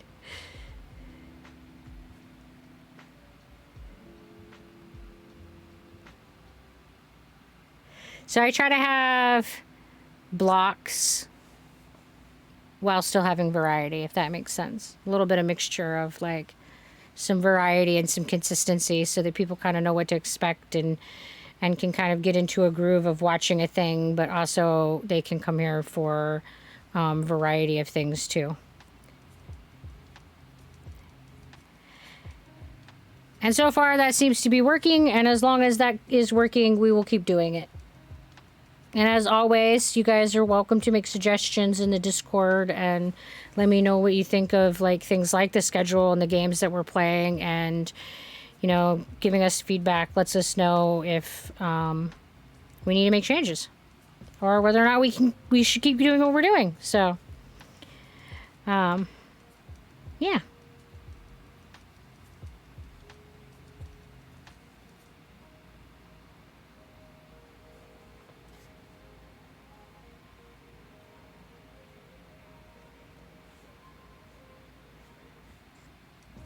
I think my most unstructured nights are probably Sunday. We do host guest streamers. I'll invite streamers who have relevant experiences to come talk about things. Like we've had Skunkworks come and talk about their experience with being transgender. We've had Rygon Place come and talk about their experience being both neurodivergent and a mental health worker.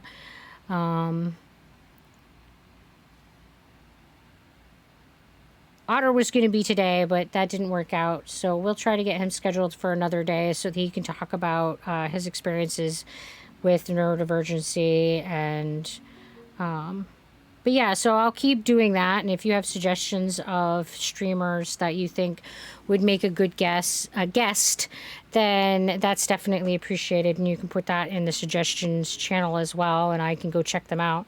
Because I'm always looking for people to help us broaden our discussions and get other perspectives. Because yes, I live these things. You know, I have, you know, mental health disorder diagnosis. I have chronic illness. I am transgender. I, you know, talk about my personal, you know, things that are all within my personal experience. But the thing about all of these things is that they're complex and the experiences are very diverse. So by having other people come and talk about them, we can kind of explore some of the diversity of that experience. So let me know if there's any like cool creators out there who we can invite to the channel that I should check out. Not to mention, if they're cool creators, well, I would just want to check out their channel. So there's that.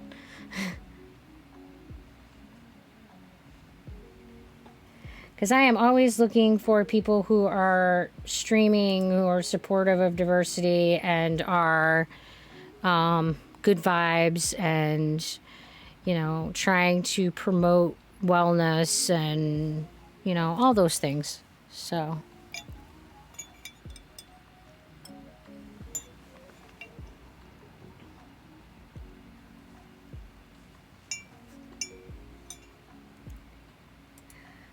Oh, I'm trying to remember what we're doing tomorrow, because today is Sunday, so tomorrow is Monday. Oh, tomorrow is the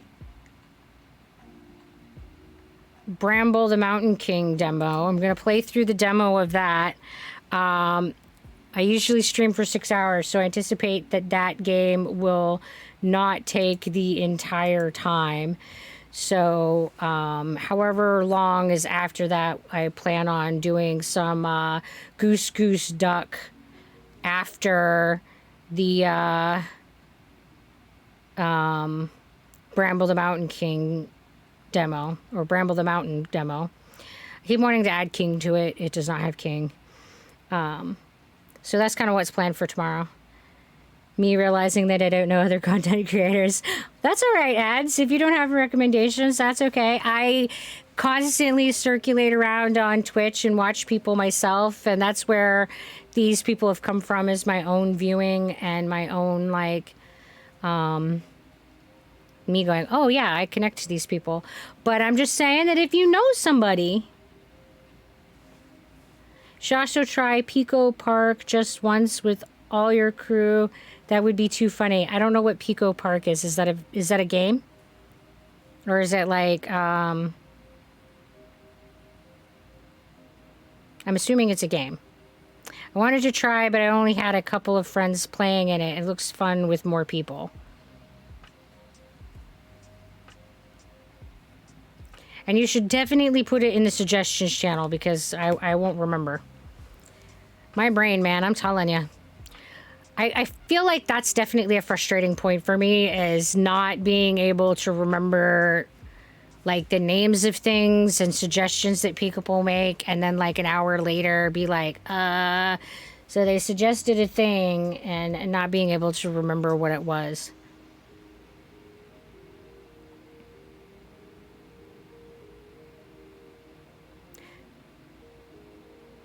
Pico Park is a game. It's a co-op.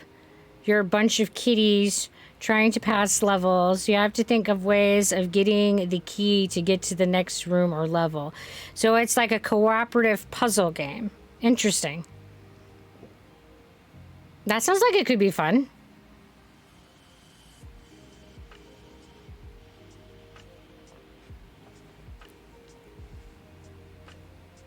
Yeah, the two that I'm playing tomorrow are both ones that someone suggested in Discord, and they looked interesting when I checked them out. So I'm gonna play them, and we'll see how it goes. Share a game, play video. It's fun because it's a mess with lots of kitties and trying to be a team, and some kitties just jumping around or falling off edges. Oh. Yeah, gameplay videos can be helpful in trying to figure out what kind of game something is. So that's often one of the things that I do when I'm trying to check out a game, is I like to see like people playing it. So yes, if you have one, that would be super helpful.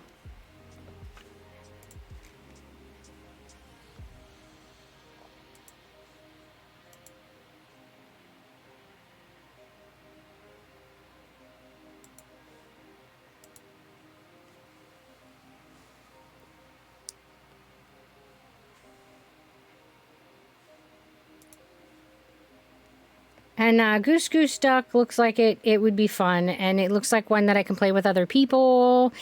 And it also, there's going to be drops enabled for tomorrow because they have like a big long like drop event going on right now. So that's a cool thing. I've never played the game, so I have no idea how it's going to go. I'm going to be diving into it mostly blind, and I will probably play with it a little bit tonight just to see what it takes to get the game set up and get other people added into the game, so that that part of it goes smoothly. But probably won't get too much into the actual gameplay.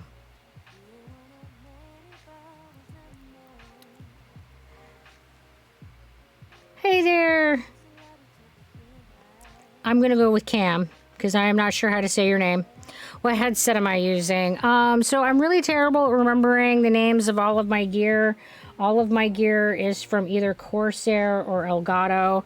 I know the headset brand is Corsair, but if you want the specifics, it's down in my about page. You can look at the specs of all of my setup. And thank you, Miss Roch, because I am terrible at remembering the names of all the things.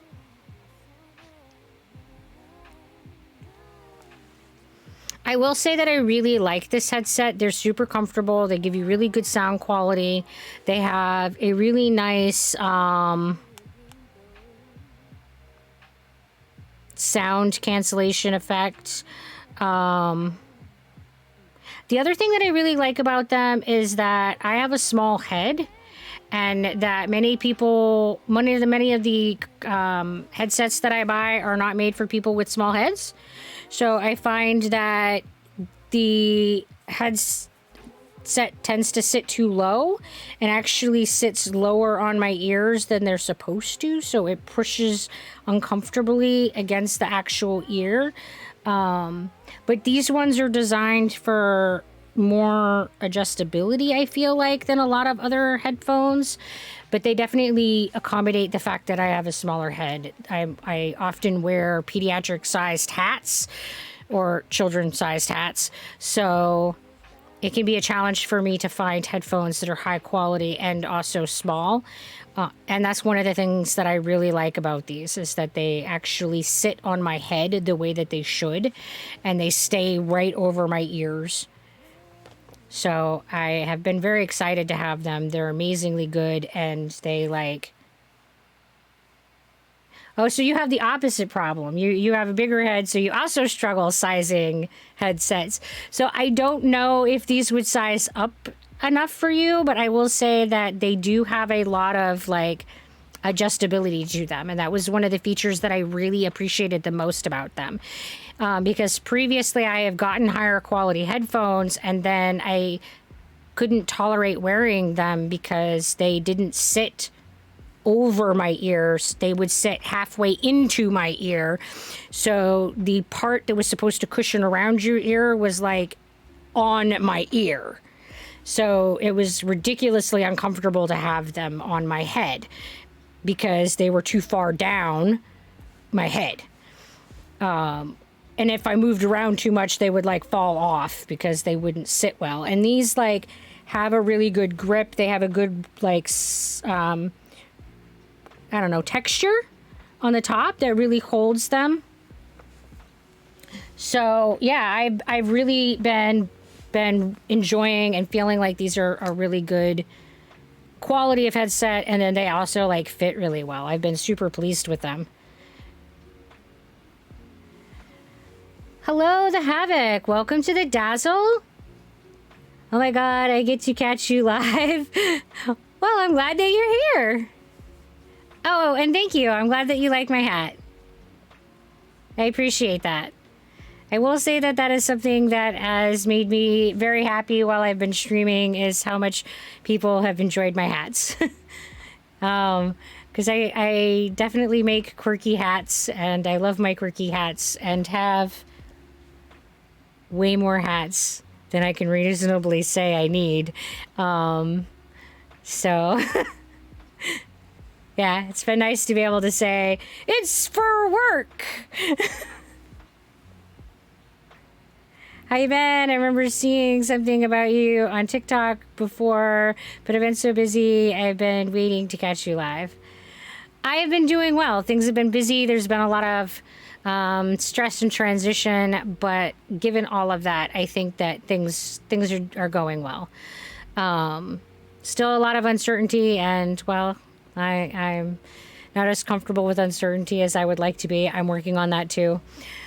But I appreciate you coming and checking out the channel after having seen the TikTok. Thank you. Everyone loves the hats, and I hope everyone uses their points for the Hooking Night stream. Well, thank you, Sharky. I will say there's not much threat of that. You guys are crushing the community goal. I was like looking at things that you can do to generate a sense of community on your channel, and events and other things that we could do. And one of the things they talked about was having regular community events like every month or every other month. And I was like, well, I don't know what I could do for a community event. And I like literally went online and looked up different ideas. And one of them was to craft or make something while you talk to people, and because, you know, share a hobby with them. And I was like, well, I don't know if anybody will be interested, but I'll put it as a community challenge for the crocheting a hat. And well, I would say that you guys are interested, and you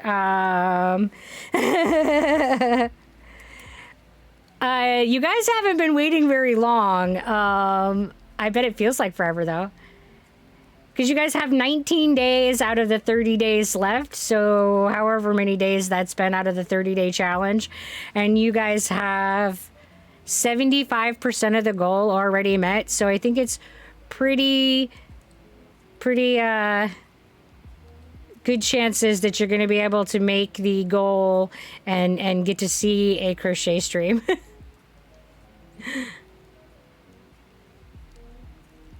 And then I'm going to have to figure out which hat we're going to make and all of that.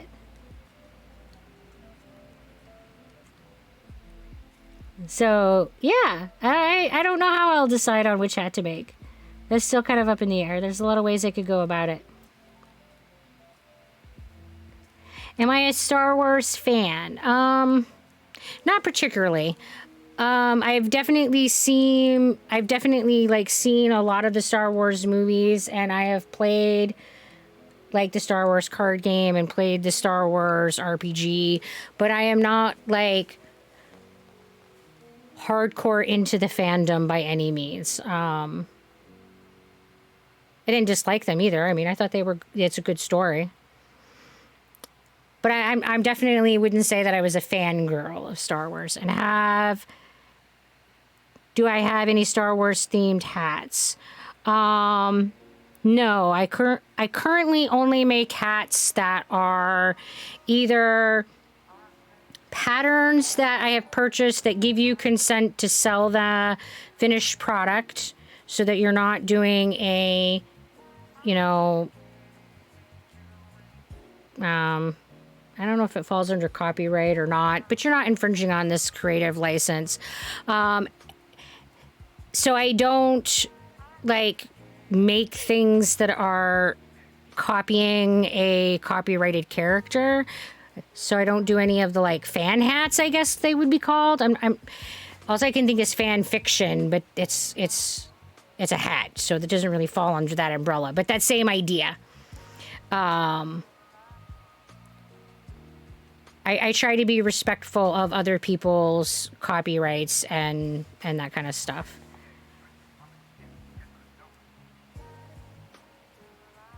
And hello. I'm gonna go with Bowie Ted. Hello, Bowie Ted. Welcome to the Dazzle. How are you? I am doing pretty good. And hello, I am Kels. Welcome to the Dazzle. Yes, I crocheted all of the Yarncraft hats you will see in this stream. The fabric hats have been purchased. I think that there are four or five fabric hats. But the crocheted Yarncraft hats, I have made all of them. Oh, you also crochet? Woohoo! I love crochet. It's amazing. Have I ever played Microsoft Flight Simulator? No, I have not. Hello, God, how are you doing tonight?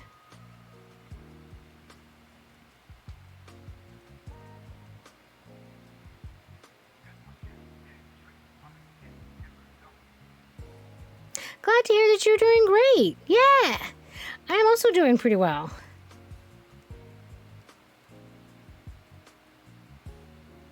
You love the headset? Oh, thank you.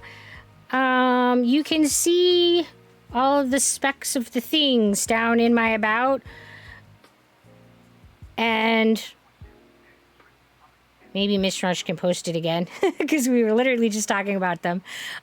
This is a Corsair brand headset, and it is a really cool headset. I have really loved it. And you can get them in multiple different colors if, you know, this isn't your color. And the, yeah, it's like the keyboard matches. You can get a mouse that matches. You can get like a whole matching like setup. It's really cool. And I've been very, very pleased with that set. They are a very good product.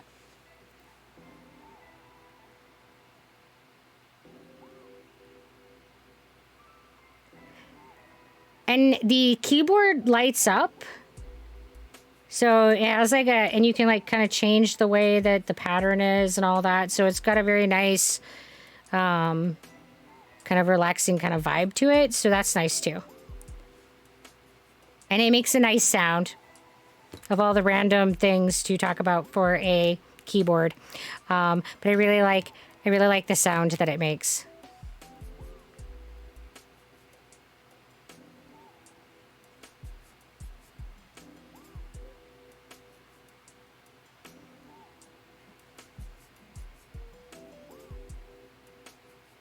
What's better than the Xbox 360 or the Xbox 360e? Oh dear, that I guess all depends on each person's preference. I personally play all my video games on the computer, or occasionally I play on my Steam Deck. Once in a great while I play on a console, but I am gonna say that 90% of my video game consumption is on a PC, on my laptop. Once in a while, I'll play on my deck, and that's when I need to lay down. You know, my pain levels are really high, and I can't tolerate sitting up, or I'm just really tired, but I can't sleep. It's really nice to be able to just lounge in bed and have my deck. So my deck is really super cool. I love having that. And hello, Troy. How are you?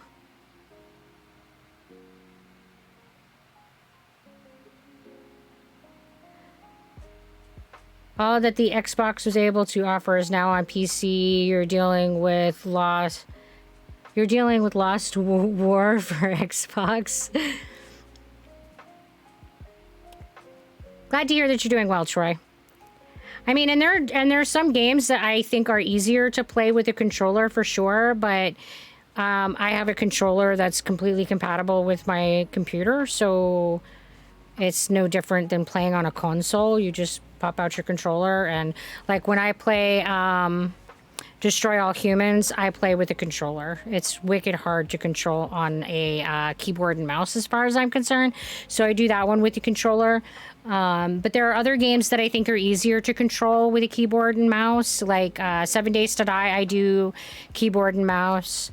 I think that Don't Starve Together is easier with keyboard and mouse.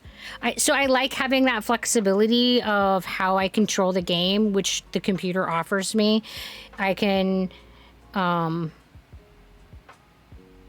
of feel it out, and if I'm really having a hard time controlling the game, I can try the other method, go if, like, say I try keyboard and mouse and it's really awkward and I'm having a hard time controlling the game, I can go to the controller and see if it's better. Like when I first started playing Destroy All Humans, I started with a keyboard and mouse, and oh my goodness, I was struggle bus to get my character to go anywhere.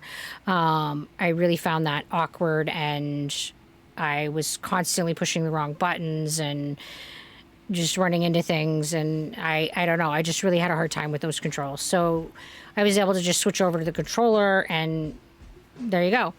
So that's something that I like about the playing on the PC, is the option of some of the diversity. And I feel like there's more control diversity offered with a PC than with a console. Like there's a lot more different varieties of controllers. There's a lot of disability options for keyboards and controllers more readily available for the PC than for consoles. And part of that's because consoles tend to be more, you got to buy our brand, or it doesn't match our shit. So I think that's one of the hurdles why you don't get as much of the other variety of stuff to be compatible with it. So I think that's a big part of why I personally like the PC. I think the other reason why I use the PC a lot is because it gives me the option of working intermittently, which is a really good thing for my ADHD brain.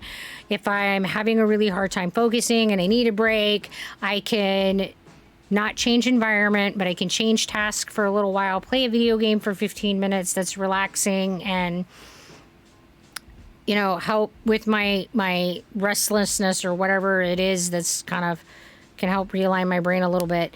And then I can go back to that other task, and I don't have to do a big takedown setup, putting away and taking out and all that, which can cause and trigger a whole cascade of other things of distraction for the whole ADHD adventures that can lead to me not coming back to the task that I was supposed to be taking a break from. So it makes it more likely that the break that I am taking will lead to just a break, and I'll come back to the task that I was trying to take a break from, if that makes any sense. So I think that's another thing that I like about it, because I'll be writing a blog entry or whatever, and I'll be really stuck and not sure, and I just need to do something 10-15 minutes. So I'll open up some Balloon Tower Defense 6 and pop some balloons for a little bit, and then let it just kind of mull in there, and then I can go back to it. So I like that. And I like that if I'm really stuck in a game and I can't figure out what I'm doing and I'm getting really frustrated, I'm right where I can quickly do a Google search. And so those are the things that I like about using a computer. And I also really like the way that the Steam platform is set up. I like that there are a bunch of games that are available for free that I can just try out and play. And so that if I'm at a point in my life that I don't have a lot of money for extras, that I can still get new video games and do, try new stuff without spending any money, so I can still have new entertainment. Or I can play some of the more leading titles, like you have the Final Fantasy titles on Steam. So I think that's another reason that I like the computer, is that I really like the way that the Steam platform is set up in offering some financial diversity in what's offered. Anything from like literally zero to a couple dollars to your full on $60-$70 video games. So it makes it more accessible for me even when I'm at my times that I don't have the money to spend on video games. So yeah. That was a big long rant. Sorry about that. Right in the face hole. Thank you, Amex Sweta. But I mean, I guess that's just kind of how I answer questions. I never give like a simple, I do this thing and leave it at that. It's always like, yeah, I do this thing and this is why, and this is what got me into it, and this is when I first did it, and I could even go into like what my second cousin's first cousin's mom's dad's brother prefers. You just never know. Yeah, that I totally info dump. I call it word vomit, but yeah, I've definitely encountered the info dumping. Yeah, like I get excited about a topic and it's just like, here, know all the things. So you guys just got like word vomited, info dumped. Yep, there you go. Me. Which is also a very ADHD or autistic thing. It happens all the time here.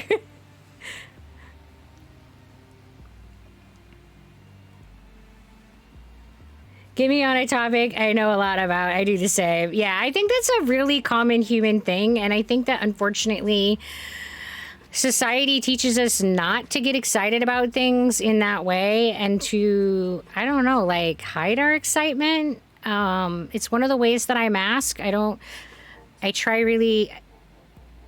It's one of the ways that I frequently have masked, and I'm trying really hard to mask less, so I try to be less conscious about things like info dumping. But yeah.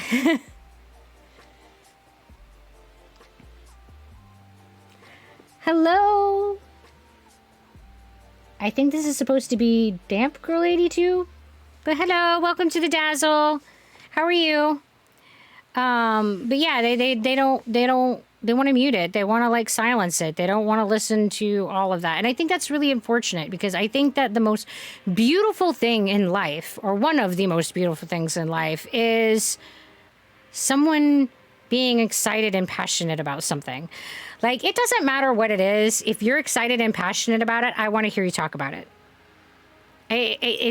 There's nothing more amazing than seeing somebody light up that way. Like, I have a friend that is really into makeup, and she sells it, and she does makeup tutorials, and she is a makeup guru, and she loves makeup.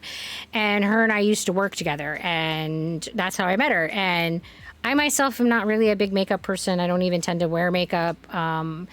And if I do, it's for like a costume or Halloween stuff. But she's like everyday religiously makeup. But I love listening to her talk about makeup and explain the differences of foundation and why you would use one foundation over another. And I love listening to her talk about differences of blush and the differences of eyeliner. I'm never going to use these products. I don't need this information. But I love the passion, and I love the excitement, and I love seeing how she lights up, and the way that it makes her glow is the only way that I can explain it. The beautifulness that they take on when they talk about something that they're super excited and passionate and interested and in love with is one of the most amazing things to see. And I wish that we would allow people to celebrate more in those things, because I would really rather everybody go around talking about the things that make them excited rather than talking about how other people have disappointed them, or how other people don't meet their expectations, or how other people behave in ways they don't approve of. I would much rather listen to somebody's excitements of the things that I'm not interested in. I I would much rather that be our conversation. How am I? I'm doing pretty good. I used to steal my sister's makeup and put on looking like a clown, looked ugly as fuck, but learned what is what, right? I think that there's definitely a huge learning curve with makeup, and I, for a long time, felt a lot of pressure to be female enough that, so I had to felt I had to wear makeup because that was what women did, and that's what females did. And in order to be female enough, I had to be part of that.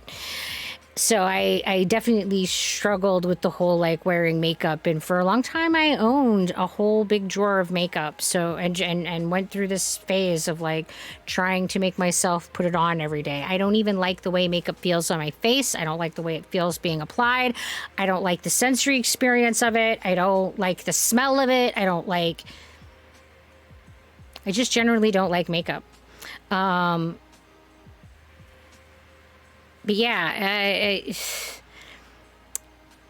and I have since decided that it's not for me, and that I don't need that in my life to be a complete whole human being, and that I don't need to measure up to someone else's idea of what is feminine enough and how much of me needs to be feminine.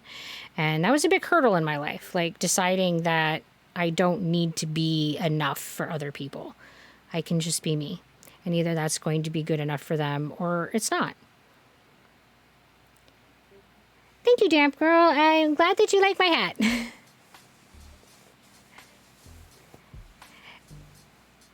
But yeah, I think it's super amazing when people get excited about stuff. And I love finding out and discovering what people's projects are, what their hobbies are, what their passions are, what it is that lights up that spark. Because, man, I want them to info dump. And they always then, oh, I'm sorry, I'm oversharing. No, please keep talking. I love it.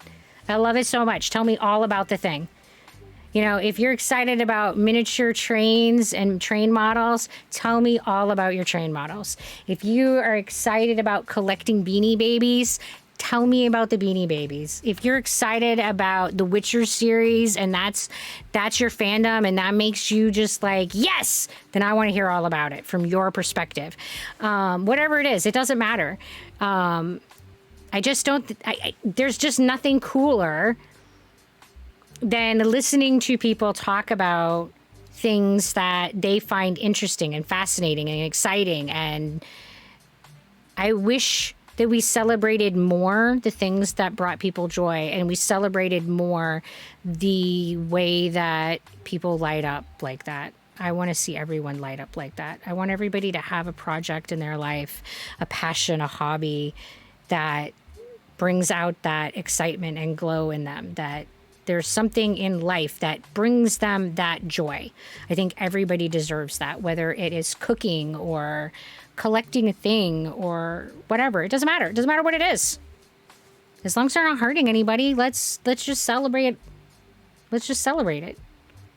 That joy that comes from the simplicity of loving a thing.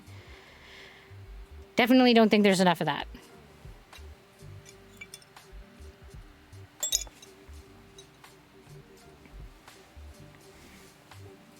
Geralt in English dub is so bad if you compare it to the Polish one. Oh, yeah?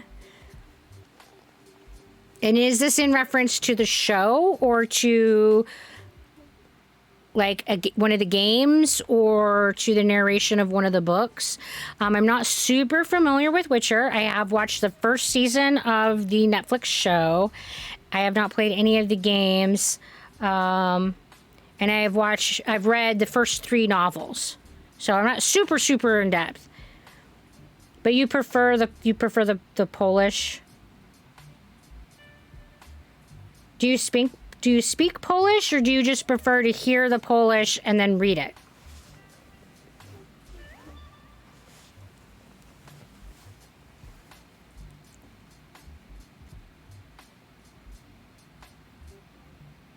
Oh, they're similar languages? I did not know that.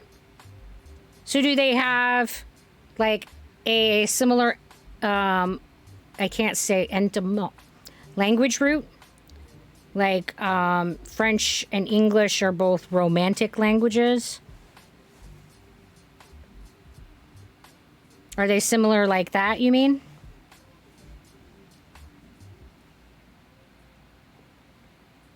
Because I am definitely not a language expert.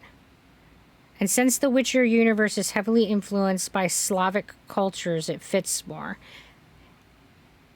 Yeah, I definitely had to look up a lot of the creatures and references that they were making because I had never heard of them.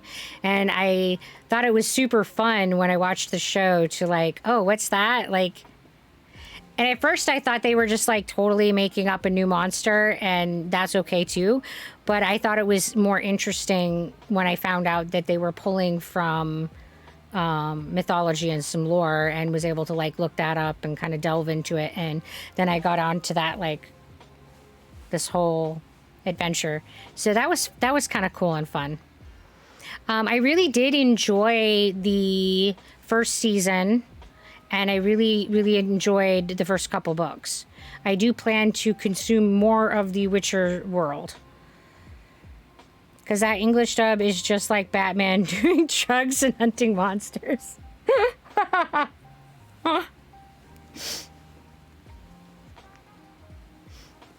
So would you say that you are part of the Witcher fandom? And if so, are you exclusively a fan of the games? Or do you like follow all of the Witcher things?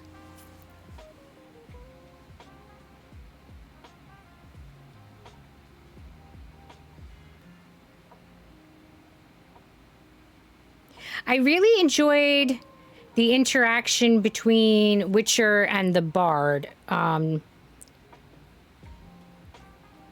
his name is different in the show and the book and how it was translated, and books, games, series was something bad. Yeah, I've seen it translated as Marigold. I've seen it translated as Dandelion. So I just usually just make reference to the Bard. It seems to be a flower. It seems to be pretty consistently a yellow flower of some variety.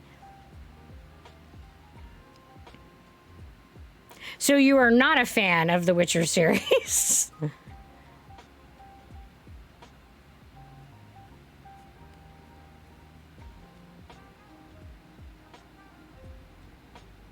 I found it funny how marigold is something like spinach.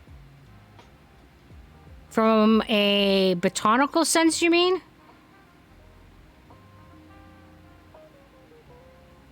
I'm assuming you don't mean that the character was like spinach.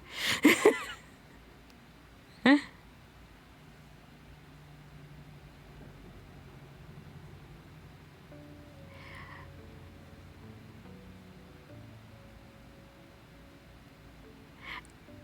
I find it interesting that it's translated to various different edible medicinal yellow flowers.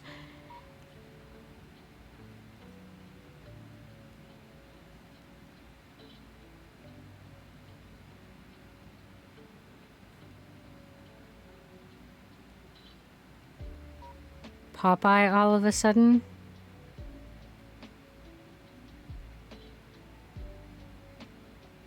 I guess I don't know what you mean by that.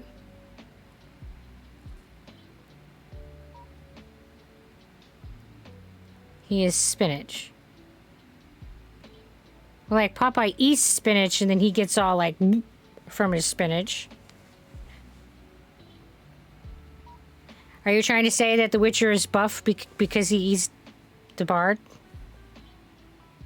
Because, wow, that takes on some connotation.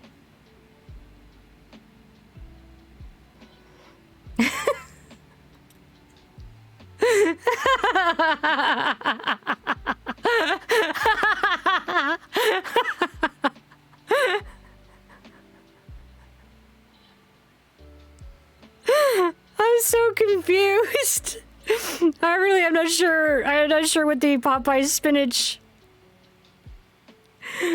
I need to go now, but I hope you have a wonderful rest of your stream. Well, thank you for stopping by and visiting. I hope you have a wonderful evening or day, whatever you're up to.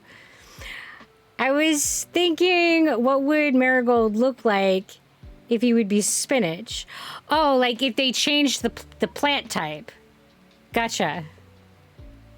From a more ornamental flower to a more vegetable labeled plant. Gotcha.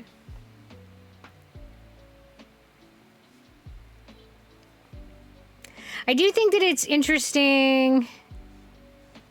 Marigold in Polish is spinach. That's interesting. As in they're the same word? And they're the same, they use the same word for both plants?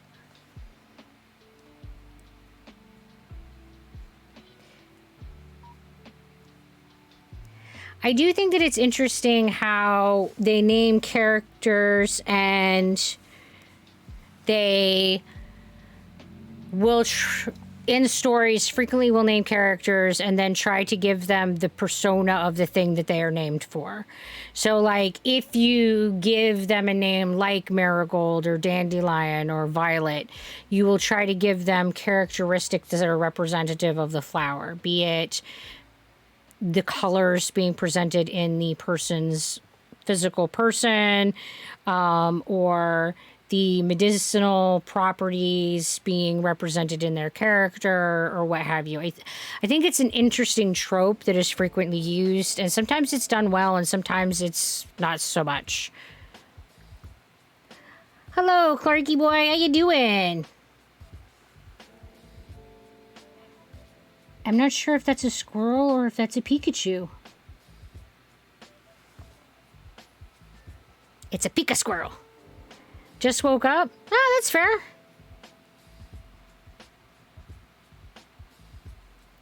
I find it funny how Danton is busy playing a game, but is way too invested in this conversation, so he does not know what to do first. That's a Pikachu Shiba. What is a Pikachu Shiba? Is that one of his evolutions, or is that a mashup that somebody created?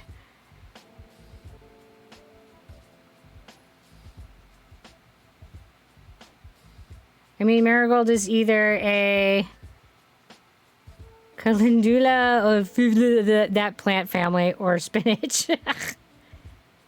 Shiba is a type of dog. Oh, okay, so it's a mashup. So it's a mashup of a little, I'm assuming a little dog and a Pikachu. All right. I'm like, it doesn't look like the right colors and it's not quite the right shape, but it's definitely got some Pikachu vibe going on.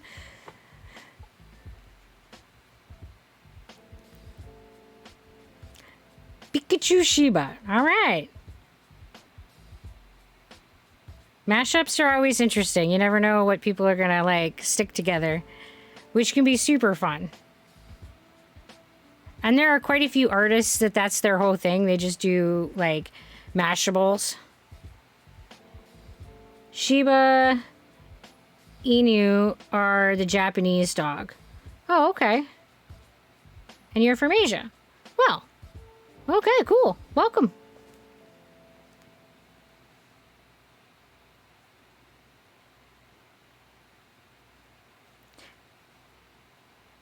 That is very cool. I love that people from all over the world come and visit us at our stream. I really enjoy that diversity. It gives us an opportunity to like hear about perspectives from other places and learn things about other places, even if it is just what kind of dogs they have.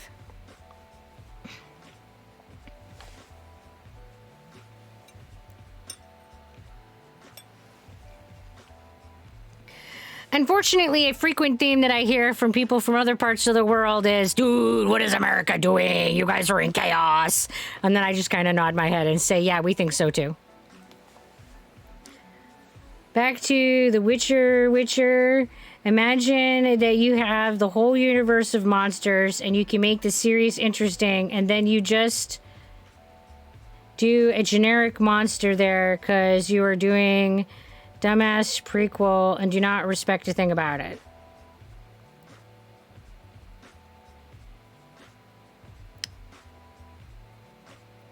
So you did not feel that the show was respectful to the book, I'm going to say. Were you a fan of the book?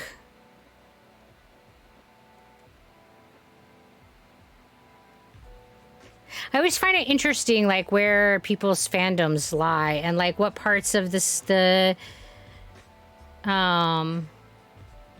franchise they appreciate and which parts of the franchise they're like, no, not so much.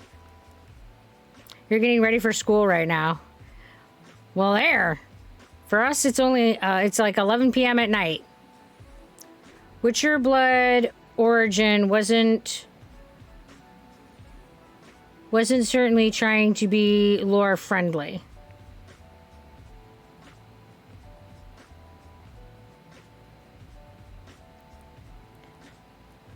I like your outfit with the smiley face. Oh, well, thank you, Clarky boy. I appreciate that. Because there was no book as a base of that era.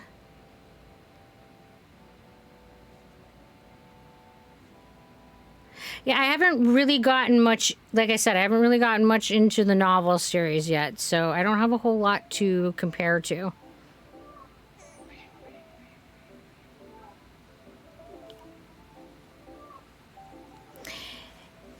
It wasn't respectful to books nor games, and even the actor of Geralt apologized to fans how bad it was. Oh, so you also felt like it didn't, like, really cross over there well, Smolfy. I'm doing a wiggle. Thank you, Clarky boy. Hey, everybody, let's wiggle around. And that emote is super cute with its wiggly. So they just wrote a shit script and slammed Witcher there.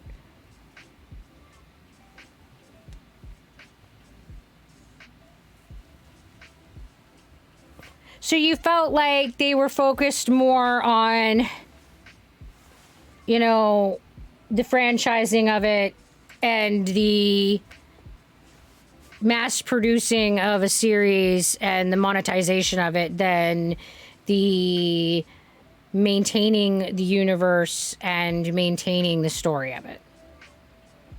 It was supposed to be about Witcher Origins, but all was generic nothingness.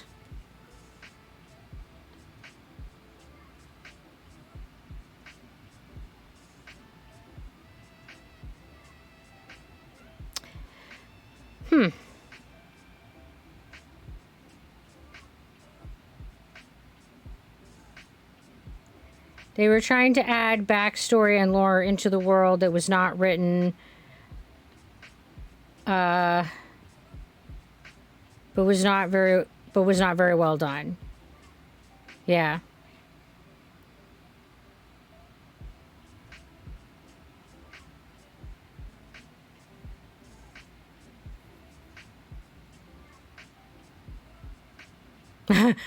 Understatement.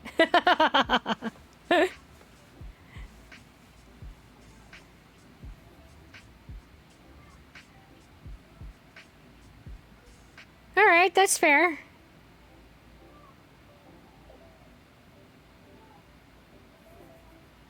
I mean, I personally feel that it's unfortunate that, at least in America, film is considered to be like the peak and epitome of all the things great, because I feel like very few books translate well into movies. I think that most of the time, if I really enjoy a book and it becomes a movie, it is a very rare thing that I enjoy the movie. I think The Green Mile translated into an amazing movie. I think that they did a very good job in staying incredibly true to what was in the novel and that it translated beautifully well into a film. I think that is a rare exception.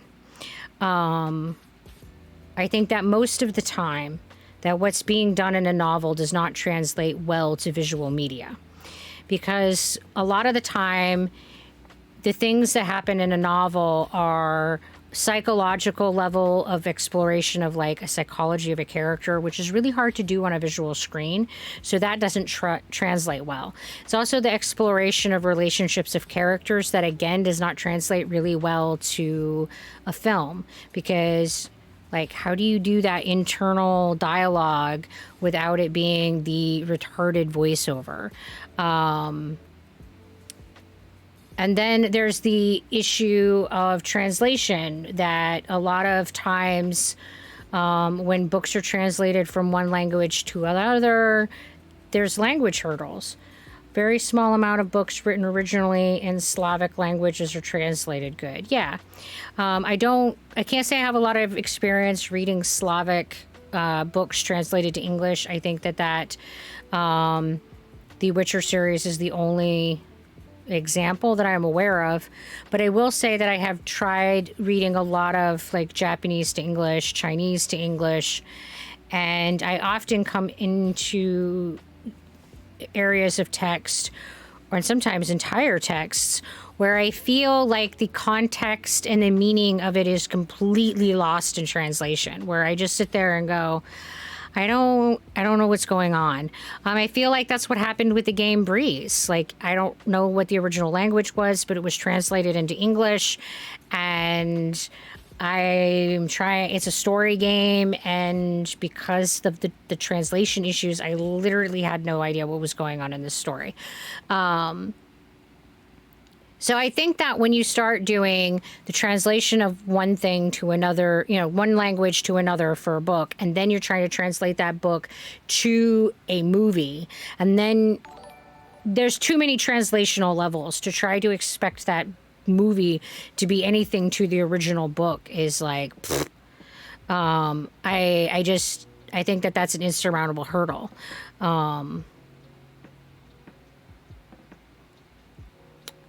And I think it's also unfortunate, because I think that a lot of really good stories get really poorly represented in film.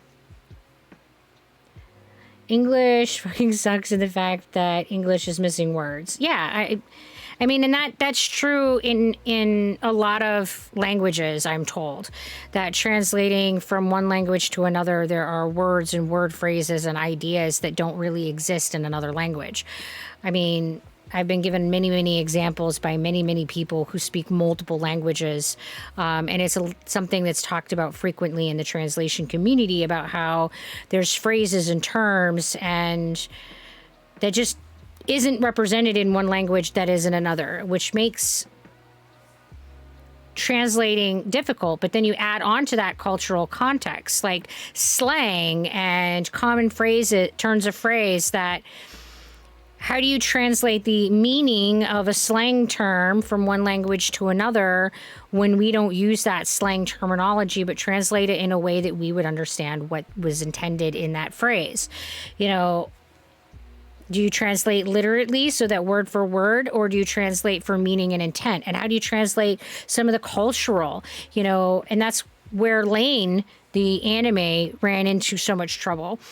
And so many American viewers just sat there and went, what the hell did I just watch? Because there were so many cultural references and cultural things that it just assumed you knew and understood, that I literally had to watch 13 hours of other explanation of what was going on in Lane for me to understand what I was seeing, to understand the cultural references that I was seeing in Lane, to be able to even understand what Lane was talking about. That it just made it really difficult to enjoy, the experience. So yeah, translations are difficult. Translations face a lot of challenges. Somolfi was living for a year in Taiwan. We got one part of the bookshelf dedicated to Chinese literature. Okay.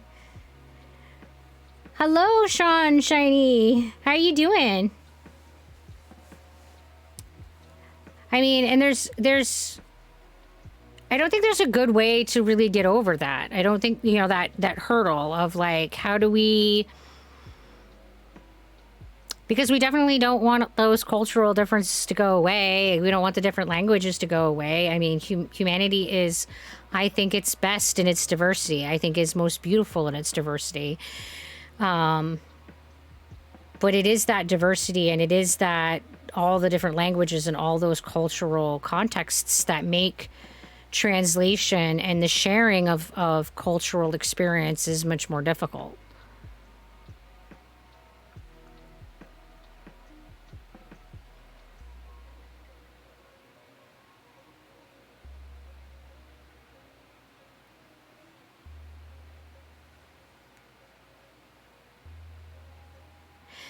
And I guess I just am kind of curious why the show writers felt that they needed to write backstory that wasn't, and lore that wasn't present in the books, and didn't just leave it as it was. Like, if something wasn't written in the novel, like, why did it need to be there?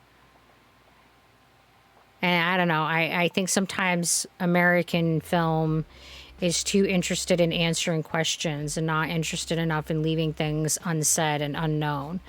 You don't have to know what the bad guy looks like if it is some supernatural entity. You don't have to know where a supernatural phenomenon, came from. Also, please stop putting black people in 15th century Middle Europe. They weren't really there. They weren't here. I mean, I think that there's a lot of that going back both ways, Danton. There's a lot of people being portrayed as white when historically they should have been black. I think that there are a lot of people being portrayed. Yeah, like, and how do you approach a film? Should you approach it by the person that can portray the character with the best quality of acting? Do you pick the actor that looks the most like the character is described in the story and would be most historically accurate as looking like they belong there, even though they don't act well? Like, I don't have a good answer to any of that, but I think that it is much more often in film that white people are placed where someone should have been another race. And I think that that's something very problematic in film. Yeah, when it comes to Chinese, I found out that people from other Slavic countries had easier time to understand a small difference in meaning of words, which was not that easily understandable in English or be properly translated. Well, that's interesting, Smolfy. I do think that different languages translate better or worse. Being an avid reader, I do feel like there are some languages that, having read their translations, I sit there and go, what the heck am I reading?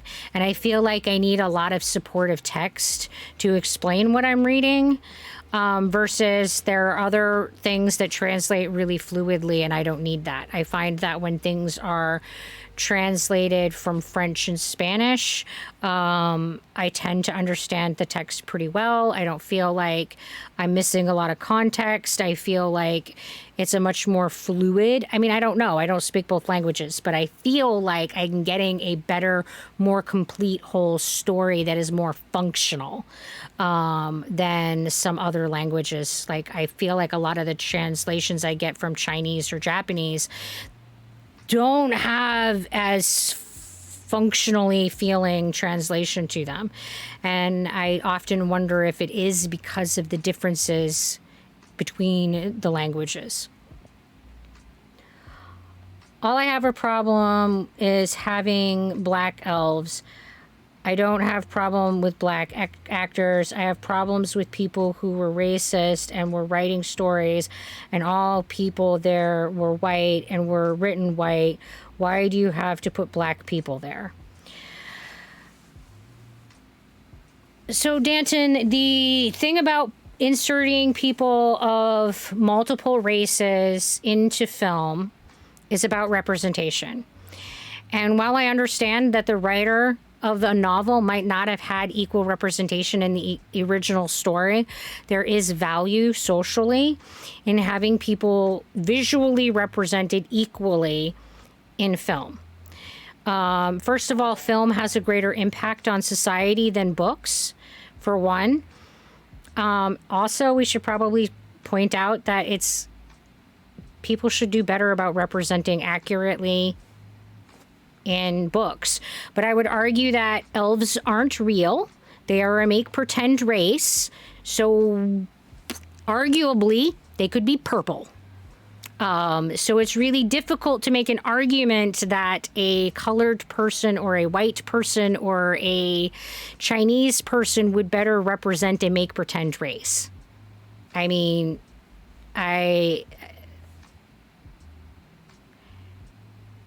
there's nothing in The Witcher that is real. It's all make pretend. So it's really difficult to make an argument that race doesn't represent a make pretend race. Do you see my point?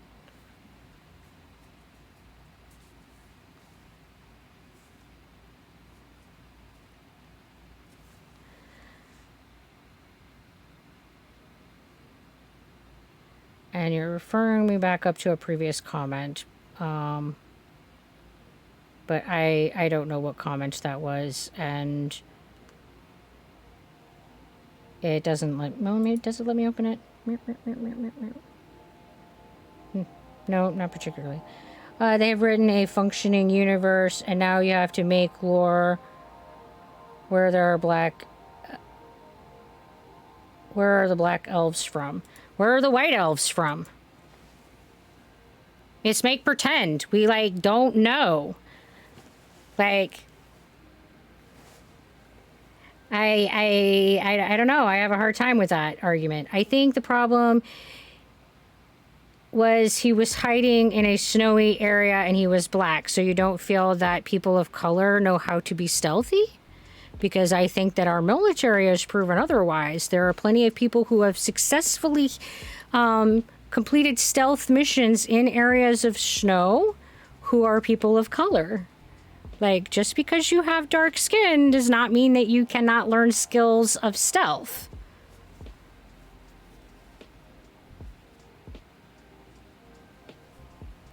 But the problem is that the Witcher universe is inspired by Slavic world. It is not common to have black people here. That is written.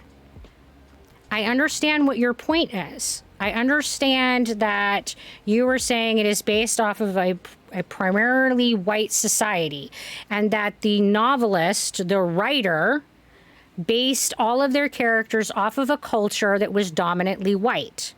I understand that. I understand that in Slavic culture, people are predominantly of a white skin, or super light brown skin if we really want to get technical. But anyway, of the fairer nature. I understand that that's what it was based on in the novelist's imagination. And that the people in that area have a particular skin tone. However, there are a few points that are worth mentioning, and that is, this is a complete made-up world. It is not the actual Slavic world. It is based off of, just like displacer beasts are based off of cats, but they don't exist, so they can be purple. And they can have tentacles, and that's okay, even though they're still based off of panthers. It's called reference material. And it really doesn't matter where the reference material was derived from. It isn't that reference material any longer. It has become this imaginary make-pretend world of the Witcher universe. And within that make-pretend Witcher universe, there is no rule set that dictates that these races can't be of different skin colors, be it green or purple or dark brown or blue, because they're make pretend races.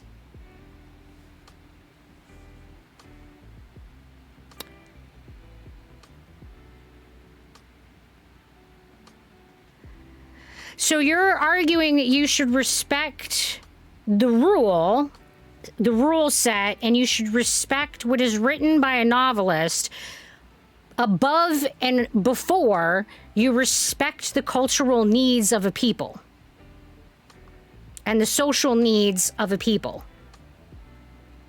I don't think that I can get behind that. It is not what I meant. It is more like he was supposed to be a snow elf. If he was somewhere else, people would not have a problem. Well, Smofy, that might be the case for you, but it sounds like Danton has a different issue. And I would also argue, is it necessarily true that snow elves are white? Is there a reason that a snow elf has to have white skin? They're make-pretend creatures. Who wrote the rule that a make-pretend creature has fair skin just because they live in a snow biome?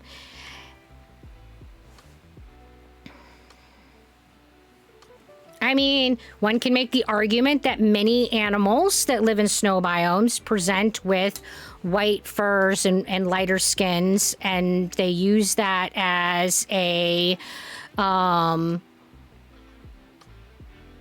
blending method. Yes, you're right. That particular novelist made that decision, but when he signed off the rights for someone else to take his work and make a creative adaptation of it, he gave them permission to reimagine his world.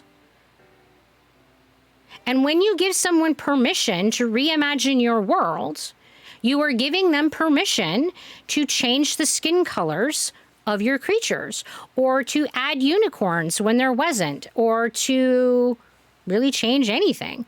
And I think that it's really interesting that a lot of people get very upset about this particular issue, but rarely get upset when a book that was predominantly presented with black characters gets represented on the screen with all white actors, which happens much, much, much, much more often.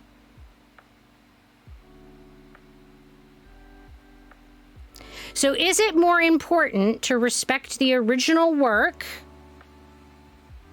Is it much more important to respect the original work and reflect just all white actors? Or is it more important to be inclusive and allow representation so that all people can feel included in the visual representation in film?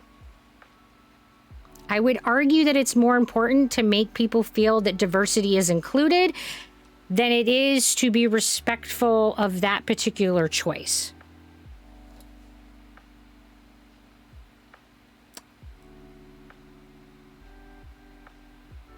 But what's the priority, Danton? What's the priority? Is it more important to say this work, this piece of fiction, this fantasy world is more sacred than, and more important than, to maintain its in exactness in its entirety while we're making pretend? Is that more important? Or is it more important to make people feel like they're wanted? I would argue every day of the week that it's more important to make people feel wanted and to put actors of diversity in film so that we're promoting a sense of belonging and diversity, even if we're not respecting the original work. Because I would argue that it is more important to make people feel wanted and to make diversity feel valued than it is to respect a make-pretend story. What do we value in culture? What do we value in our community? What's important? What things do we want to uphold when we're creating things to project out into the world?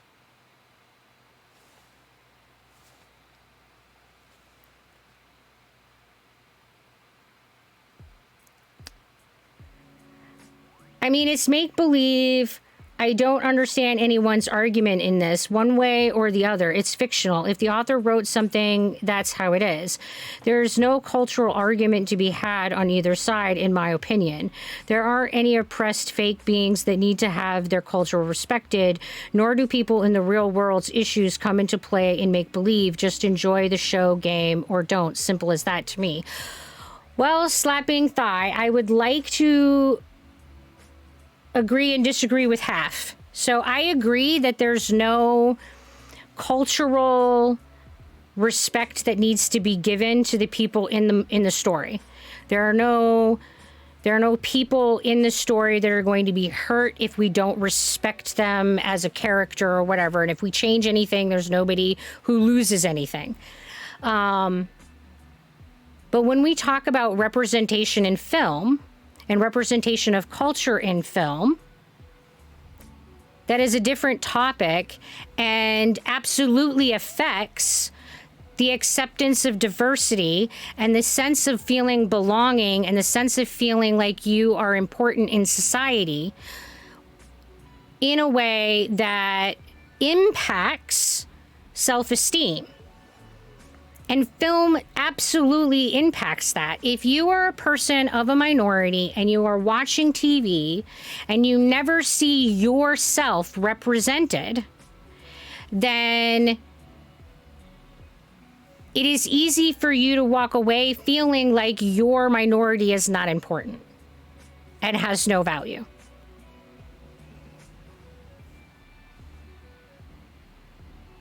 Well, people are wanted, and if they are having a problem with that, black people are not in film, that is your favorite universe, then you really have a problem. Having read the book, I can't say that I personally imagined every single character as white and Slavic. That's the amazing part about reading a book, is that you get to imagine them in your mind however you want them to be. I didn't imagine every single character in that novel as a traditionally Slavic appearing individual. They were not all white in my head. They didn't imagine up that way for me.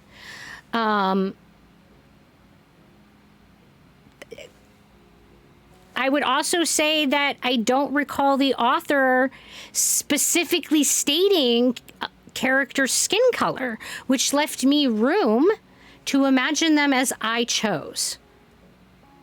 I also don't remember the author spending a lot of time telling me how tall or how short or what eye colors they have.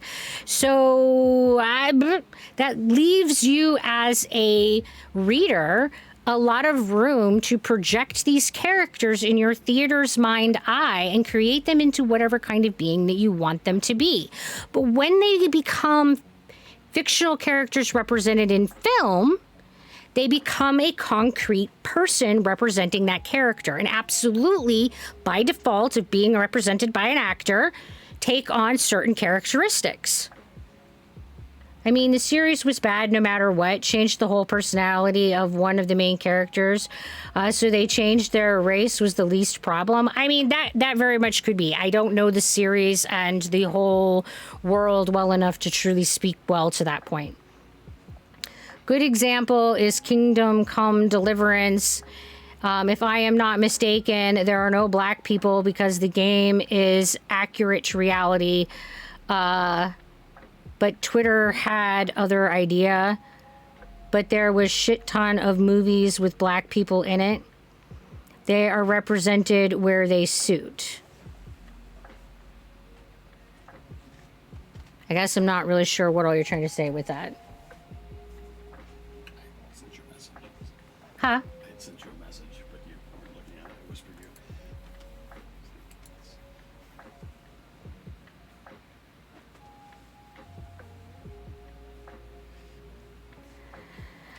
I can't say that I ever imagined any fictional character as any color. I don't have that much of an imagination. I just read the words and enjoy the story.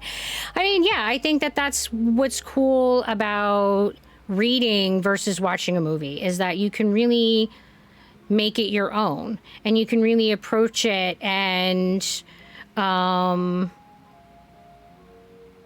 bring it into your own imaginational theater, which is different for everybody because everybody has a different amount of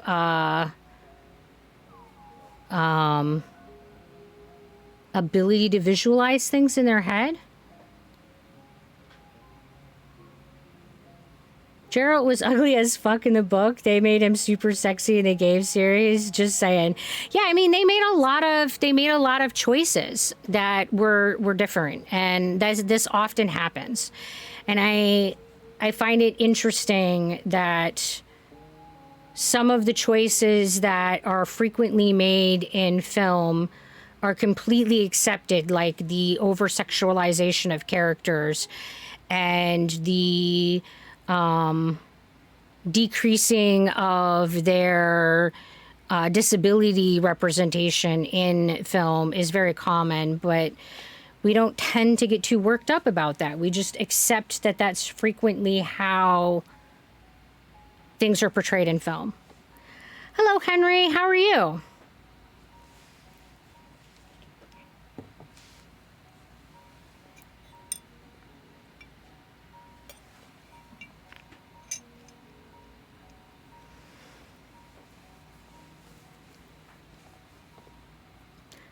But I think it's safe to say, Danton, that this is an issue that we're just going to have to agree to disagree on and leave it at that. And that's okay. We don't have to agree on everything.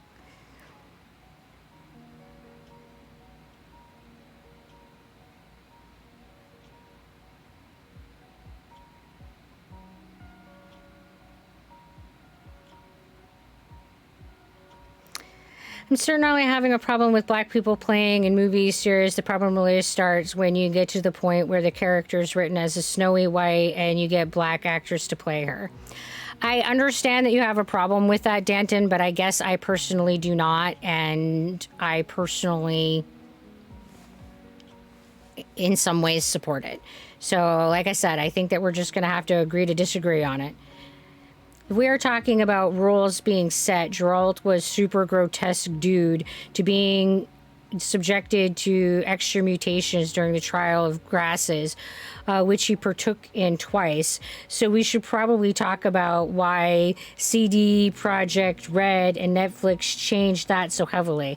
I mean, absolutely, and that was part of my point. Like, why do we pick this one thing that got cosmetically changed, and this is what people have an issue with, and then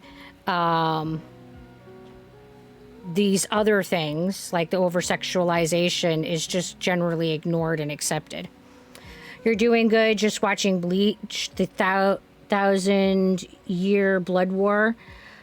Oh, I really enjoyed Bleach. I haven't watched all of it, though. There's so much of it. And I've just, and I've started reading some of the Bleach manga, and I have to say that I have enjoyed that a lot more than the anime. It's been really good.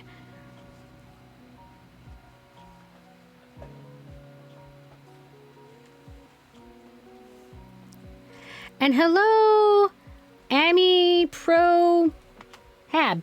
I'm sorry, I probably just killed your name. How are you?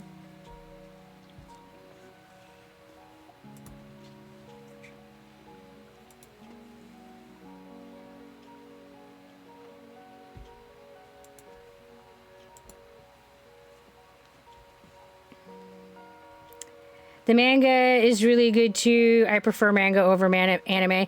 Yeah, I feel like a lot of the manga is better than the anime. I felt like that with a lot of different series. I felt that way with like Battle Angel Alita for sure. I think that the manga was by far way better than the anime. I felt that way with Nausicaa or Warrior of the Wind. I felt that the manga was way, way better than the anime. But I think that in general, I feel like books and comic books portray stories better than film. I think they can be easier to portray and explore complex ideas in a novel format than in a video format, especially if it has anything that's like psychological nature to it. So you're obviously an anime fan. Which one's your favorite anime, Henry?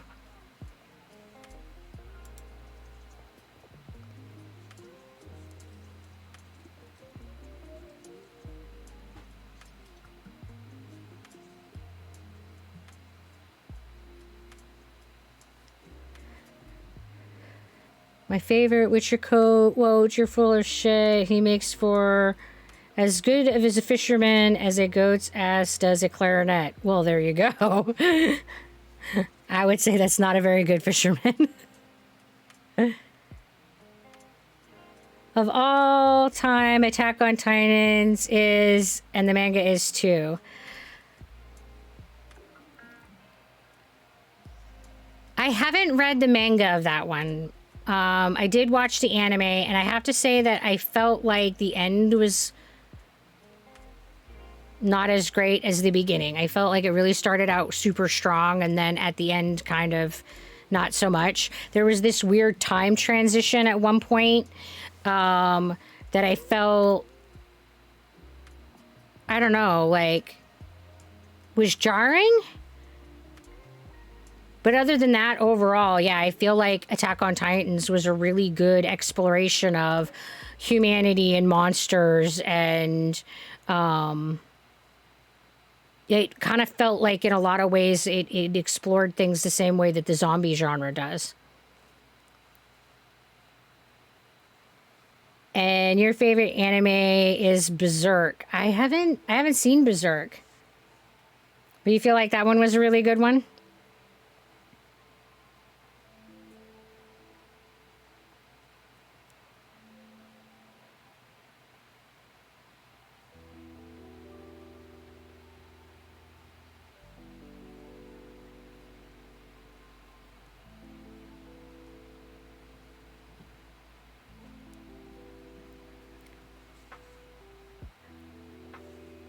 Yeah, I looking at, I would have to, I have not seen Berserk, so I don't have an opinion on that one. But kind of looking it up, it's visually appealing. Of course, these are all from the manga. It's I would say, given that it's black and white.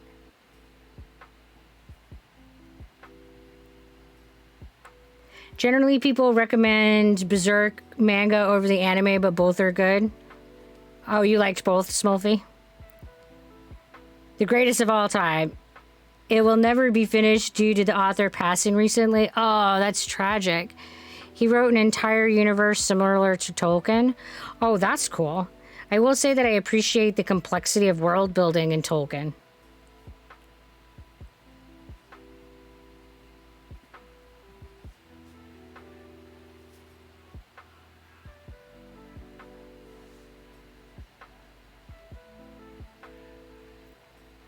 I mean, and it does have a really nice artistic style to it. Looks like a darker anime manga, though. Again, it's like, I would say this is from the manga, most of what I'm seeing. Given that it's all black and white art.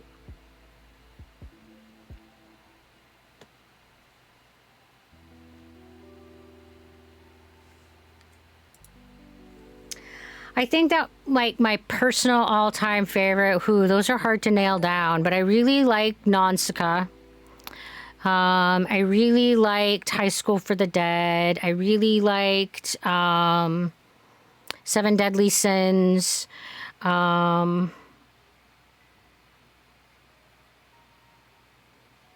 really liked Grave of the Fireflies, but I'm not sure I would say, like, which one's the best. I will say that Seven Deadly Sins is the one that I have watched the most. Like, I've watched that through multiple times. So if I had a favorite, it would probably be that one. The man had a magnum opus, or however you spell it. Yeah. that big project, right? And it's always unfortunate when creative people pass before they completely finish a creative project. That's super unfortunate. Because, you know, that someone else taking on that project, it would never be finished in the same way that it would be if they had had a chance to finish it. High School of the Dead, minus the huge melons constantly bouncing around, constantly, it was up in my top 10. Okay, so I don't know why, but part of the High School of the Dead's humor for me was the weirdness of the boob art, because they never obeyed any laws of physics. They were always ridiculous.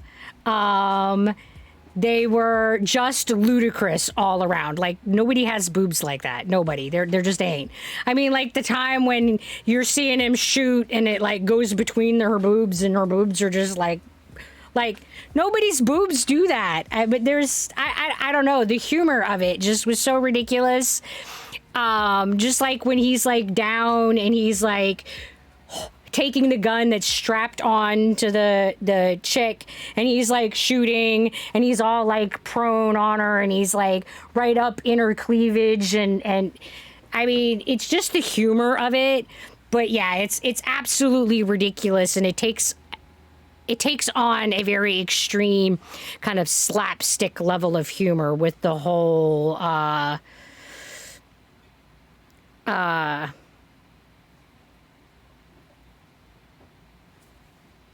yeah, it's just kind of a slapstick foolishness for it. And I think that had they removed that component, had they taken out the fan service, and if they had taken out the ridiculous boob physics and taken out some of that sexualization, I think they could have made a very serious and very dark evaluation of human nature. And I think it could have been very intense. But I think that that's what they were trying to avoid. I think they were trying to explore a lot of those dark topics without making it a dark anime, without making it a dark world. I think they were trying to balance that with some of that humor and foolishness, and like the bathtub scene was totally like ridiculous comedy. And without it being viewed as comic humor, it really doesn't belong. You know, it's comic relief. It's this shifting of flavor so that you can kind of like relax. But I think that it's kind of too bad, because I think it could have been a really amazing, intense thing if they had just made that commitment and gone that route. But I did appreciate the ridiculousness of it too. So there's that. I really did appreciate the ridiculous boob humor. Problem with Magnus Opus is that often people translate it as the biggest work. It is better translated as the most important work.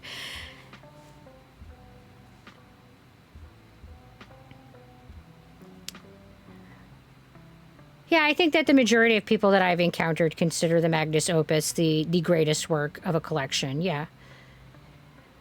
Let me tell you, Berserk didn't do that. Berserk went dark to the point that they tried canceling it. Oh, yeah?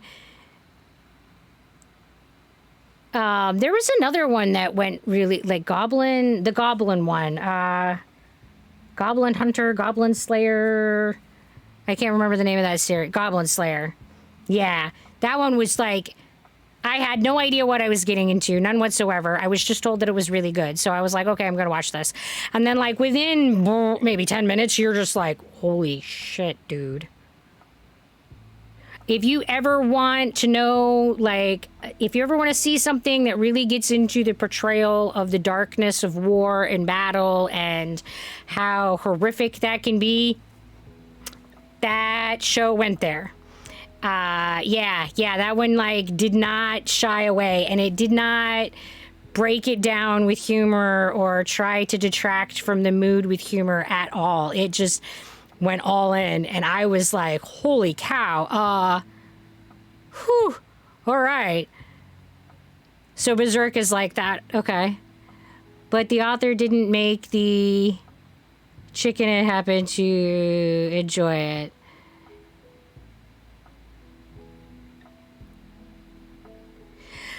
I mean, I think that if you are going to explore a dark topic, I genuinely would more appreciate films and books that embrace the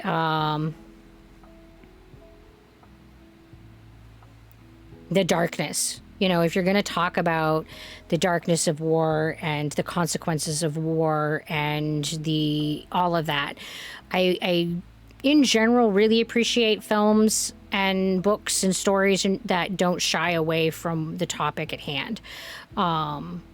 And I think that Grave of the Fireflies is a masterpiece in that. I think that it absolutely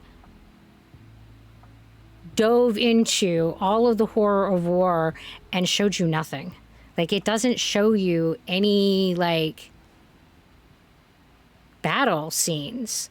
And yet, it really clearly and very thoroughly explores and evaluates the price that is paid in human blood and in society when we engage in combat and when we go to war. And it's an intense film.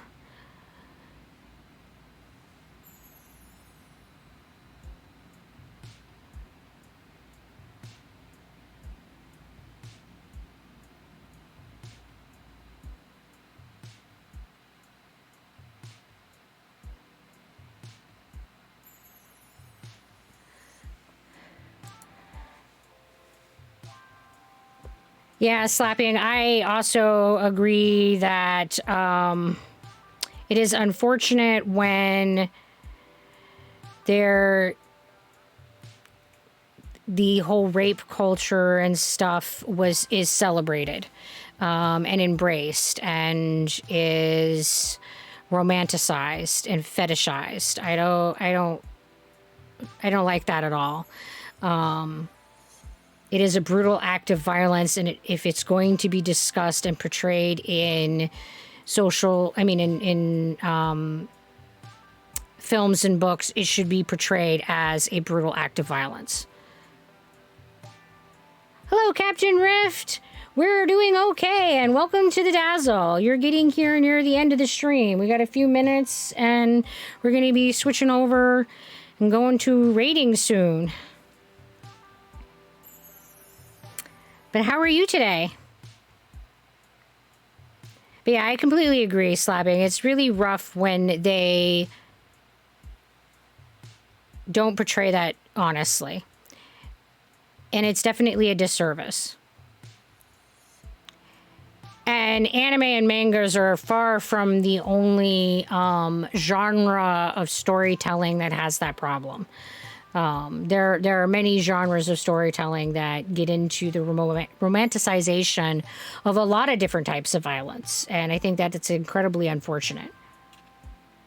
Oh, it was for sure. However, it was with the man that she loved and admired more than anyone else in the world. So it was hard for her because she legit, yeah. I mean, I kind of understand like that conflict, but yeah. So,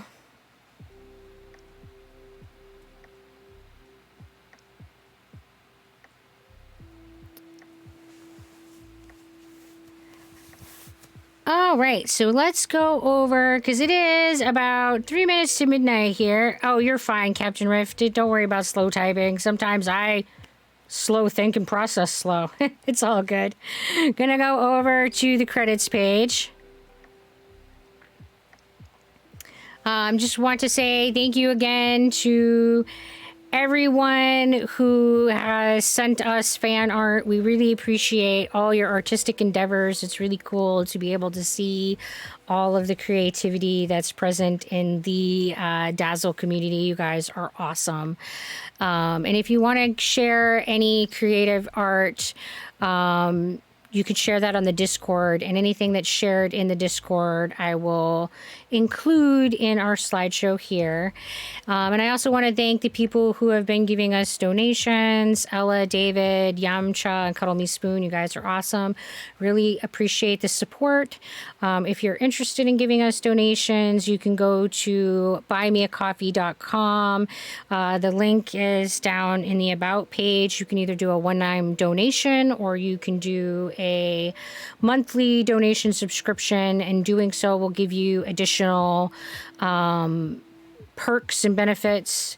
And if you are liking the art style of this channel, that all has been done by Siri Skulk. She has done all of the emojis. She's done all of my character art, all of the overlays. And if you go to my About page, you know, down underneath the stream, you can follow the link to her Ko-fi page where you can see bigger images of the emotes, and you can check out the other type of artwork that she does. And if you are interested, you can also get commissions from her. So she's a cool artist. You should check out her stuff. And hello, Buzz. You're joining us right at the end of stuff. All right, let's take a look and see who is currently streaming right now.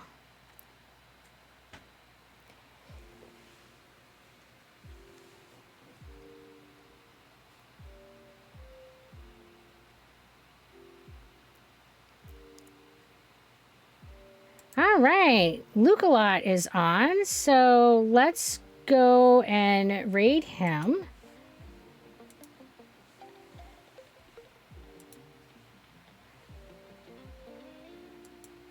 So as always, throw him 3 or 4 Doritos so that we can come with snacks.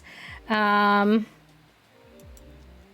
him some love. Let him know that he's supported and he's amazing, because Lukalot is awesome. He's one of my favorite streamers.